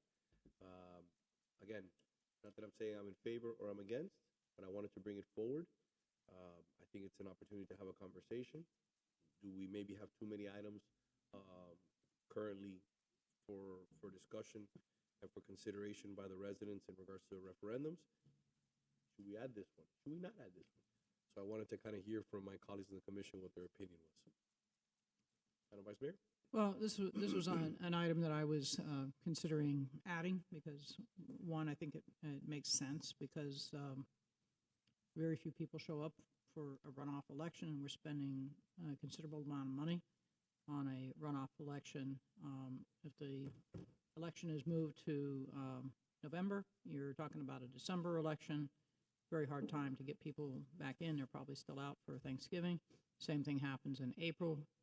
Major reason to move the elections to November is because people are on spring break. People are not available. It's an odd time to be voting on things when you want to take off with your kids and go to Disney World or wherever else you want to go. And it's low turnout and costs a lot of money. Whether to have it this election or put it on a November ballot, we already have the paper going out. One more item, I don't think it's going to make or break whether or not somebody makes a selection on this item, but I think an opportunity should be given to the voters to make a decision. Through the Mayor? Commissioner. I think if we are giving voters an opportunity to change election dates, this is the time to have this discussion as well. I agree. I think one of the biggest concerns is if the election is moved to November, you're talking of a runoff election that would land pretty much almost at Christmas time, or at least during Hanukkah. So it'll be a little more difficult to get folks to come out to vote. So I think we should send it to voters and have them make that decision. Right. So picking up on Commissioner Fernandez's comments, you know, I am concerned as well when elections happen around religious holidays, right? And when people are away on spring break. And, you know, that's why I was a strong proponent and an advocate that we move from April to November, from April odd year to November even year, because we were constantly running into this issue of Easter and spring break as being arguably not a deterrent, but certainly an obstacle that was unfair, I think, put on the residents to vote. So that being said, my piece of advocacy there, I'm in support of the ultimate, vote, eliminating the runoff. But since the question and the issue that the mayor has brought up is, should it even go on to the ballot? Yeah, I'm supportive of this going now onto the ballot. Okay. May I have a motion? Move it. Second. Mr. Clerk, you have any public comment? Yes, Mr. Mayor, I do. Mr. Mayor, also, just really quick before we move on to public comment, just wanted to stress there's a scenario where this item passes, but elections do not get moved to November. Okay. So we would not have runoff elections on April either. So that's something that we should consider. Perfectly fine. I understand that. Ms. Maria Cruz for public comment.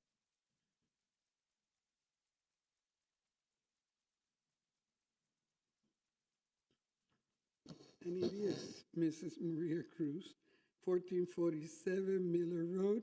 I have absolutely no issue with eliminating the runoff, but I still feel that if in fact we want to know what people think, it should not be mail only. That's it, Ms. Mayor. All right, close. We have a motion and a second. Vice Mayor Anderson, Yes. Commissioner Fernandez, Yes. Commissioner Lara, Yes. Mayor Lago. Yes. Item F7.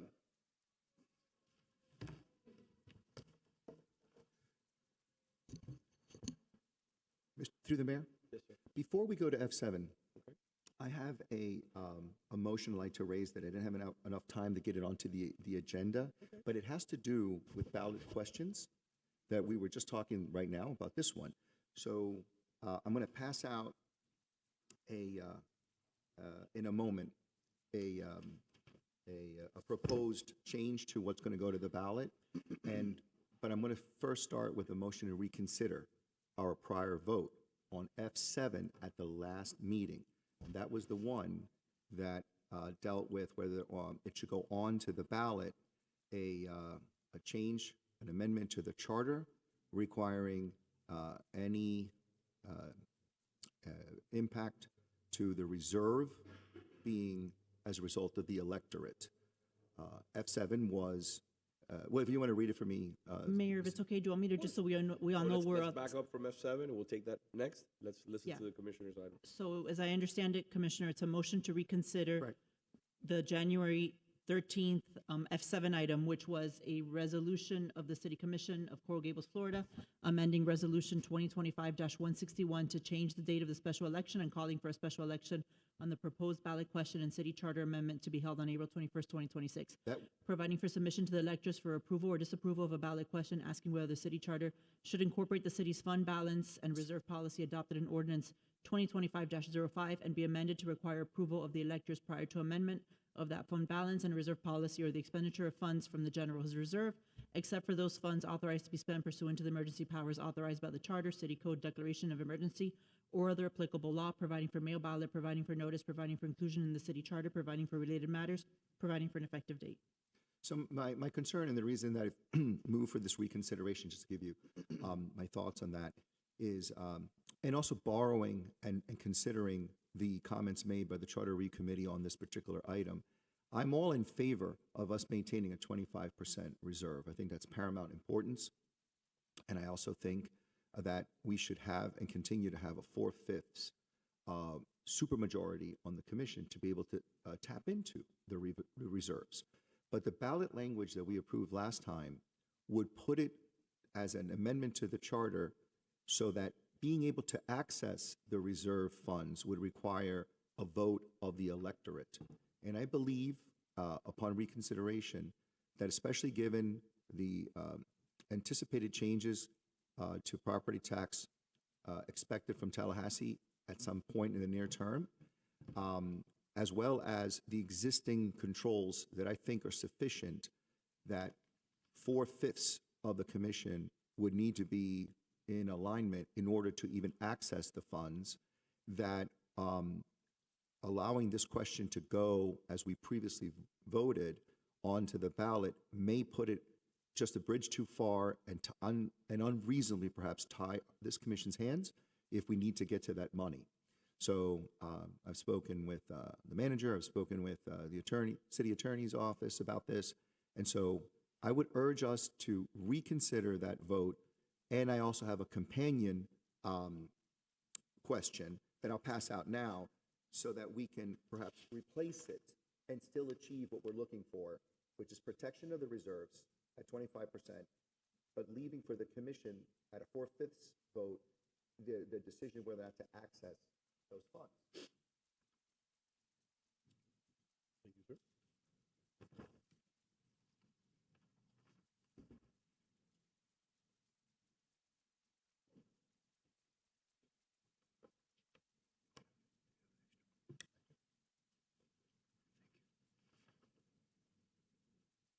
Commissioner, you have anything else you'd like to say? No, they do seem to be dovetailing one with the other, but procedurally, the first thing, motion to reconsider, so that if that carries, then I will be moving for this to be the language on the ballot.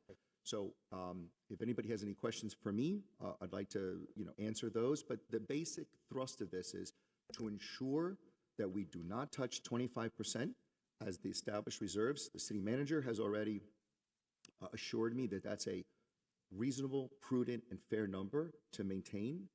And my view is that now that we're already at 4/5 of the vote needed to be able to access that money, the resolution I'm supporting here is that keeps for us the 4/5 ability to access it rather than putting it into the hands of the voters, which might be an unreasonable hindrance or obstacle, and in light of what we're waiting to hear and see what Tallahassee does with respect to its property tax reform. So first and foremost, as the author of this legislation, I don't have an issue with the reconsideration. That's number one. Number two, but I do have a question for our legal team. So what if we, in the future, we approve this, correct? That we need a 4/5 vote to tap into the reserves. Could there be a piece of legislation that is proffered that says we're lowering the reserves from 25 to 20%? So which then is not tapping into the. I'm just trying to get cute here. Trying to get cute here, with different ways to end around and figure out how to get at the money without getting at the money. As requested by the commissioner, and we have to do this in two steps, right? Motion for reconsideration, and then it would be the second to take up his proposed revised question. It would be that the 25% is something the city has to maintain, and that would be in the charter and would be only amended by referendum, that aspect of it. Tapping in would then require as you said, tapping in would require 4/5, but the 25% would be the policy. So let me tell you, the policy already is 25%. We wrote that policy. I wrote that policy. Okay. When I got here, it was $15 million, and now we're over $60 million. Took a lot of belt tightening. 2 years ago on the commission, we started spending a lot of money. $20 million COLAs, raises, car allowances, all kinds of things that to me are fiscally unsound and not in character with the city of Coral Gables. They're just not. They're not. The vice mayor and I were very clear. We were not in favor of hiring. I think how many people did we hire in 1 year, Mr. Manager? Excluding police. It was like 17. 17. I voted before anyone here got on the commission. I was one of the votes to increase police and firefighters. So excluding, we did 17. From my time when you've been here, Mr. Manager, what's the most you've ever hired in 1 year outside of police? Well, this year, Mayor, because we used the outside of outside a fraction of that. Yeah, 1, 2 people a year. Less than between 3 and 6, something like that. So 1 year we bumped it up to 17 people. That is a massive increase of overhead. okay? So the reason why I proffered this is because when you're sitting in a commission meeting and people are openly talking about it, Commissioner Fernandez talked about it, and says, hey, let's tap into the reserves for sidewalks, for this project, for that project, okay? It's a public record, we can look it up. You get scared after belt tightening for so many years, and you see where the economy's headed, and you see where things are kind of being forecast. So you want to be as conservative as possible fiscally to not put the city in a tough position. Before I got elected, and when I got elected, we were a AA rated city. Through our belt tightening and paying down of the pensions, which hadn't been done before, until Jim Kaysen started that, and I was a rookie on the commission, we had a AA rated city. We wrote the 25% piece of legislation requiring 25% reserves. We started paying down our overhead, our unfunded liabilities, and we were awarded one of 3 cities in the state of Florida had triple bond rating. I repeat that over and over and over, and I will do it to the day, my last day on this commission. Because people need to be reminded, to get to where we are today was a Herculean task in belt tightening. It was a Herculean task to be able to deliver on services and infrastructure upgrades, like the public safety building, like the litany of different projects that have been worked on here in the city, while you're still putting money away. So when anybody mentions to me that let's just spend money from the reserves, I've never heard that before in 10 years of being in public office. That happened on this commission before you were elected. So to me, that's why I proffered this piece of legislation, because I knew, God willing, that if I was able to turn over the commission, we would do something that would ensure the future viability of this commission. Because I don't want to be like any other city that has 5% of reserves, 10% of reserves. That's not who we are. So I have no issues. If you feel comfortable in removing that portion, I will go along with it as long as we keep the 4/5. To me, the 4/5 was important. Remember, we already require a 4/5 for a COLA. Okay? So if we're going to require that, then we should require it for tapping into the reserves. Through the mayor, I could not agree with you more, since we're on the same page on this. What I would like, though, right, is like you want, is to ensure that this remains long after we're gone, or make it known to all, right? When you amend the charter, as we're hoping, if this ballot question gets put on the way I've got it here, 25% will be the general fund reserve. Can't be changed unless you have another vote of the electorate. And then, but we keep for ourselves, the commission, the ability to access that through a supermajority vote, which we have now, but I would like that in the charter saying you need a 4/5 vote to access those funds. I think this is the best of all worlds because it provides us with the requisite maneuverability if we should encounter some really bizarre moves coming out of Tallahassee, but it's sufficiently encased in concrete so that it will not be willy-nilly or through a simple majority amended. That's what I'm trying to achieve. Mr. Manager? Yes, Mayor, thank you. Thank you, Mayor. I just want to clarify something because I think that many people think that 25% is every year and it's part of 25% of the budget. This is a reserved fund where the amount in the fund is 25% of the budget. We cannot put 25% of the budget every year into a fund. It does not work. So this is a fund that, as you know, Mayor, you've worked very hard at, and it's been a long time in getting to this 25%, which, by the way, I think is an excellent number because it generally provides us with 2 small hurricanes or 1 large hurricane, and that's one of our major issues. When we spend money off of the reserve, this is something that we cannot put back. If we take $20 million off of the reserve, we can't put that the next year. This was painstakingly brought to that level, Mayor, over many years. And so I think there may be a disconnect and people think that's just 25% of the budget. It's not. It's taken a long time to get to this 25%. And in the pandemic, we never touched it. And that was an emergency. We never touched it because we all realized how difficult it is and how long it took to get to that 25%. Now, we work with hurricanes. Why? Because there's a FEMA reimbursement. We got 95+% of the hurricane. So we know that there's a receivable coming back for that. So this fund is a critical fund. It allowed us to work much better. It allowed us not to have to go to the bank. It allowed us to gather contractors faster. So I do think that what this does also, Mayor, is twofold. It's 4/5 to change the policy and 4/5 to access the money. So you have 4/5 for both items. Two quick points that I think I want to mention, which I'm in favor of, and I just to put it on the record again. Remember, this is not only a reserve, we also make money. Okay? 5%, 6% interest. Do the numbers. Our finance director can tell us what we make. So that is additional gravy for us to spend on projects that the commission and our directors deem appropriate.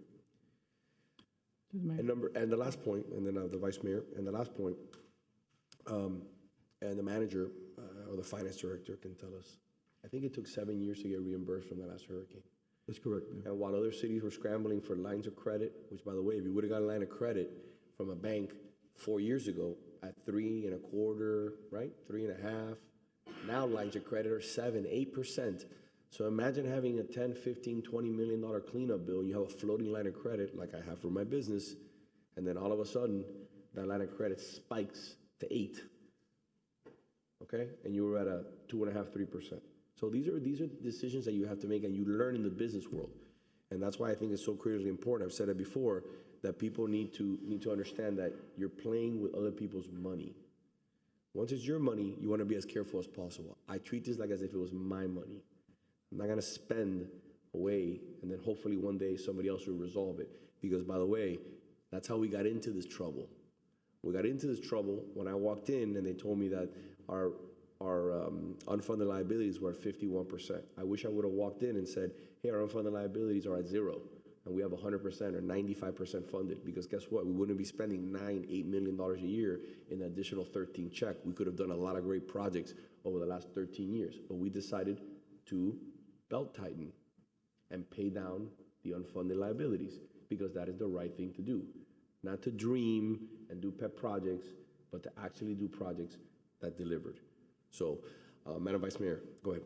So I'm going to add to the comments that back when the majority of the commission tried to use the reserve account to deliver, as it was couched, what people wanted, the sidewalk improvements and things of that nature, because we could go out and take a credit line for these emergency situations.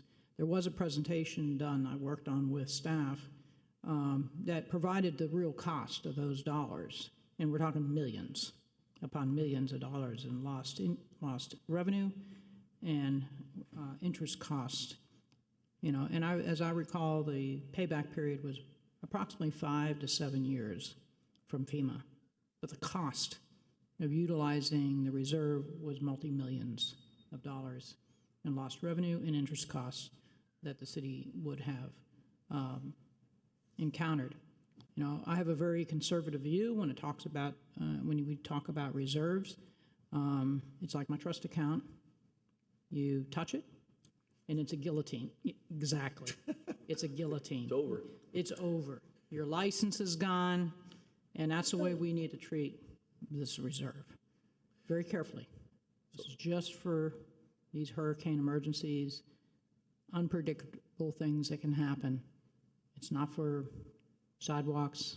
It's not for our ordinary capital improvement projects that we should be able to plan for and continue to use the capital improvement program that we have right now and put that money away. And if we have a high year of taxes coming in, sock it into these one-time expenditures as opposed to hiring more people. Okay? It's very easy to say hiring more people. That money is gone in an instant. You'll never get it back, and you'll never get sidewalks out of it or road improvements. So these one-time expenditures is how we should handle the peaks through capital improvement programs, as opposed to spending the money because somebody just wants some more people in their department, which is a tendency. I understand it, but we have to do the belt tightening. So I am in favor of this. Thank you for bringing it. I want to be cautious, though. I know we don't know what's happening in Tallahassee, and I would say that that's not necessarily the reason why this should be brought, because that would say that well, if Tallahassee changes the property tax policy, we therefore spend the reserves. And that's not what we should be doing here. We need to maintain the reserve because the hurricanes are going to come. It's not a matter, it's a matter of not if, but when they hit. Well, through the mayor. Yes, sir. I agree with you, Vice Mayor, 100%.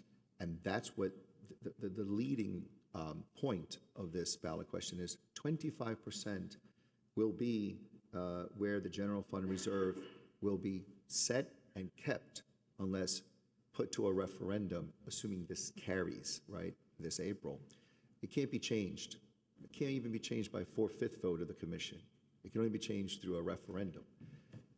But it allows us, though, a supermajority of the commissioners, under the right circumstances, to access it. We always have it available to us when there's been a state of declared emergency. But like you said, an unforeseen calamity allows us at a 4/5 vote to be able to access it for emergency type situations. But the 25 remains sacrosanct if this carries. And by the way, you know, the mayor did make a great point during the last item to give deference, due consideration to what the CRC, the Charter Review Committee, had teed up in their commentary. What I'm discussing here isn't exactly what they recommended, but again, this commission is showing appropriate and due consideration to opinions and advice given by the CRC as well, and that's our part of our deliberative process. So I don't know if anyone else had any comments, but at some point, I guess, we need to see if anyone is interested in moving it or. Well, I guess you've made the motion. Well, I'll move it. Second. But I think Commissioner Fernandez wants to say something. Well, I think right now you made the motion to reconsider? Yes. And then we'll discuss the language. Correct. Because I have a couple of questions about the language just to make sure it's clear. Yeah, procedurally, Yeah, sequentially, so I'm ready to vote on this one. Okay. So we have a motion and a second for reconsideration. Commissioner Fernandez? Yes. Commissioner Lara? Yes. Vice Mayor Anderson? Yes. Mayor Lago? Yes. Commissioner Fernandez. Okay, so on the language, there's one line that I think.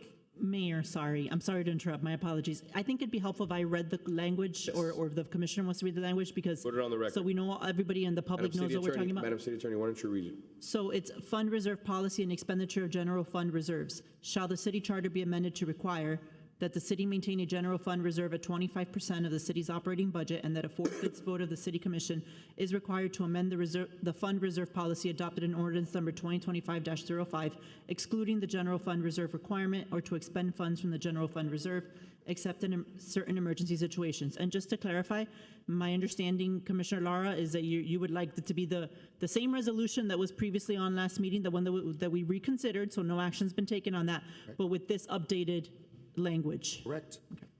Exactly right. Okay. Commissioner Fernandez. Okay, so my question is regarding the line where it says excluding the general fund reserve requirement. Isn't that really implied when we are setting in the charter the 25%? Because I think that could confuse people. Because then any amendment that throws in extra language that could confuse a voter might have a voter just say, I'm not sure, and just not vote. So the intent is certainly that the provision, if approved, the charter would be amended to require a 25% reserve fund, and that expenditures and other changes to the policy, right? Because the policy is all set forth in that ordinance. Other changes to the policy that don't affect that 25% can be done by 4/5 vote. And that certainly is the intent. And so we worked with this language with Commissioner Lara. There's also, that would be part of the resolution if this is adopted today, the proposed amendment to the charter that we have, it continues on the sheet that was distributed to you. And it would essentially say that the city shall maintain the classifications of fund balance adopted in ordinance number 2025-05, which codified the city's fund balance and reserve policy. The general fund reserve shall be maintained at 25% of the city's total operating expense and debt service budget. Any amendment to the fund balance and reserve policy, excluding the general fund reserve 25% requirement, and any expenditure of the general fund reserve other than those funds authorized to be spent pursuant to the emergency powers of the city as authorized in the charter or city code, shall require a supermajority 4/5 vote of the city commission. Okay. Through the mayor. Yes, sir. Commissioner Fernandez, in addition to what she said, but just maybe try and put it a little simpler, right? I agree with you that at first glance, it can look like it's confusing, but it's because we're leaving for ourselves the 4/5 vote to amend the policy, right? To amend the general fund reserve policy as stated in the ordinance. We wouldn't want that to be misunderstood to mean you can change the number of 25%. That's the one thing in the ordinance that's going to be charter bound. But anything else in the ordinance having to do with the reserve policy, that's what's subject to 4/5 vote. So I could live with what you're suggesting and take it out, but talking with the city attorney, you know how it is. You want to make sure there can be no argument that in giving ourselves a 4/5 majority to change the policy could possibly include changing to 25%. Through the mayor? Yes. Maybe we can change that line, and I know that we're limited to 75 words, but while requiring a vote by the electorate to amend the general fund reserve or something. If through the mayor, but that's already implied when it's in the charter, you can't change it. I agree, but that's why this line is just, I'm concerned that we'll confuse voters and we will not get the participation on this question because they may be confused. So I don't know if there's a way to just reword it a little so that there is no confusion. As the individual introducing the revised legislation that I presented, how do you feel comfortable, Commissioner Lara? How do you want to move forward? I am comfortable with the way it currently reads because the thrust and the import of this is for the electorate voting to understand that the charter is being requested to be amended to leave 25% as the floor for the reserve. And so I think that leaving it this for absolute, I believe the point is for absolute clarity. If there's going to be any attempted challenge later, assuming it's carried, and I want to be able to refer to the charter as the shield against any possible attack or claim that there's a loophole that will close the loop. Okay. I appreciate your suggestion. I'm fine. I'm perfectly fine with the way it's written and presented. I'm willing to move forward unless my colleagues want to make any changes or any recommendations.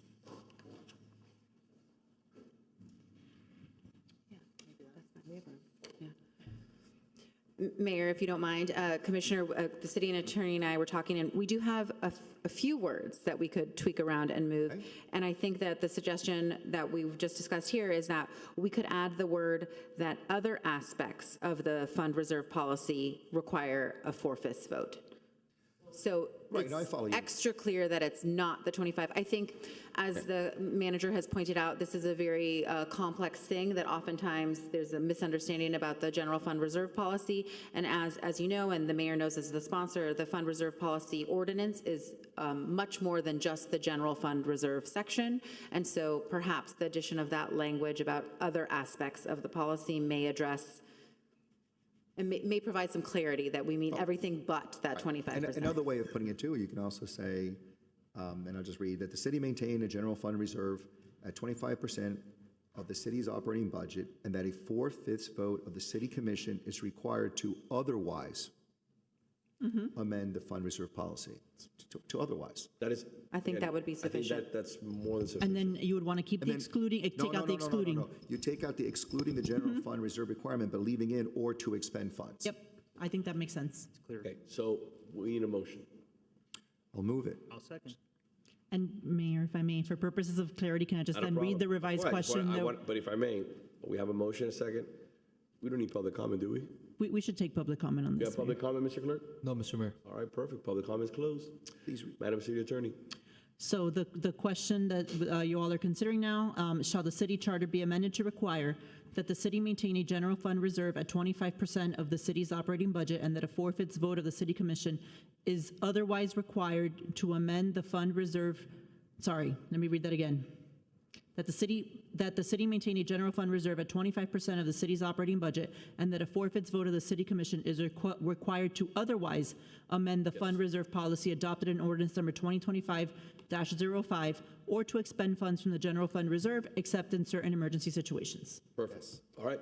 We have a motion and a second. Mr. Clerk. Commissioner Lara, Yes. Vice Mayor Anderson, Yes. Commissioner Fernandez, Yes. Mayor Lago. Yes. Thank you, Commissioner Lara. Thank you, and thank you everybody who helped me work on this. Thank Appreciate you. your diligence. All right, we're going back to F7, right? F7 is a resolution of the City Commission directing the city manager to direct city staff to conduct a community meeting to obtain public input regarding the proposed dog park on the city-owned property located at 520 University Drive, providing for a report back to the City Commission.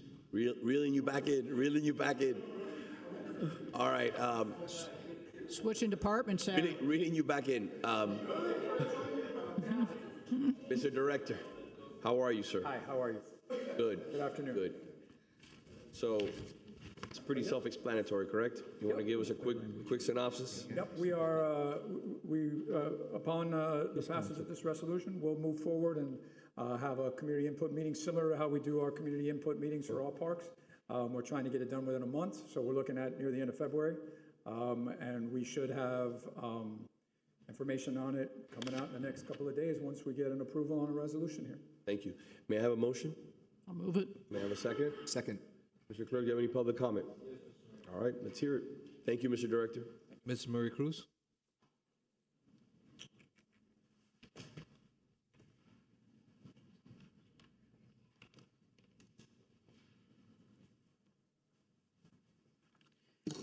Mrs. Maria Cruz, 1447 Miller Road. At first, I was not going to talk about this because I thought it was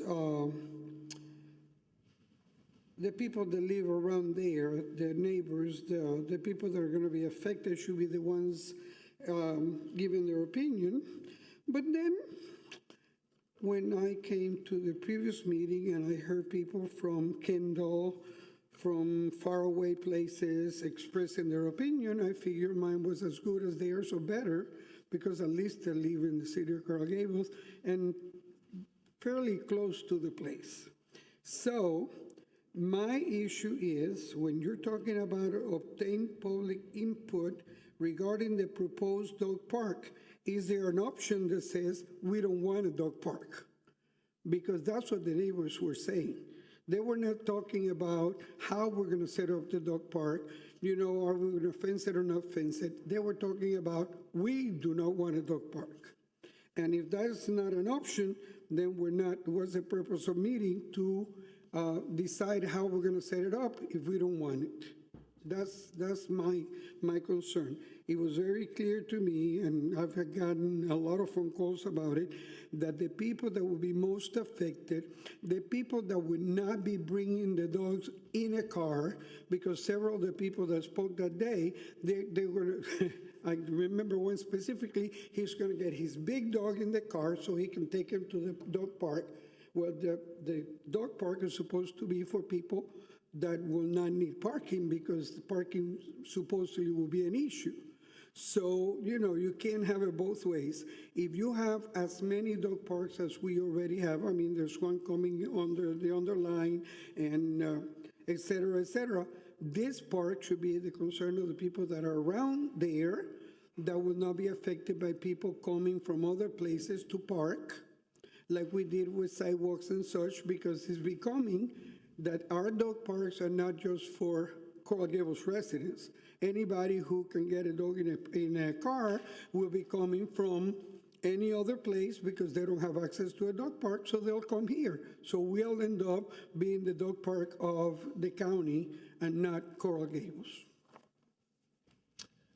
Mr. Mayor. That's it? Okay, perfect. I'm sorry, ma'am. You're right. I apologize. Lynn Warch Pardo.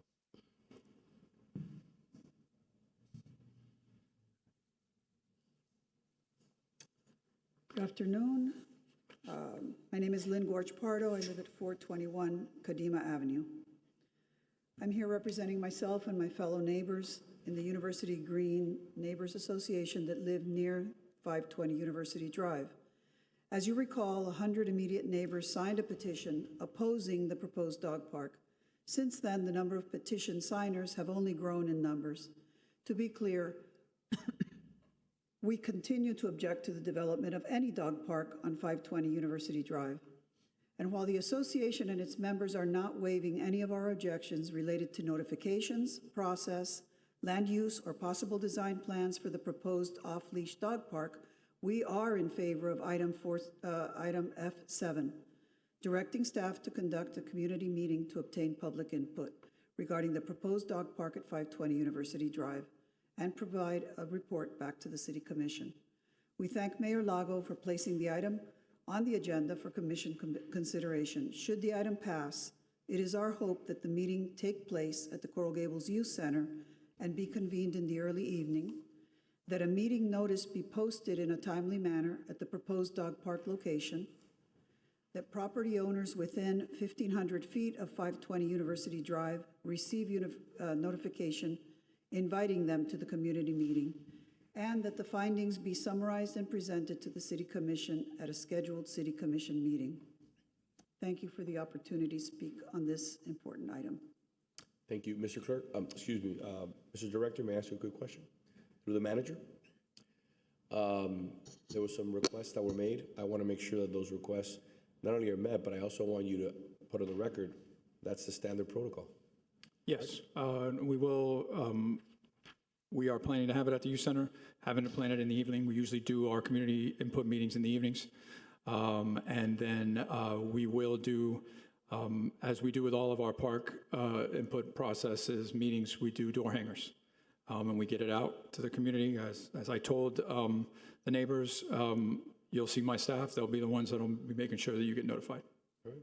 I'd also like to make sure that we put an email out to the community, to the city, to ensure that everyone is aware. Some people may not get a door hanger. An email is just another opportunity to get even more input. Yes, sir, Mr. Manager. Mayor, we will also notice within 1,500 feet all around the park.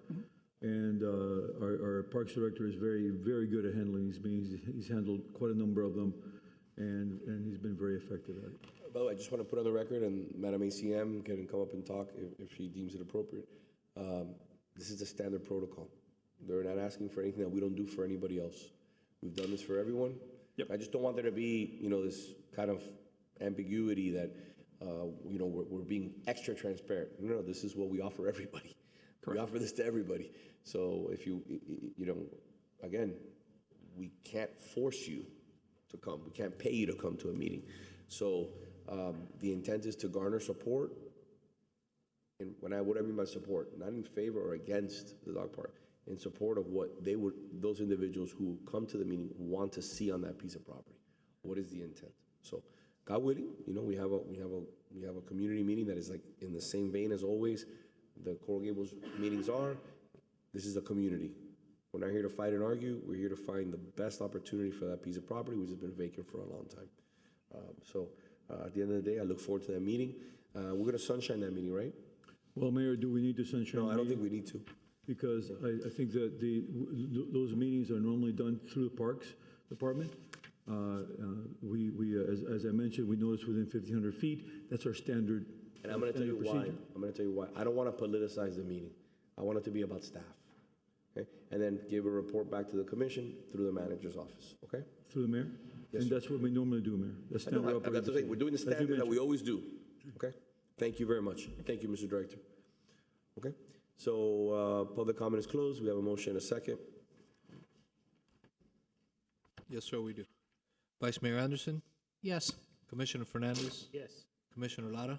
Yeah, I just want to say that I'm glad that we're doing exactly what we said we were going to do. Mayor, you made it a point at the last meeting that you're looking for consensus. You're not looking to divide or pit resident against resident. And I added to that saying that don't underestimate the power of the residents to influence ultimately what it looks like. You may be surprised with what you're able to accomplish. And we've seen that happen here with other projects as well.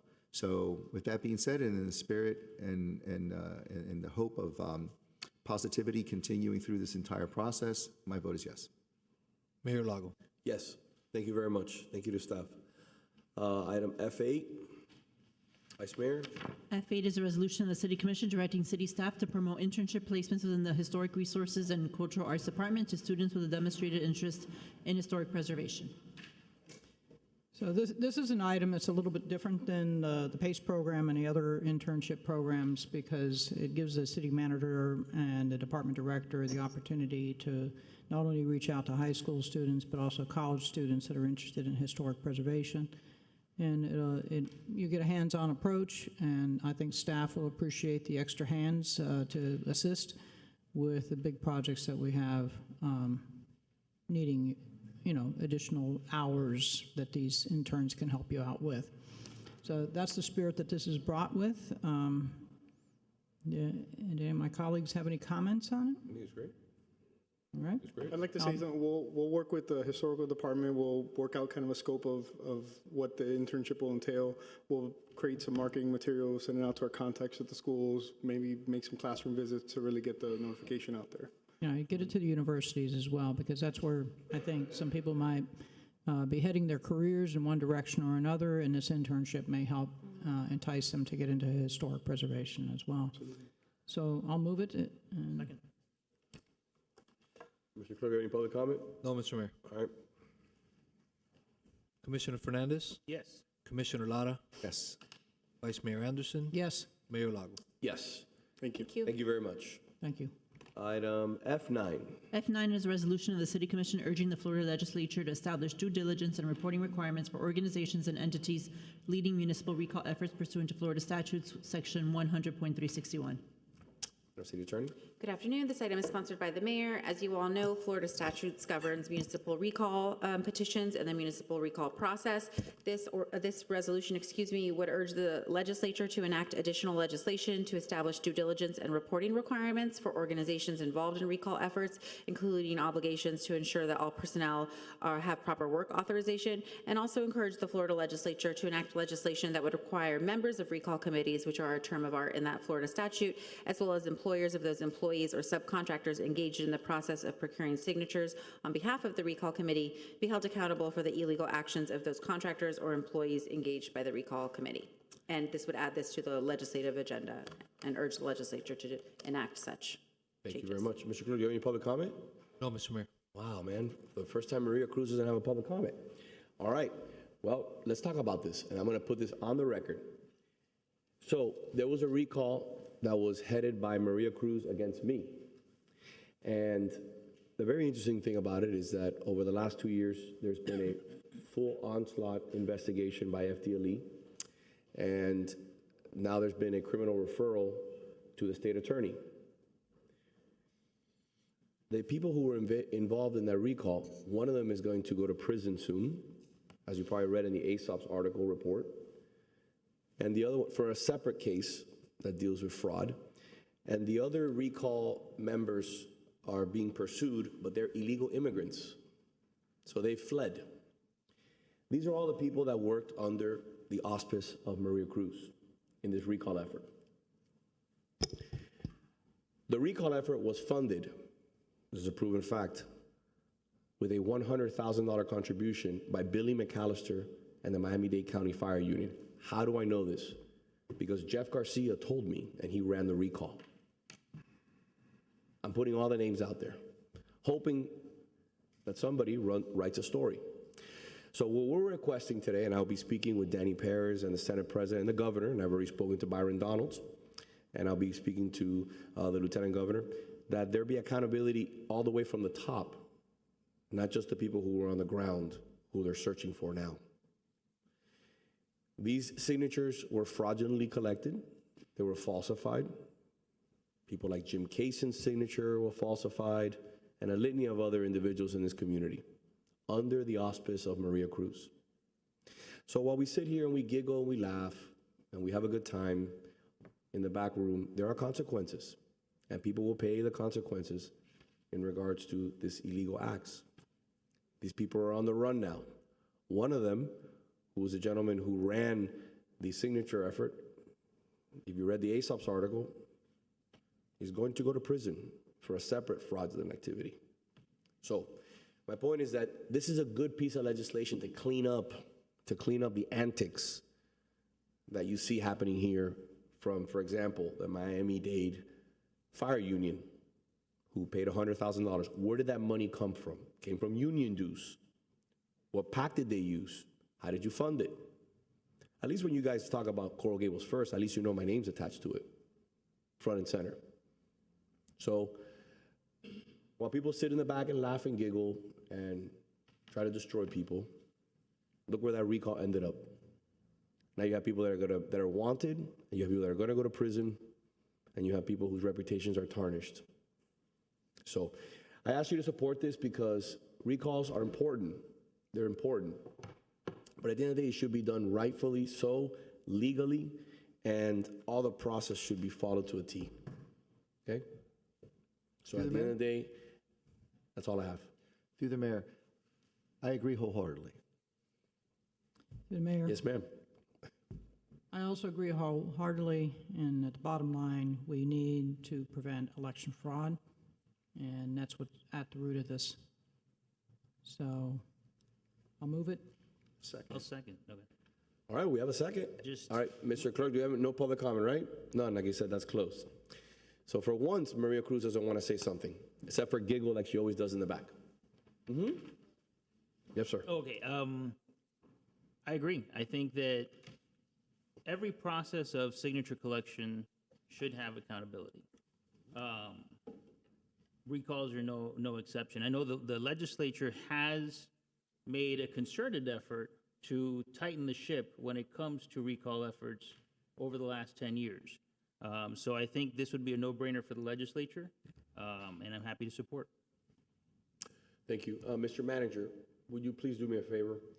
I request that this resolution be sent to every state representative with a letter addressed to the Speaker of the House, Mr. Paris, the Senate President, to the Governor, to the AG.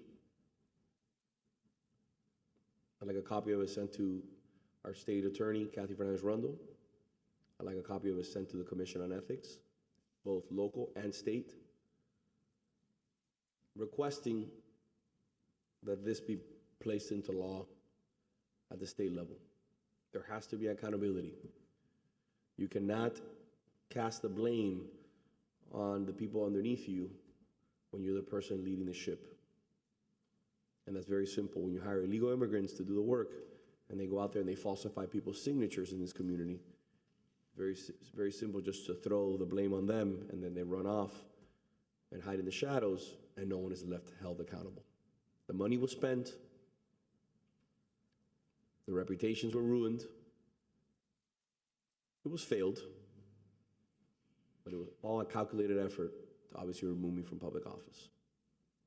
Through the mayor? Yes, sir. Well, another concern that I have, and I echo your sentiments, is that this has all been dangerously moving into business as usual, people making a career out of destroying other people's names, besmirching them, so that long after the recall fails, the damage continues, and that may be actually where they consider it to be a no-lose situation to get involved in that particular type of business, right?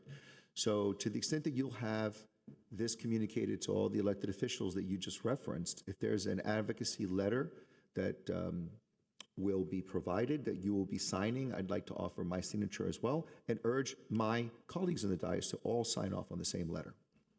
I appreciate that. Absolutely. Thank you. Through the mayor. Thank you, and I will not rest, as I did not rest with the Actualidad Radio program, which Commissioner Fernandez was on. All I requested was an apology letter. They didn't provide it. I got the apology letter. I got the guy removed, and I won a massive settlement. That's number one. Number two, we beat the recall. We got reelected by almost 19%. So at the end of the day, people are not dumb in this community. They know who's here to serve, and they understand who's here committed to serve on behalf of them. Just like the laws were changed at the state level, at the county level to mimic the state in regards to the ethics complaints, no more anonymous complaints, no more Mickey Mouse complaints. You have to now follow the state, which is something you're well aware of. So we move forward with transparency. true transparency, real transparency. We move forward in a way that has true accountability. So, and I will always invest my time and my personal treasure to ensure that transparency is at the forefront and that these kind of situations, like what happened with my recall, never happen to anyone ever again.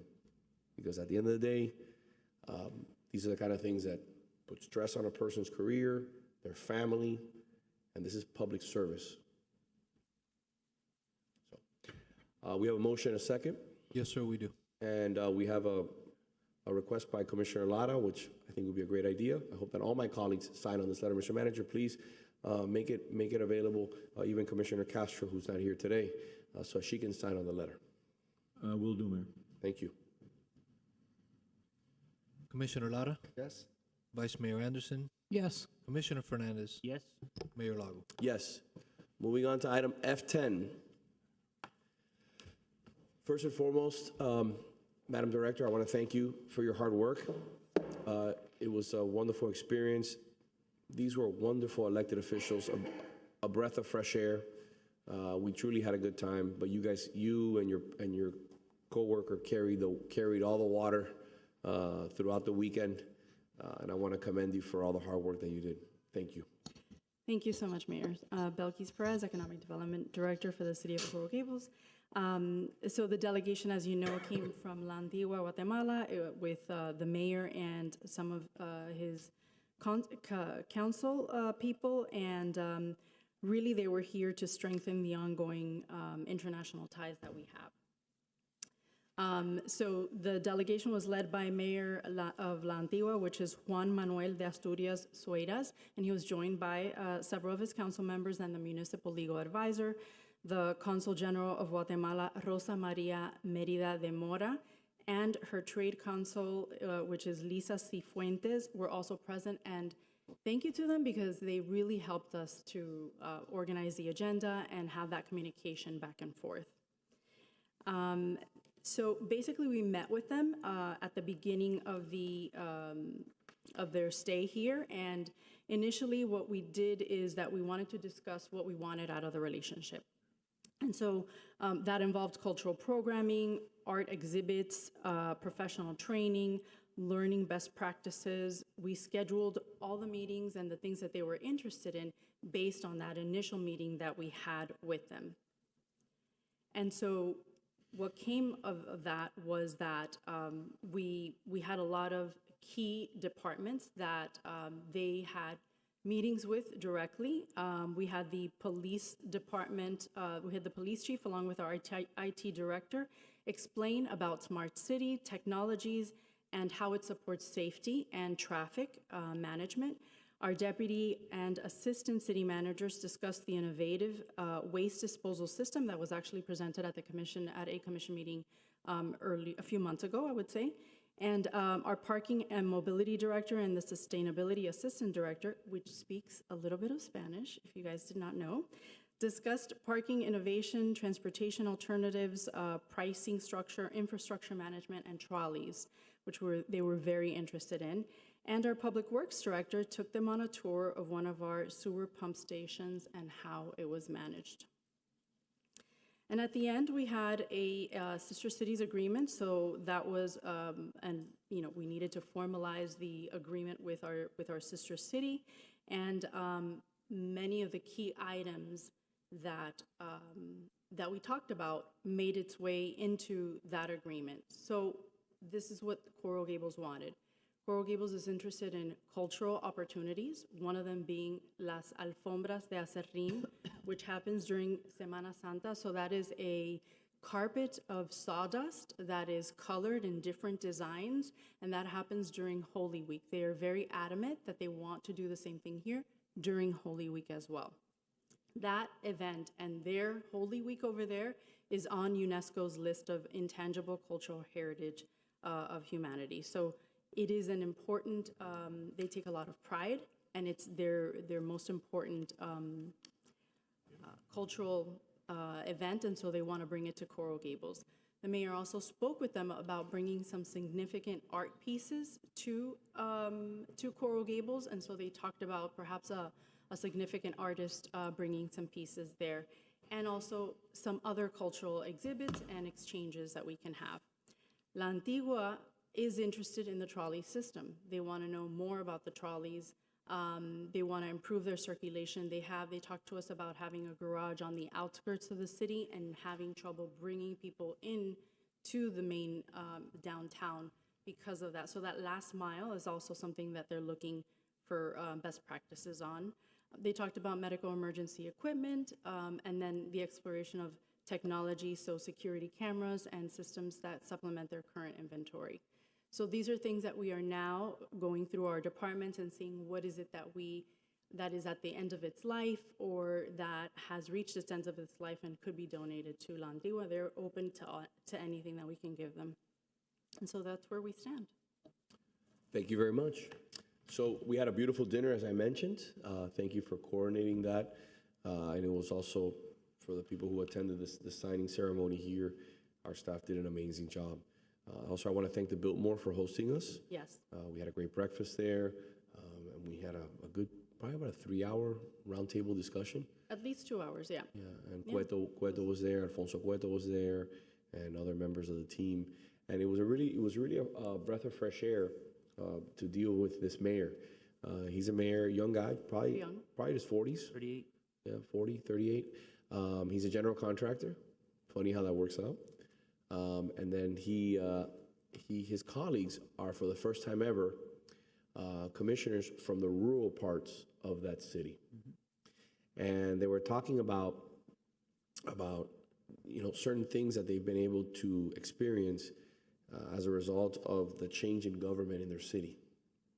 So one of them was that when they started to collect the parking revenue electronically, that they went, instead of going from cash and coins, that they saw a 300% increase in the revenue.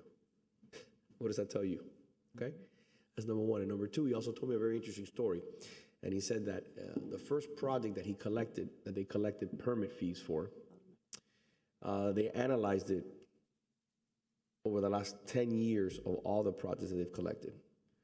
And I couldn't believe it when he told me. He goes, Vince, that one project, when we collected it, the permit fees, amounted to more permit fees recovered than the last 10 years combined.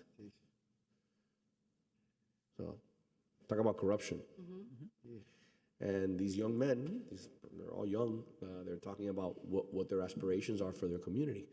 And it was great to hear them, explain, police cars, fire stations, hospitals, schools, roads, the things that they're working on that they can finally deliver for their community once they've been able to stop, some of these self-serving elected officials that were there before them. But I also had a funny conversation with them I was hoping I would have it here to show you, but I don't think we uploaded it in time. I'll have the manager send it to you. So there's a Antigua Gazette. And the Antigua Gazette, with like the Coral Gables Gazette, remember this? They wrote an article about when these 4 elected officials came to Miami, to Coral Gables, to meet with us. And it's amazing how that type of just mudslinging is even happening in South America. And they said, Mayor and his colleagues go to Coral Gables to learn how to do corruption or something like that. Spreading their corruption to other cities. And they were laughing because they had read our Gables Insider articles, and they had read our Coral Gables Gazette articles, and the coffee blog and whatever, all that stuff. And they were laughing about it. They were like, I can't believe this happens here. It happens over there. So I had the article and I was going to show it here, but we didn't have time to upload it. But the intent of doing this recap was not to talk about that, but to really highlight the visit and how pleasant it was. It was to also talk about that I'd like to put together a list through the manager's office of items that we have in excess or that are being decommissioned, whether it be a fire truck, whether it be an ambulance, whether it be an electric car, a vehicle, a truck that's 20 years old, anything that we may have over the next 6 months to a year, and see if we can work with our sister city. I think that we could do a lot of good things.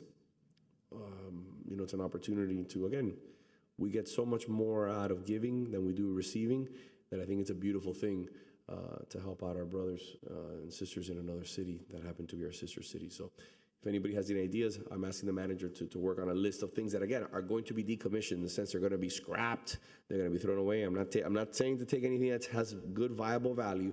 I'm talking about, I know the next thing. Mayor wants to give away the city, you know how it is. To the mayor. To the mayor. Yes, sir. So I had the opportunity to sit down with them, and it was very refreshing to see that with so little resources, because their annual budget is $20 million, they're trying to really reform and do a lot of infrastructure projects in the city. I did have a conversation with them about an item we discussed last commission meeting, which was the Sister Cities room at the museum, and they are interested in being this first city to display in that room. And they talked about giving us a permanent rug that we can use in that room as well. So I'm still waiting to hear back from Elvis on setting up a meeting. So I'll be bringing that back up to the commission soon. And as far as resources, the one thing they did tell me that they were in real need of right now was police cars.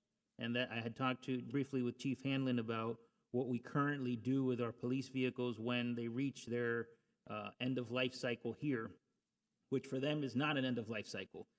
They have a population of 60,000 residents, and they have one municipal police car that they use to cover the entire city. So they do rely on the national police, but the national police is limited on what they can patrol and what they can service. So they told me that one of the current needs that they have is 1 or 2 police cars to be able to get their officers patrolling the streets. So I told them I would definitely bring that up, and if there's any other vehicles, like you said, Mr. Mayor, I think they would definitely be able to benefit from that, and that's one thing that we can offer our sister city when things are at their end of life cycle. I can see it tomorrow. You ready? Commissioner Fernandez gives away all police cars. We don't have a way to police the city. It'll be on To our, Gables first. to our cities. No, I will. I'll send that out. Done. I got him. We're giving away all our police vehicles tomorrow. Put the picture of the new Tahoes being shipped off. Of course. Done. Done deal. And I'll be in the driver's seat. I'm sure they can do it with AI. Done deal. I can see it. Thank you, Belkis, again. Thank you. And tell your colleagues, thank you so much. It was a beautiful, I appreciate it. Thank and you. thank you for They did a great allowing job. me to join you for dinner. Thank you for paying. No, it was my pleasure. My pleasure. It was truly a pleasure, and I learned a lot. Let me tell you, I learned a lot from these guys. A lot. So humble, sweet, kind, just thoughtful. It was very, very nice. And also very positive, right? Very positive. Very Like positive. the other representatives that came, as you say, from like more, let's say, rural areas of the area, were the ones who were the more outgoing, gregarious, positive. They're very jovial. Yeah, they were joking about, they were making funny with each other, how much clothes they bought and all kinds of stuff. They were just having a great time. So it was fun. It was fun. Thank you, Belkis. Through the mayor, Yes. I have to say, our department director, Mr. Anderson over there, I was impressed with his Spanish. We had a great conversation about the trolleys and other vehicles as well. And the reality is we don't do the overhaul on engines here that we used to do many years ago. My husband used to do rebuild on engines before. So they'll be very excited to extend the life, or I would say the best recycling is reuse as opposed to melting them down. So they'll be happy to drive them back, just like the other country drove back one of our fire trucks. That's a beautiful thing. It is. Thank you for bringing us. Oh, no. F11. It's simple. It's a discussion regarding sidewalk expansion on Arduino Drive between Paraíso and Blue Road. And Madam Director, how are you? We've had. This is something that I've sponsored. Again, we have residents who would love nothing more than to have their homes have sidewalks, especially after all the hard work that your office did in regards to Blue Road, and now with the David Lawrence Park. We'd love to have a little bit of connectivity to get there. How do you see it? So, Melissa Desires, Assistant Director for Public Works Transportation. So we put together a presentation, just with some pictures and everything to give everybody an idea of what, this project would include. It's basically 0.12 miles of sidewalk on the west side of the road. It's going to be 3 intersections. So this map shows all the existing sidewalk in the area with a dashed line. You can see that by Parma and Paradiso, there's no sidewalk. Yep. So we're looking to fill it in with the green line. Some of the issues that we might have with this project would be decorative driveway approaches that we're going to have to cut through, tree impacts, and other landscaping encroachments. So basically what we're going to have to do is get an arborist report, get a survey, and then come back to commission and let you know what the next steps would be. I think it's a great idea. I'd love to see, again, like we had to do in Alhambra. We're talking about 7,500-year-old trees in certain areas. Let's try to obviously deliver on the sidewalks while minimizing the impact of the canopy.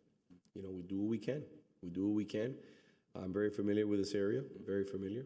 And now what happens is, after the hard work that your office did, now you gave people sidewalks, and now people are like, hold on a minute, I want sidewalks. And that's the last gap that's missing. And that's the last little gap. So people are kind of perplexed by it. Right. So now with the park, completely renovated park, both of the bridges are connected now. You're talking about you're going down Granada, you did University. Now we're about to start Doctor's Hospital. Everybody now wants sidewalks and they want the connectivity. Good, Mayor, I think it's a great idea. I've been in that area and seen how the traffic moves very swiftly to and from the university. It's a dangerous place for people to walk on the street. And so for public safety reasons, I think it's a very worthwhile project that we need to look at. No, and that intersection is interesting because we actually spent probably half an hour, 45 minutes at observing that intersection during rush hour. And when the light on Granada is red, it backs up all the way to the bridge. When the light turns green, it all clears up. Yep. So you have that constant, heavy traffic clears up, heavy traffic clears up. So it's a very complicated. At some point, getting across, we'll probably have to get the county involved. So our goal is to be able to bring options to you to decide, obviously with some funding and timelines, sometime in April. Can I ask you a question? Sure. Again, you guys are the experts, but when you talk about the level of traffic in Granada that's caused by the light, why not remove that light and put a traffic circle? So Blue Road is a county road. We actually reached out to them and asked them, if they could potentially replace the traffic signal with a roundabout, but they weren't in favor of moving forward with that. But ultimately, it would be their decision because it is a county road. Okay. All right. Through the mayor? Yes, sir. So since you brought that issue up and you spoke to the county, can you just tell me at a very high level, what do they typically say is the pushback when we would want a roundabout? When they say no, what are they saying? They just don't recommend it. That's basically what they say. They'll say, like based on the volumes and everything, they just wouldn't recommend it at that particular intersection. Sometimes it has to do with like the geometry. You might not have, sufficient space for the type of roundabout you might need due to the volume. It's different reasons. So. In that particular area, you actually have some turning lanes. Yes. So you may end up with a situation where you may narrow the traffic, and then, you have two lanes into one, and, it can get complicated. I'm not saying it will be impossible, but the county tends not to be too fond of those circles that are not standard. Do you, what do we need to do to move forward? Obviously through the manager's office. We're going to we need to get a survey, an arborist report, and then we'll put together analysis similar to what we did in Alhambra, and we'll bring it back to the commission, we think probably in April, with some estimates and some timeline for what the following steps will be. Could I have a motion? I'll move it. Second. Mr. Clerk? All in favor? Aye. Thank you. So you said April, let's say May. Thank you. Okay. It's a lot of work. No, It is. You got tree survey, There's that smile on your face. and you got to design. We'll take it. I mean, it's okay. I mean, listen, it's been 100 years. We haven't had sidewalks. They can wait 4 months, right? They're just going to be happy to know that it's moving forward. That's all that matters. And we're going to send them this video. So, okay, thank you very much. Thank you. I appreciate you. Thank you for your hard work, both of you and your team. Thank you. Appreciate it. F12 Deferred. Oh, deferred. F13. F13, discussion regarding America's 250th birthday celebration. Ms. Pontin, thank you. If you could please put up the presentation. Yep. So hopefully the most important thing is for me to pronounce this, the semi-quincentennial. That's Wow.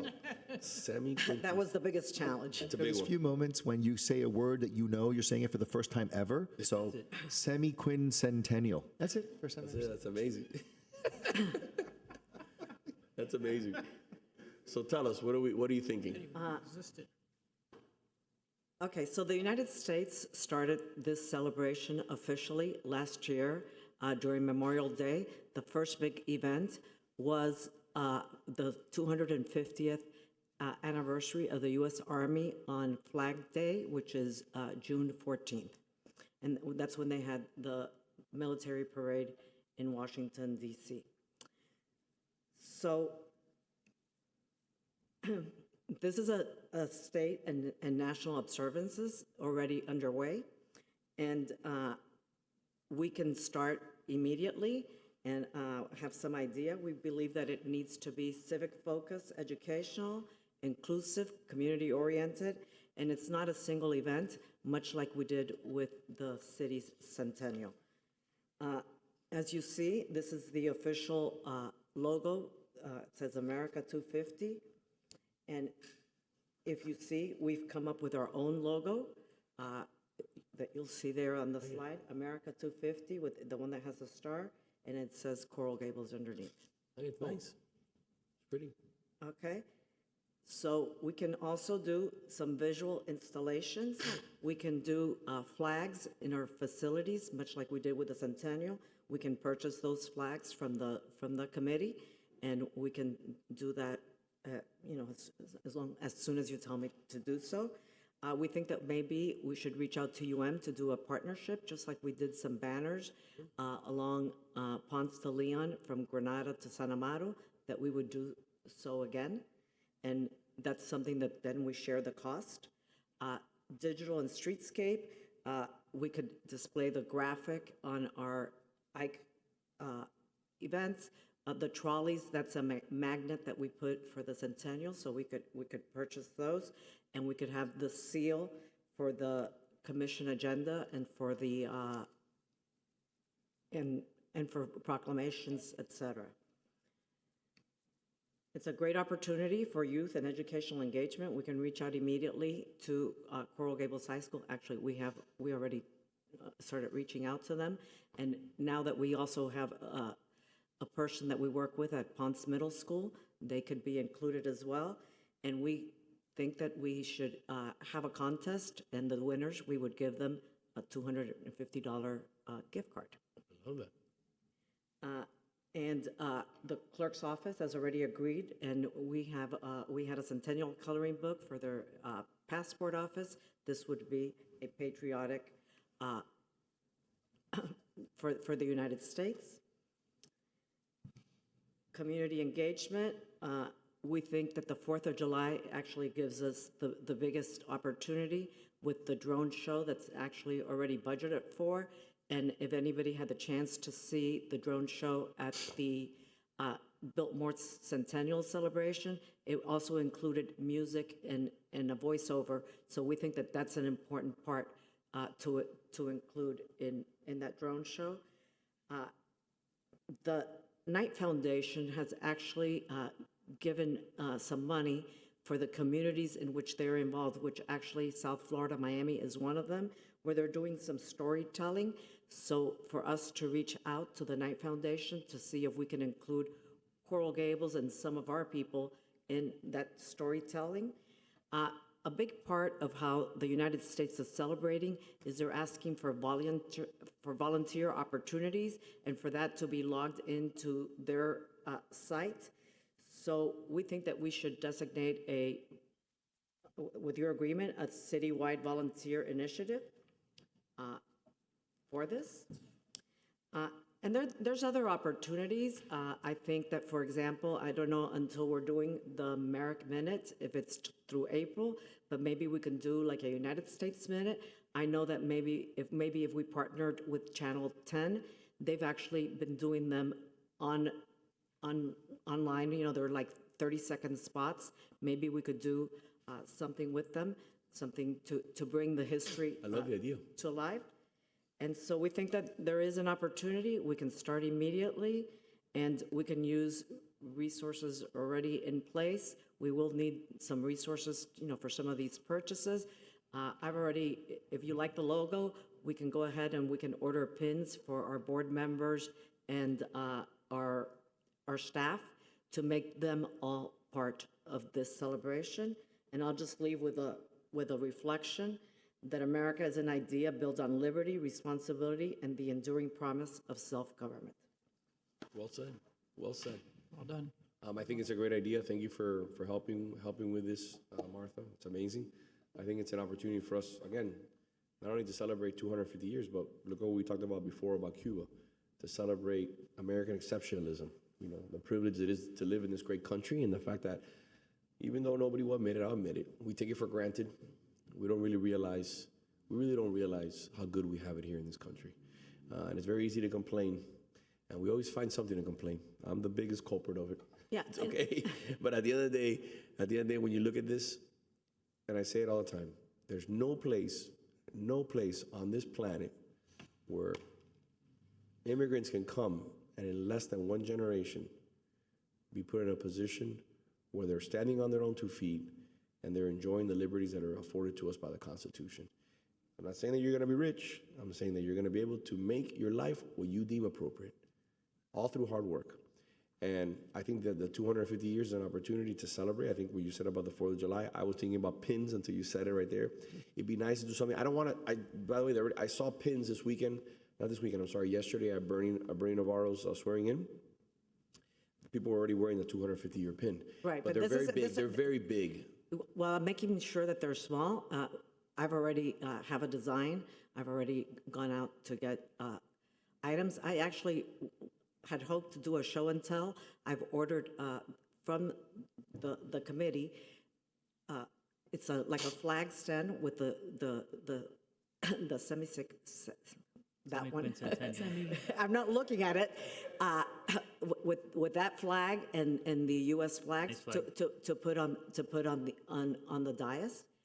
So I think to give the dais also part of the participation.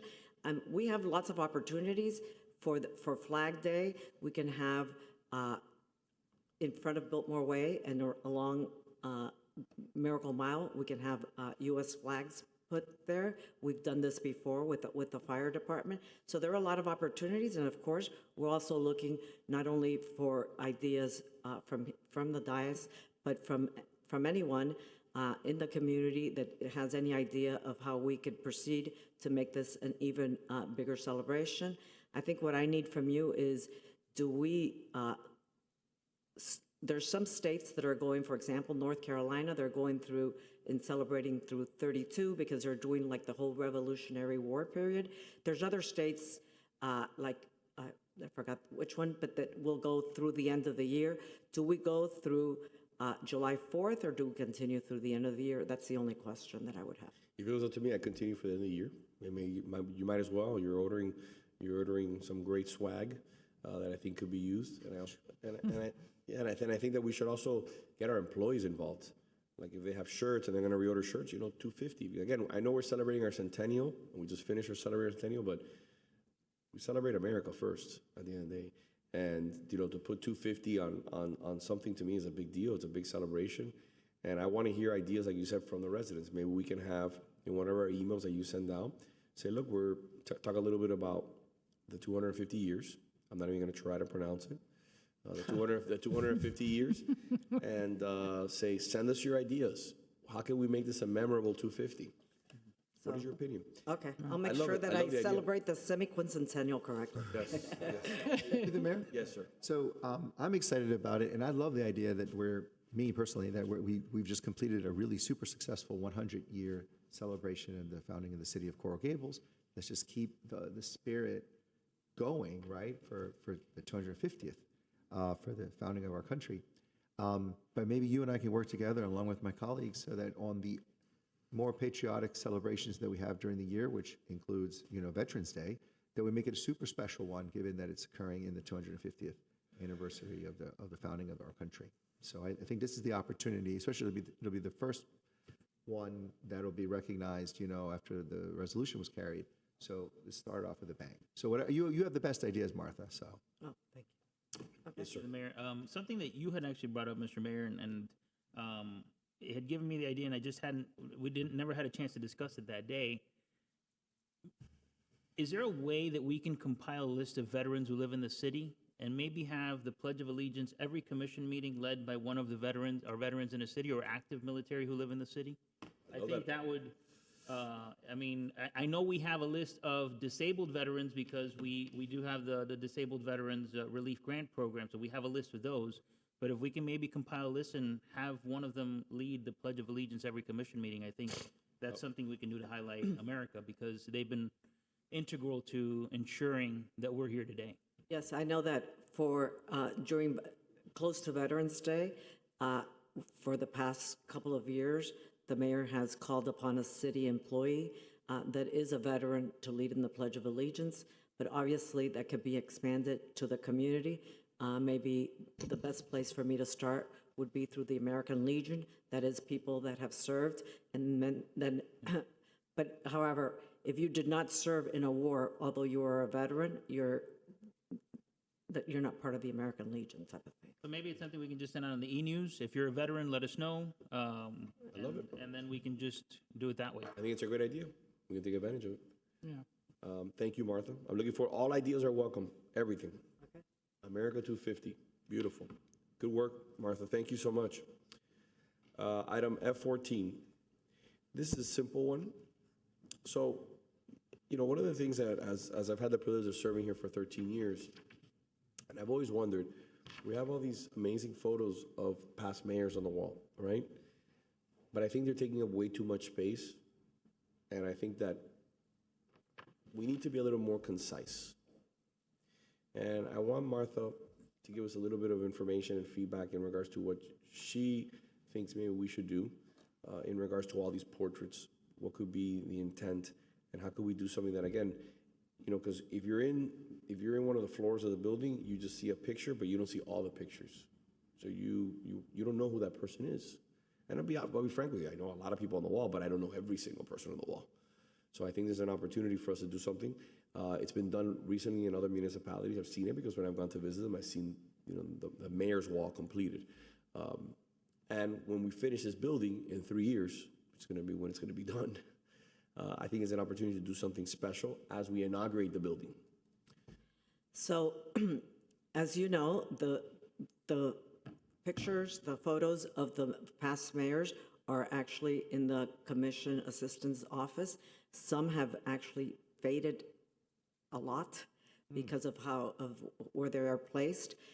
Tomorrow, I have someone from Menorah Studio, who, as you remember, they celebrated their centennial as a business. They're here in Coral Gables, coming to see if maybe those could be restored to give them a better shape. We think that once this building is complete, that we could have a mayor's wall, but it would have to say, and it would not in an office, it would need to be in a hallway so that it's publicly accessible. Because right now, it's only if someone is going in to see one of the commissioners that they go in through that office. But we also think that with the restoration, we also have an opportunity, and the opportunity is to do something online with, in the city commission page, we can actually add former mayors, and we can actually even take it a step further. We could put the names of all former commissioners. I believe the city clerk's office does have that information available. And then that way, in the commission page, you could see the people past and present by years. With the mayors is where we have more opportunity because we do have pictures. So let's see how this restoration and how we can use that restoration to digitize to digitize the photos. I think it's a great idea on multiple fronts, and if I may, through the manager, I ask you to please look at what the city of Miami just did. So instead of having large, 1 by 2 foot photos, they went small, 6 inches, and they put all the mayors on one wall, and it literally fit perfectly right when you walked in to the Pan American building, and you could see and you could follow the first mayor to the last mayor. I agree. The commissioners, we should have something online where it says who has served, what years did they serve. A little bit of information. If we have something brief, 1 paragraph or anything like that. I think getting a paragraph for people from the 20s, 30s, 40s, I know, it's gonna be a challenge. But we could always do it with respectfully, like for example, through family. Like for example, I'm just Jeanette Lesnick, who's no longer with us. We would ask Dawn to provide a quick one. I'm just saying if that's an interest. If not, I understand it's very complicated, but I don't. To me, what I've seen here before, this is why I bring it up. All those photos are great, but they're everywhere. You can't put them into one room. I think what's great is when you walk into, for example, one place and you see all the photos on the wall, and you can follow it from the beginning to the latest. I know. I went to the city hall in Alicante in Spain a couple of years ago, and they did have all the mayors, and it was a very, very nice in place. We've also reached out. We haven't heard back. I think that there was an interest in possibly doing an event. So we've actually reached out to the Coral Gables Museum. They have a smaller space where currently, where they have the Celia Cruz exhibit, that maybe in the future they could do, as we restore these, that maybe we could do an event related to that. Perfect. Actually, I had, when I first got elected, I reached out to the clerk because I wanted to know who had been in this seat prior to my predecessors and the ones that I knew. I knew it was Vice Mayor Mena. I knew it was Vice Mayor Kurdak before him, and Jeanette Slesnik. But it was hard to go back beyond a certain point because the commission structure had changed. At one point, everybody was on the same ballot, and the top 5 vote getters were elected. The top vote getter was mayor, and the next 4 were on the commission. But it was even hard to find photos of anybody prior to a certain date because we just don't have them. So I think it's a great idea. Something I would suggest is maybe we can designate one of the conference rooms as the mayor's conference room, and have them displayed there. And that might be a place where we can display it in City Hall that's visible. Yeah, so the first step as I said, tomorrow we have the person from Munor Studio coming by to see what we can work with. I mean, we will obviously reach out to other people. We just thought we have a person locally. Let's see if we can work with them. Okay. I think it's a great idea. Thank you so much, Martha. I appreciate it. Just bringing this to your attention. I think it's a good opportunity, and let's see where we go from here.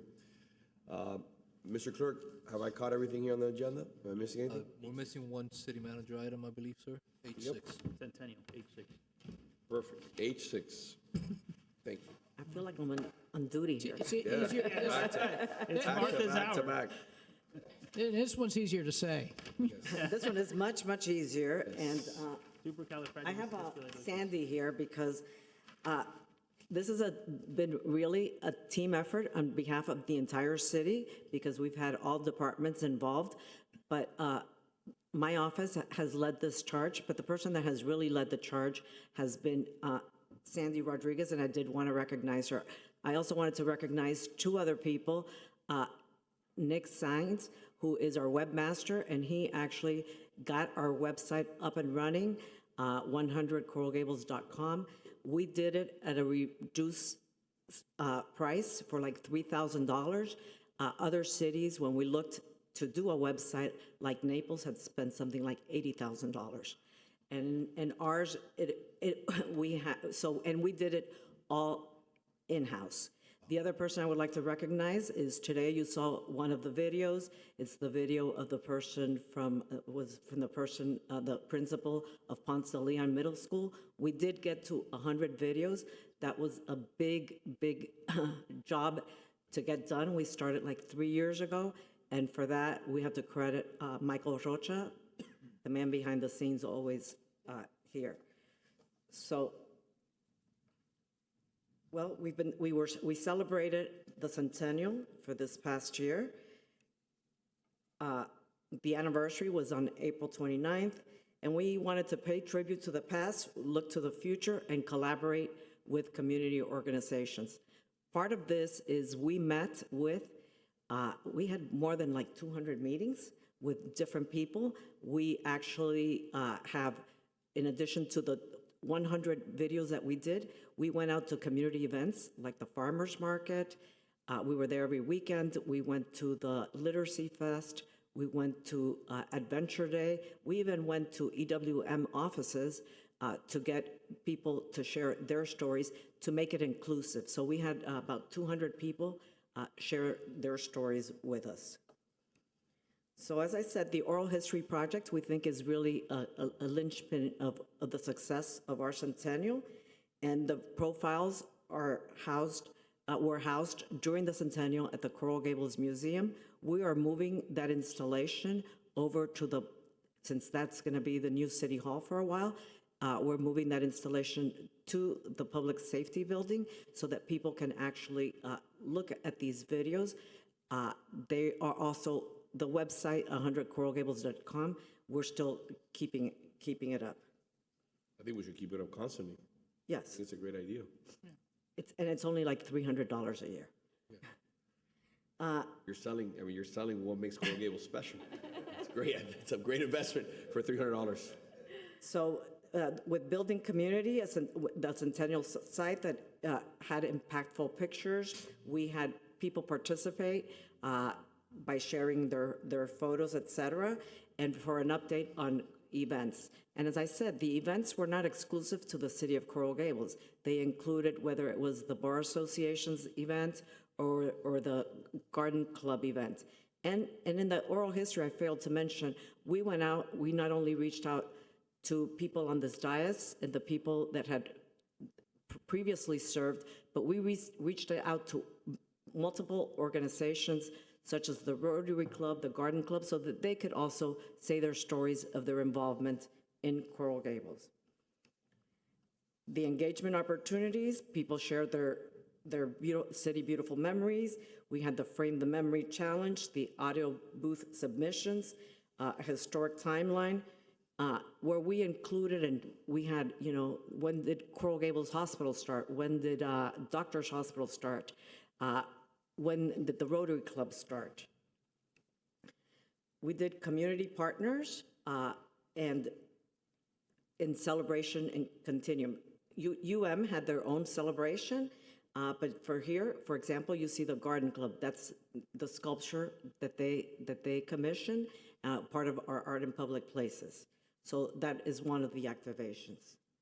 And here we have our city attorney and our former city attorneys, because we worked with the Coral Gables Bar Association to make it their annual gala, a salute to city's attorneys, because when the city was established, the city attorney position was part of what George Merrick envisioned that needed for the city to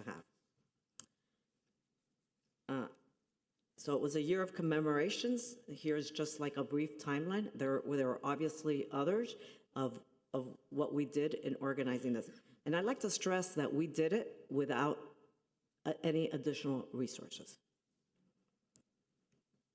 And our city departments throughout celebrated. So we had economic development, had the ornament, public works. We have 10 of those storm drain covers.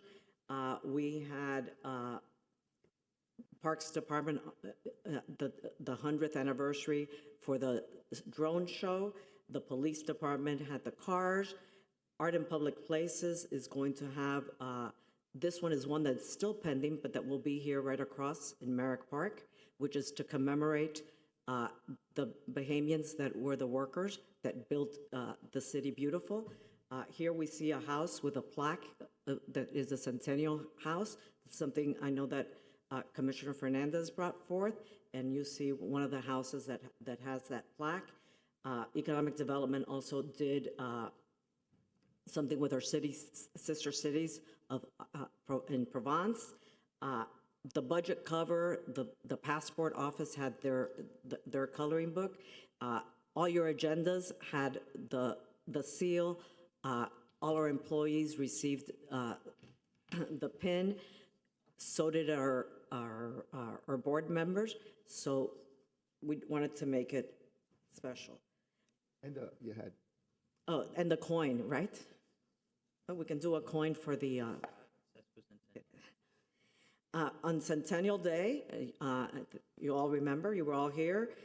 We did the the flag raising ceremony, and we also did other things. So, for example, the Miami International Airport had their electronic message about Coral Gables. FIU had an electronic message about Coral Gables. We got 3 buildings besides City Hall to be lit: the Biltmore, Alhambra Towers, and the Lowe's Hotel. I love the flowers in front of City Hall. That was green space. That was green space management. Oh, beautiful. It was covered in the Miami Herald as a front page. We had the essay contest winner from Coral Gables High School read. The grand finale was the concert at the Venetian Pool, and that was an event in partnership with the Miami Symphony Orchestra. So by the numbers, 100 oral history stories filmed, 193 audio stories recorded, 12 Merrick moments highlighted that we highlighted also. I know that they've continued, that we highlighted in E-News. E-News had a centennial look throughout the year, and we had a centennial corner. We had 10 centennial manhole covers, 54 Tree of the Year submissions were received, and there were 250 attendees at the centennial concert. So we think it was a success. And again, thank you to Sandy for all her hard work. And, it was great for the community to be able to celebrate with us. Thank you. Not at all to want to add any work to your overflowing plate. But you know what I would love to see? Maybe it's something you have already cooked up in your laboratory somewhere, but you've documented, well, first of all, you've put together, you and the city staff done such an amazing job, putting together a, once in 100-year event, right, celebrating the city. But they're all such wonderful events, right? And each of them was over the top and beyond what I thought they could have been. And culminating with the Venetian Pool celebration. I mean, that was just something that everybody who was there is going to have to say is beyond memorable, right? It was so amazing.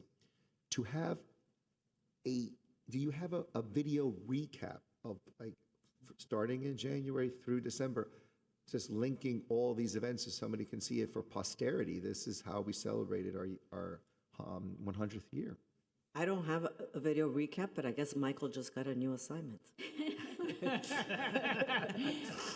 The power of delegation.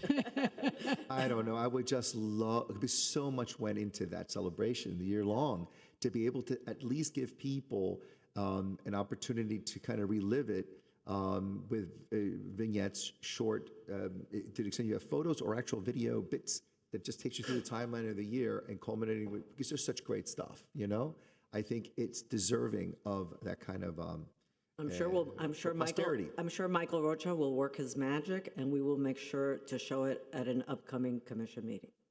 Wonderful. And then hopefully it'll live on our web page. Be like a time capsule. That's what I'm saying. For posterity, you know? Okay. Thank you. And since I've been here so long, I just want to remind everyone that tomorrow we have the first Jose Marti celebration at 10:30 a.m. I'm looking forward to it. Thank you. Thank you, Martha, for that. I appreciate it. I know you've been working hard on that. Thank you. Madam Vice Mayor, anything else for the good of the order?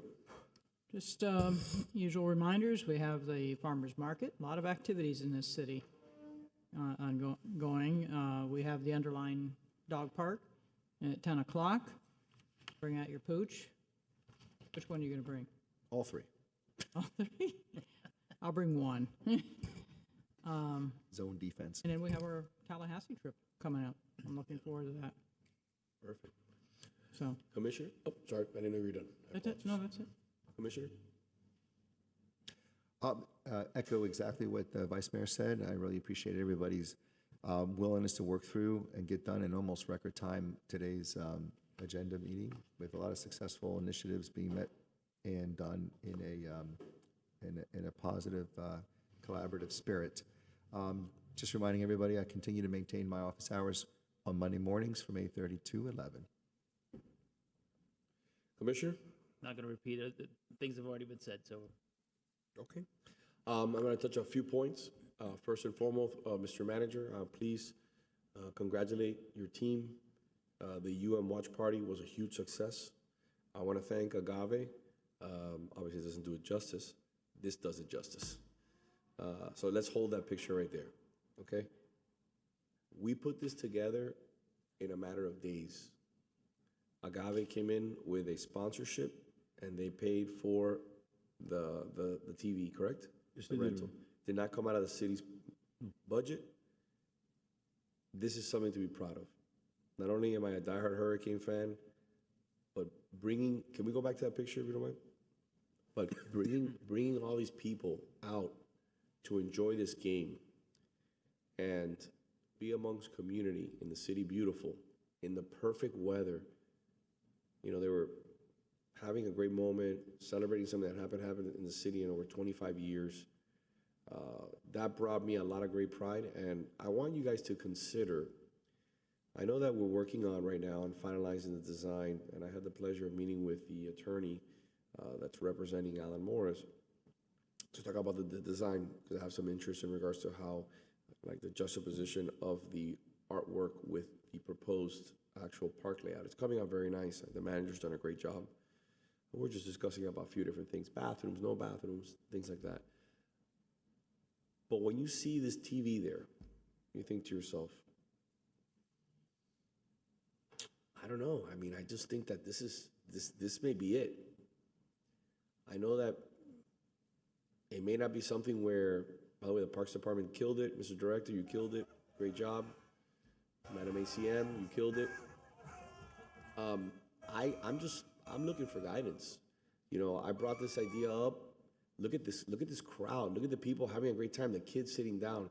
Can you imagine if we had this full time and we could do something where it comes out of the ground, not we rent this, not that we put it up, something that comes out of the ground and people can watch a movie, watch the Super Bowl in 2 weeks. There was no fighting, there was no problems, there was no screaming. You know, it wasn't rowdy. You know, it was families through and through. People are having a great time. And this is what I envision when I think about Pond Circle Park. Mayor? Yeah, I wanted to bring it up. I mean, I think at Pond Circle Park, we absolutely need to have a band shell. Yeah. You know? I agree. And that can be part of the band shell. Now, whether or not moisture-wise it can stay there or just be one of those, I know that they have these fancy TVs now that can even roll up like a blind, like an old blind that you could roll down. I think that's something that staff can figure out.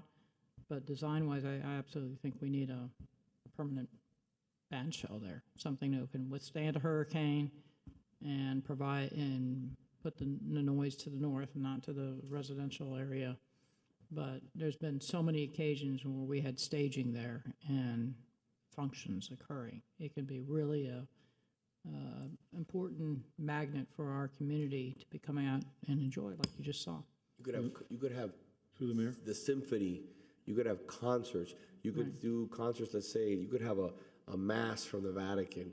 You could have celebrate high holy days.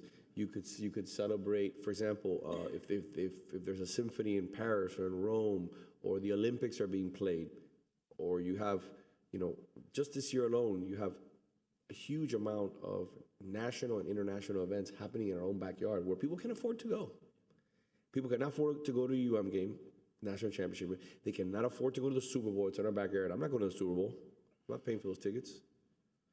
There's the G20 summit. There's a litany of different things going on here. You can watch F1 racing. You can do all these things, and this place lends itself perfectly. Look at the crowd that's there having a good time. It's safe. It's beautiful. Our staff did an amazing job putting this together. I met with the director and the ACM, and it was like, they were running around trying to figure this out, trying to make sure that it was the best experience. Your staff did such an amazing job. We always want to highlight the things that are wrong or the things that could be better. This was perfect, like perfect. No seating, no seating. It was perfect on every single front. Look at nobody complaining there. People were having a good time. Everybody understood to bring chairs, bring a throw, just become part of the community. This is perfect. Through the mayor. So I agree with you. And leaving that photo up there and taking a quick peek, just putting it back. You know how that always seemed, at least to me, I'm pretty sure to you, that building just seems like too big, right? Yet, when you have a crowd like that, it sort of like helps bring it all and tie it together. Because when you want a big event there, it just feels like it's not so much of an eyesore. It kind of looks like this is the center of where like entertainment and culture can come together for a large number of people. And like the vice mayor said, listen, I lived in Boston for a while, and I love the hat show they had up there for the Boston Pops, right? And they would put on an incredible 4th of July all the time with music, right? With John Williams putting on his performance. The Miami Symphony Orchestra, Frost School of Music, I bet you there's an overabundance of really high quality cultural events that people want to get publicity and attention drawn to their own organizations that would be willing to donate these types of events to a public forum like that on a real classy premier stage. So if you're thinking like some kind of like interesting tech where the TV comes up out of nowhere, big, right? Yeah, Big. there's already that technology already exists. It's expensive, but to me, and the manager wanted to say a few words, but to me, when you look at this, I know what you're saying about the building, but to me, it was just the scene of all these people, all these young people, all these oak trees in the back. Like you break up the building in the back, you kind of get lost in the fact that you're in the middle of a city and you're watching this amazing game. The weather was immaculate. It was perfect. Everything worked out perfect for that night. Mr. Manager? Except for the win. We didn't win, but, I think we did win because we had an amazing season. So at the end of the day, we did win. Came in number 2.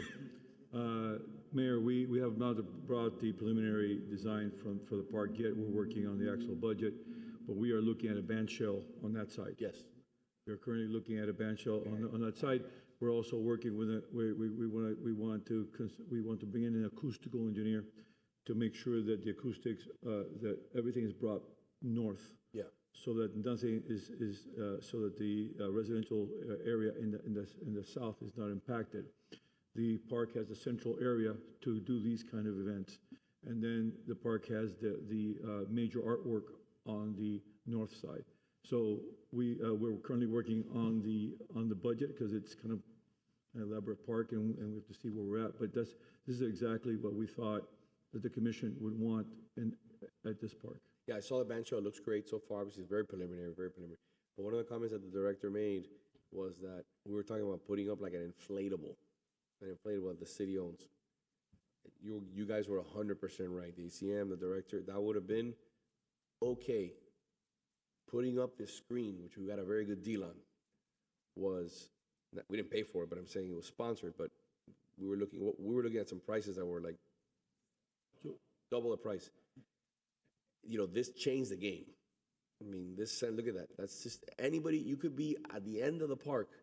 And you could watch that game from anywhere in the park. You didn't have to be up front. There was no glare. There was no, there wasn't no projection. It was perfect. Yes, So, I think the band shell that's being proposed would have the ability to have a projector project on the back wall. And the projector technology today isn't what it was even 5 years ago. We have 4K projection nowadays, which might be cheaper than a TV that would have to be moving in and out, because the TV technology may be more difficult to improve in 5 or 10 years when it does.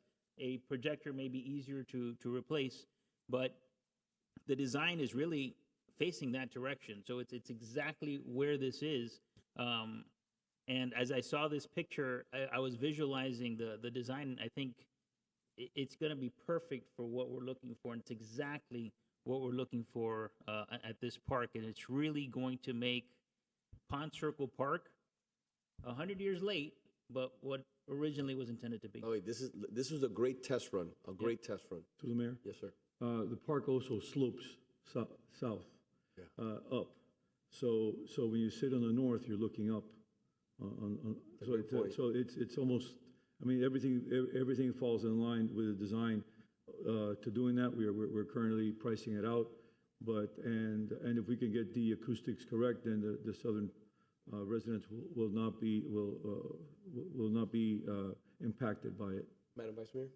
So I'm going to pass my phone a photo that was taken last Friday evening when I went out to walk my dogs. And that is Sanctuary of the Arts. And they had a screen up right across the street. And they've done this more than once. And there was not a lot of fanfare, but this was full. Mm-hmm. You know, it was quite a production. Beautiful, and you beautiful symphony. you can see that it's a screen that was brought in. I know that the city manager is quite familiar with the permitting processes of it because I brought it to the manager's office attention that they needed to make sure that the timing on this was complied with it so they could do the show on Friday night. So it can be done, and this one was trucked in. They've done this more than once, so you might want to just ask them who they're using, because the technology is always going to be changing. So that's a factor that you're going to have to consider, whether it's a projection format or this LED digitized format. There was a stage below it as well, so it replicates the concept that we're talking about of having a band shell. So, Fred, if you want to look at the picture, I know you know what this is, so you saw it, and thank you for all you do. Through the mayor? It was amazing. Yes, sir. This park has just tremendous potential. We have the trolley, over 1 million people going by. We've done everything possible to isolate the park. The civil improvements are going to bring the park back to the people. The fact that we have a trolley that takes over 1 million people going through the park, even the slope is correct. So I think that we're looking at a very unique design, and as soon as we get some of that pricing in, we'll be bringing it to the commission. We're just trying to see what the budgetary constraints are. And a perfect segue to what you're saying there, Peter, about how the trolley system is really going to be contributive in a big way to this success. But ultimately, we're going to have, I don't know, I'm not sure exactly what we're calling it, but like the mobility hub, right? So when we have that completed, right, the kind of people we're hoping are going to be attending this and events to come in the future, imagine like just how important it is to have that parking facility at this time coming together, than the folks doing a wonderful, short, and show-off walk from there to Pond Circle, which should be, I hope, an additional driver to economic activity to all the small businesses along the way. Because from there, everyone's there, you're just hoping they're going to be like, well, let's just keep it going, either before, during, or after the event. Keep enjoying the City Beautiful's shops and dining experiences. That's a great point. In closing, I just want to say thank you to the Plaza, Jose Antonio, for always saying yes. Or see. Or see, you know. I know he was I know that he was singled out as one of my donors in my campaign. Yes, he was, and I voted against his project. But he didn't say no when I asked him for money for this project. So I guess that won't make a donation list though. But it was good for the community. But it's good to body slam people when you get every opportunity to. All right, so moving on. The Bark Park, like we said. Super impressed by those two young ladies today. I want to do more things with them. They're very committed to the cause of dogs. I want to see if I can engage them with the vice mayor, and now that we have all these dog parks coming online, or that we're working on, I think we need to take these two young ladies. They're in high school. They got about another 2 years in high school, and engage them in one way or another. I don't want to waste this opportunity and just do a one and done. I think we can really get them involved. They came to my office. They were like super committed. They brought these great ideas, and I think that these are two young ladies that we have to use to our advantage. I hate to say it that way, but they're amazing. They're amazing, and they have great ideas, and they are super, super committed. So think about ideas that we can engage with them. Oh, well, this is how new foster agencies are spawned. I mean, I thoroughly enjoy getting dogs from a foster, for those reasons. So definitely tell them to come on down the other end of the hall. I do have office hours every Friday, except for when I'm out of town. So True. Talking about that, office hours again, this past week we started at 2 o'clock. We ended almost at 7 o'clock at night. We were there for 5 hours. It was amazing. So many people. Thank you to staff for always resolving all the problems and doing the best that you can. From very complex issues to simple issues. But again, we have office hours this Friday again, starting at 2 o'clock. Another issue that I want to put in your front burner, this is a conversation that I had with the tax collector, something that that's been itching, no pun intended in my eye here, but itching at the back of my brain for a long time, and that is the issue of handicapped parking spaces. So think about handicapped parking spaces. What is the intent of a handicapped parking space? You hope that when you see somebody, and I had this conversation with my city attorney, what is that? What it encompasses a handicap? There's many different avenues. You have to be careful, obviously, and be considered and be thoughtful on that front. But there is a lot of abuse, and I don't think that's anything wrong to say. I'd like to see if we can, Mr. Manager, put together a resolution for an urging to the state where we urge the state legislature to change renewal process from every 4 years to every 1 year and make it harder to get a decal.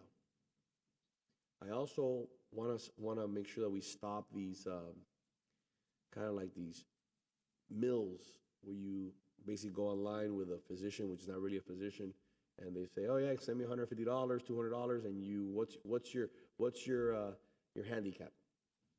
I'm not gonna get into it. This is my handicap, and you have to respect it. For me, I may get in trouble for this, but it's okay. I'll take it.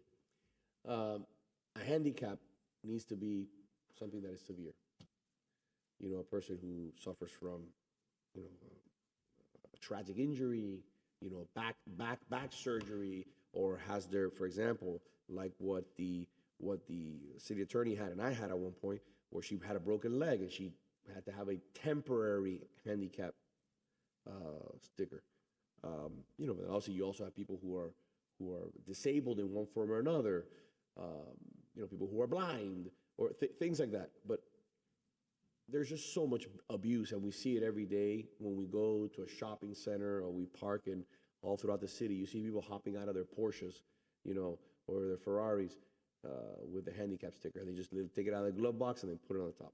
Again, that to me is an insult for somebody who served this great country and was injured in Afghanistan, World War II, Vietnam. I think that we can do much better. So I think that we have to come together. Listen, my mother has a handicap. My mother has multiple back surgeries, and she has Parkinson's. And yesterday she was diagnosed with dementia, just stage 2 dementia. So I think this is something that we have to come together. We have to collaborate on this front because I think that there's a lot of people who are suffering out there, and people take advantage of the system. They game the system. And I think that we as a city can be a voice of reason and ask our state leaders to truly crack down on certain things that are happening in our community. I remember one of my buddies telling me, who's an attorney, telling me that 70% of the fraud, insurance fraud, happens in South Florida, in the entire United States. I mean, that's something you don't want to be known for. And that actually is embarrassing and shameful for our community. That 70% of the fraud happens in this community, in the entire United States. So I'm pretty sure, and I was talking to the tax collector about it, that they're looking into it also. They're going to be cracking down. And I think that we gotta be a resource to the tax collector, and the tax collector is a resource for us. And if we can embolden other communities, 34 municipalities, the county, to make the same request of the state legislature and change the laws, yeah, we're gonna ruffle a few feathers. I get it. But this is something I think needs to be addressed. So Yes. having a husband who can't barely walk from the front door to the car, distance is an issue. But I'm going to make the following suggestion. I am his designated driver. I don't need the handicap sticker. Okay, if he was driving on his own, he needs it. So when you have somebody else driving you, they can drop you off at the door. You shouldn't be the driver should not be using the handicap sticker to park. I can go to the park. That's integrity. Integrity. Right. So if I use it, okay, I can be moving that car up to the door for him. And that's what I do. It's my routine. Handicap parking stickers should not be used for that purpose. Frequency, I don't think is going to change it. It's just going to add more paperwork for people. Now, I have the handicap placard because if he ever needs to drive it, he absolutely needs to be able to get near the door. Because he can go from there to the little scooter cart to go to Publix to get a few groceries and come back home. So that's some of the points I think where you could really shave off a lot of the fraud that's occurring, I think, right now, where other people are using the handicap placard. I had called in one time parking because I saw somebody who was very able-bodied park in a location, and parking advised me that they could not ask the person who was driving to see their driver's license, see if it matched the handicap placard. That's a huge problem. That's absolutely a huge problem, because how else are we going to, may they be picking up somebody that's disabled? Yes, they may be. But then we go back to the scenario that I described to you. That person can park remotely and then drive up to pick up whoever that person is, whether it's a child or otherwise. There's a lot of improper use of handicap placards, so we need to look at these scenarios and provide parking and provide more authority to be able to issue the tickets or question whether the person parking there is actually the driver that has the placard. So on that point, you remember that years ago, there was the issue of pill mills. You had physicians who were retiring, close to retirement age, and they were online providing, prescriptions, and it got out of control, and they started busting clinics where, you could buy a prescription for a few dollars. So that's in the same vein as what we're seeing here in regards to these handicap parking decals, where individuals who are actually handicapped are getting to the handicap parking designated parking space, and they can't use it because it's already been taken by somebody who's able-bodied. So I think we also need to establish a task force with other municipality, police departments to investigate this issue. I'd like to work through the manager's office, and I ask my colleagues to engage in one form or another, to work with the tax collector. He's the real resource here, our police department, and other municipalities. I want to craft a resolution of some sort that basically calls on the State Department, on the state, our state leaders, to crack down on this, to hold people accountable. Because I think that this is something that, again, it's a quality of life issue. And I think that people who have true handicaps should deserve the privilege to be able to live as comfortable as possible. Those spaces are designated for those individuals. All of us that have the honor to be able to walk without pain should park where we are designated to park, not take it away from somebody who is, again, like the Vice Mayor said, her husband, my mother, who are dealing with real issues that they're battling every single day. So with that being said, I don't have anything else. I think we've covered a lot of things today. I want to thank, as always, the employees for working so hard. I know that over the Christmas holidays, They tackled a lot. The city's never looked better, in my opinion. Thank you for the hard work. I know that I talked to the DCM, and we are full-fledged in an educational campaign to ensure that people know when their trash days are, that they're not throwing out plastic bags in the trash pit and leaving it out there for 4 or 5 days. I mean, I get the calls from the neighbors who are unhappy about that. I know that we're pushing forward on addressing a lot of issues in the downtown in regards to cleanliness, ensuring that businesses are pressure cleaning, that the streets are clean, that the street sweepers working. Again, we continue to put our best foot forward. Landscaping looks great. And like I said, if you look at the monuments on Ponce and A Street, I've never seen them that clean. If you look at the monuments on Miracle Mile, and 37th Avenue, they looked impeccable. They look great. That is a testament to staff's efforts. It looks great. Amazing work. And Mr. Manager, I know you and I talked about this, but I'd like to see when we can expect to have the University of Miami development agreement on the commission. I know we're probably about a month away, you think?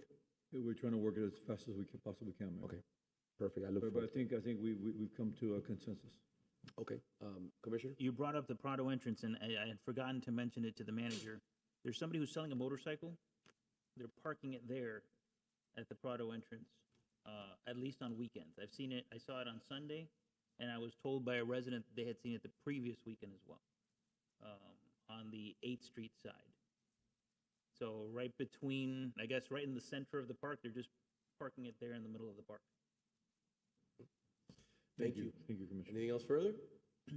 God bless. Thank you Great very meeting. much. Was it 10 minutes after 4? Is that accurate? Well, 9 minutes. there we go. 8 minutes, now 9 minutes. Thank you. Thank you.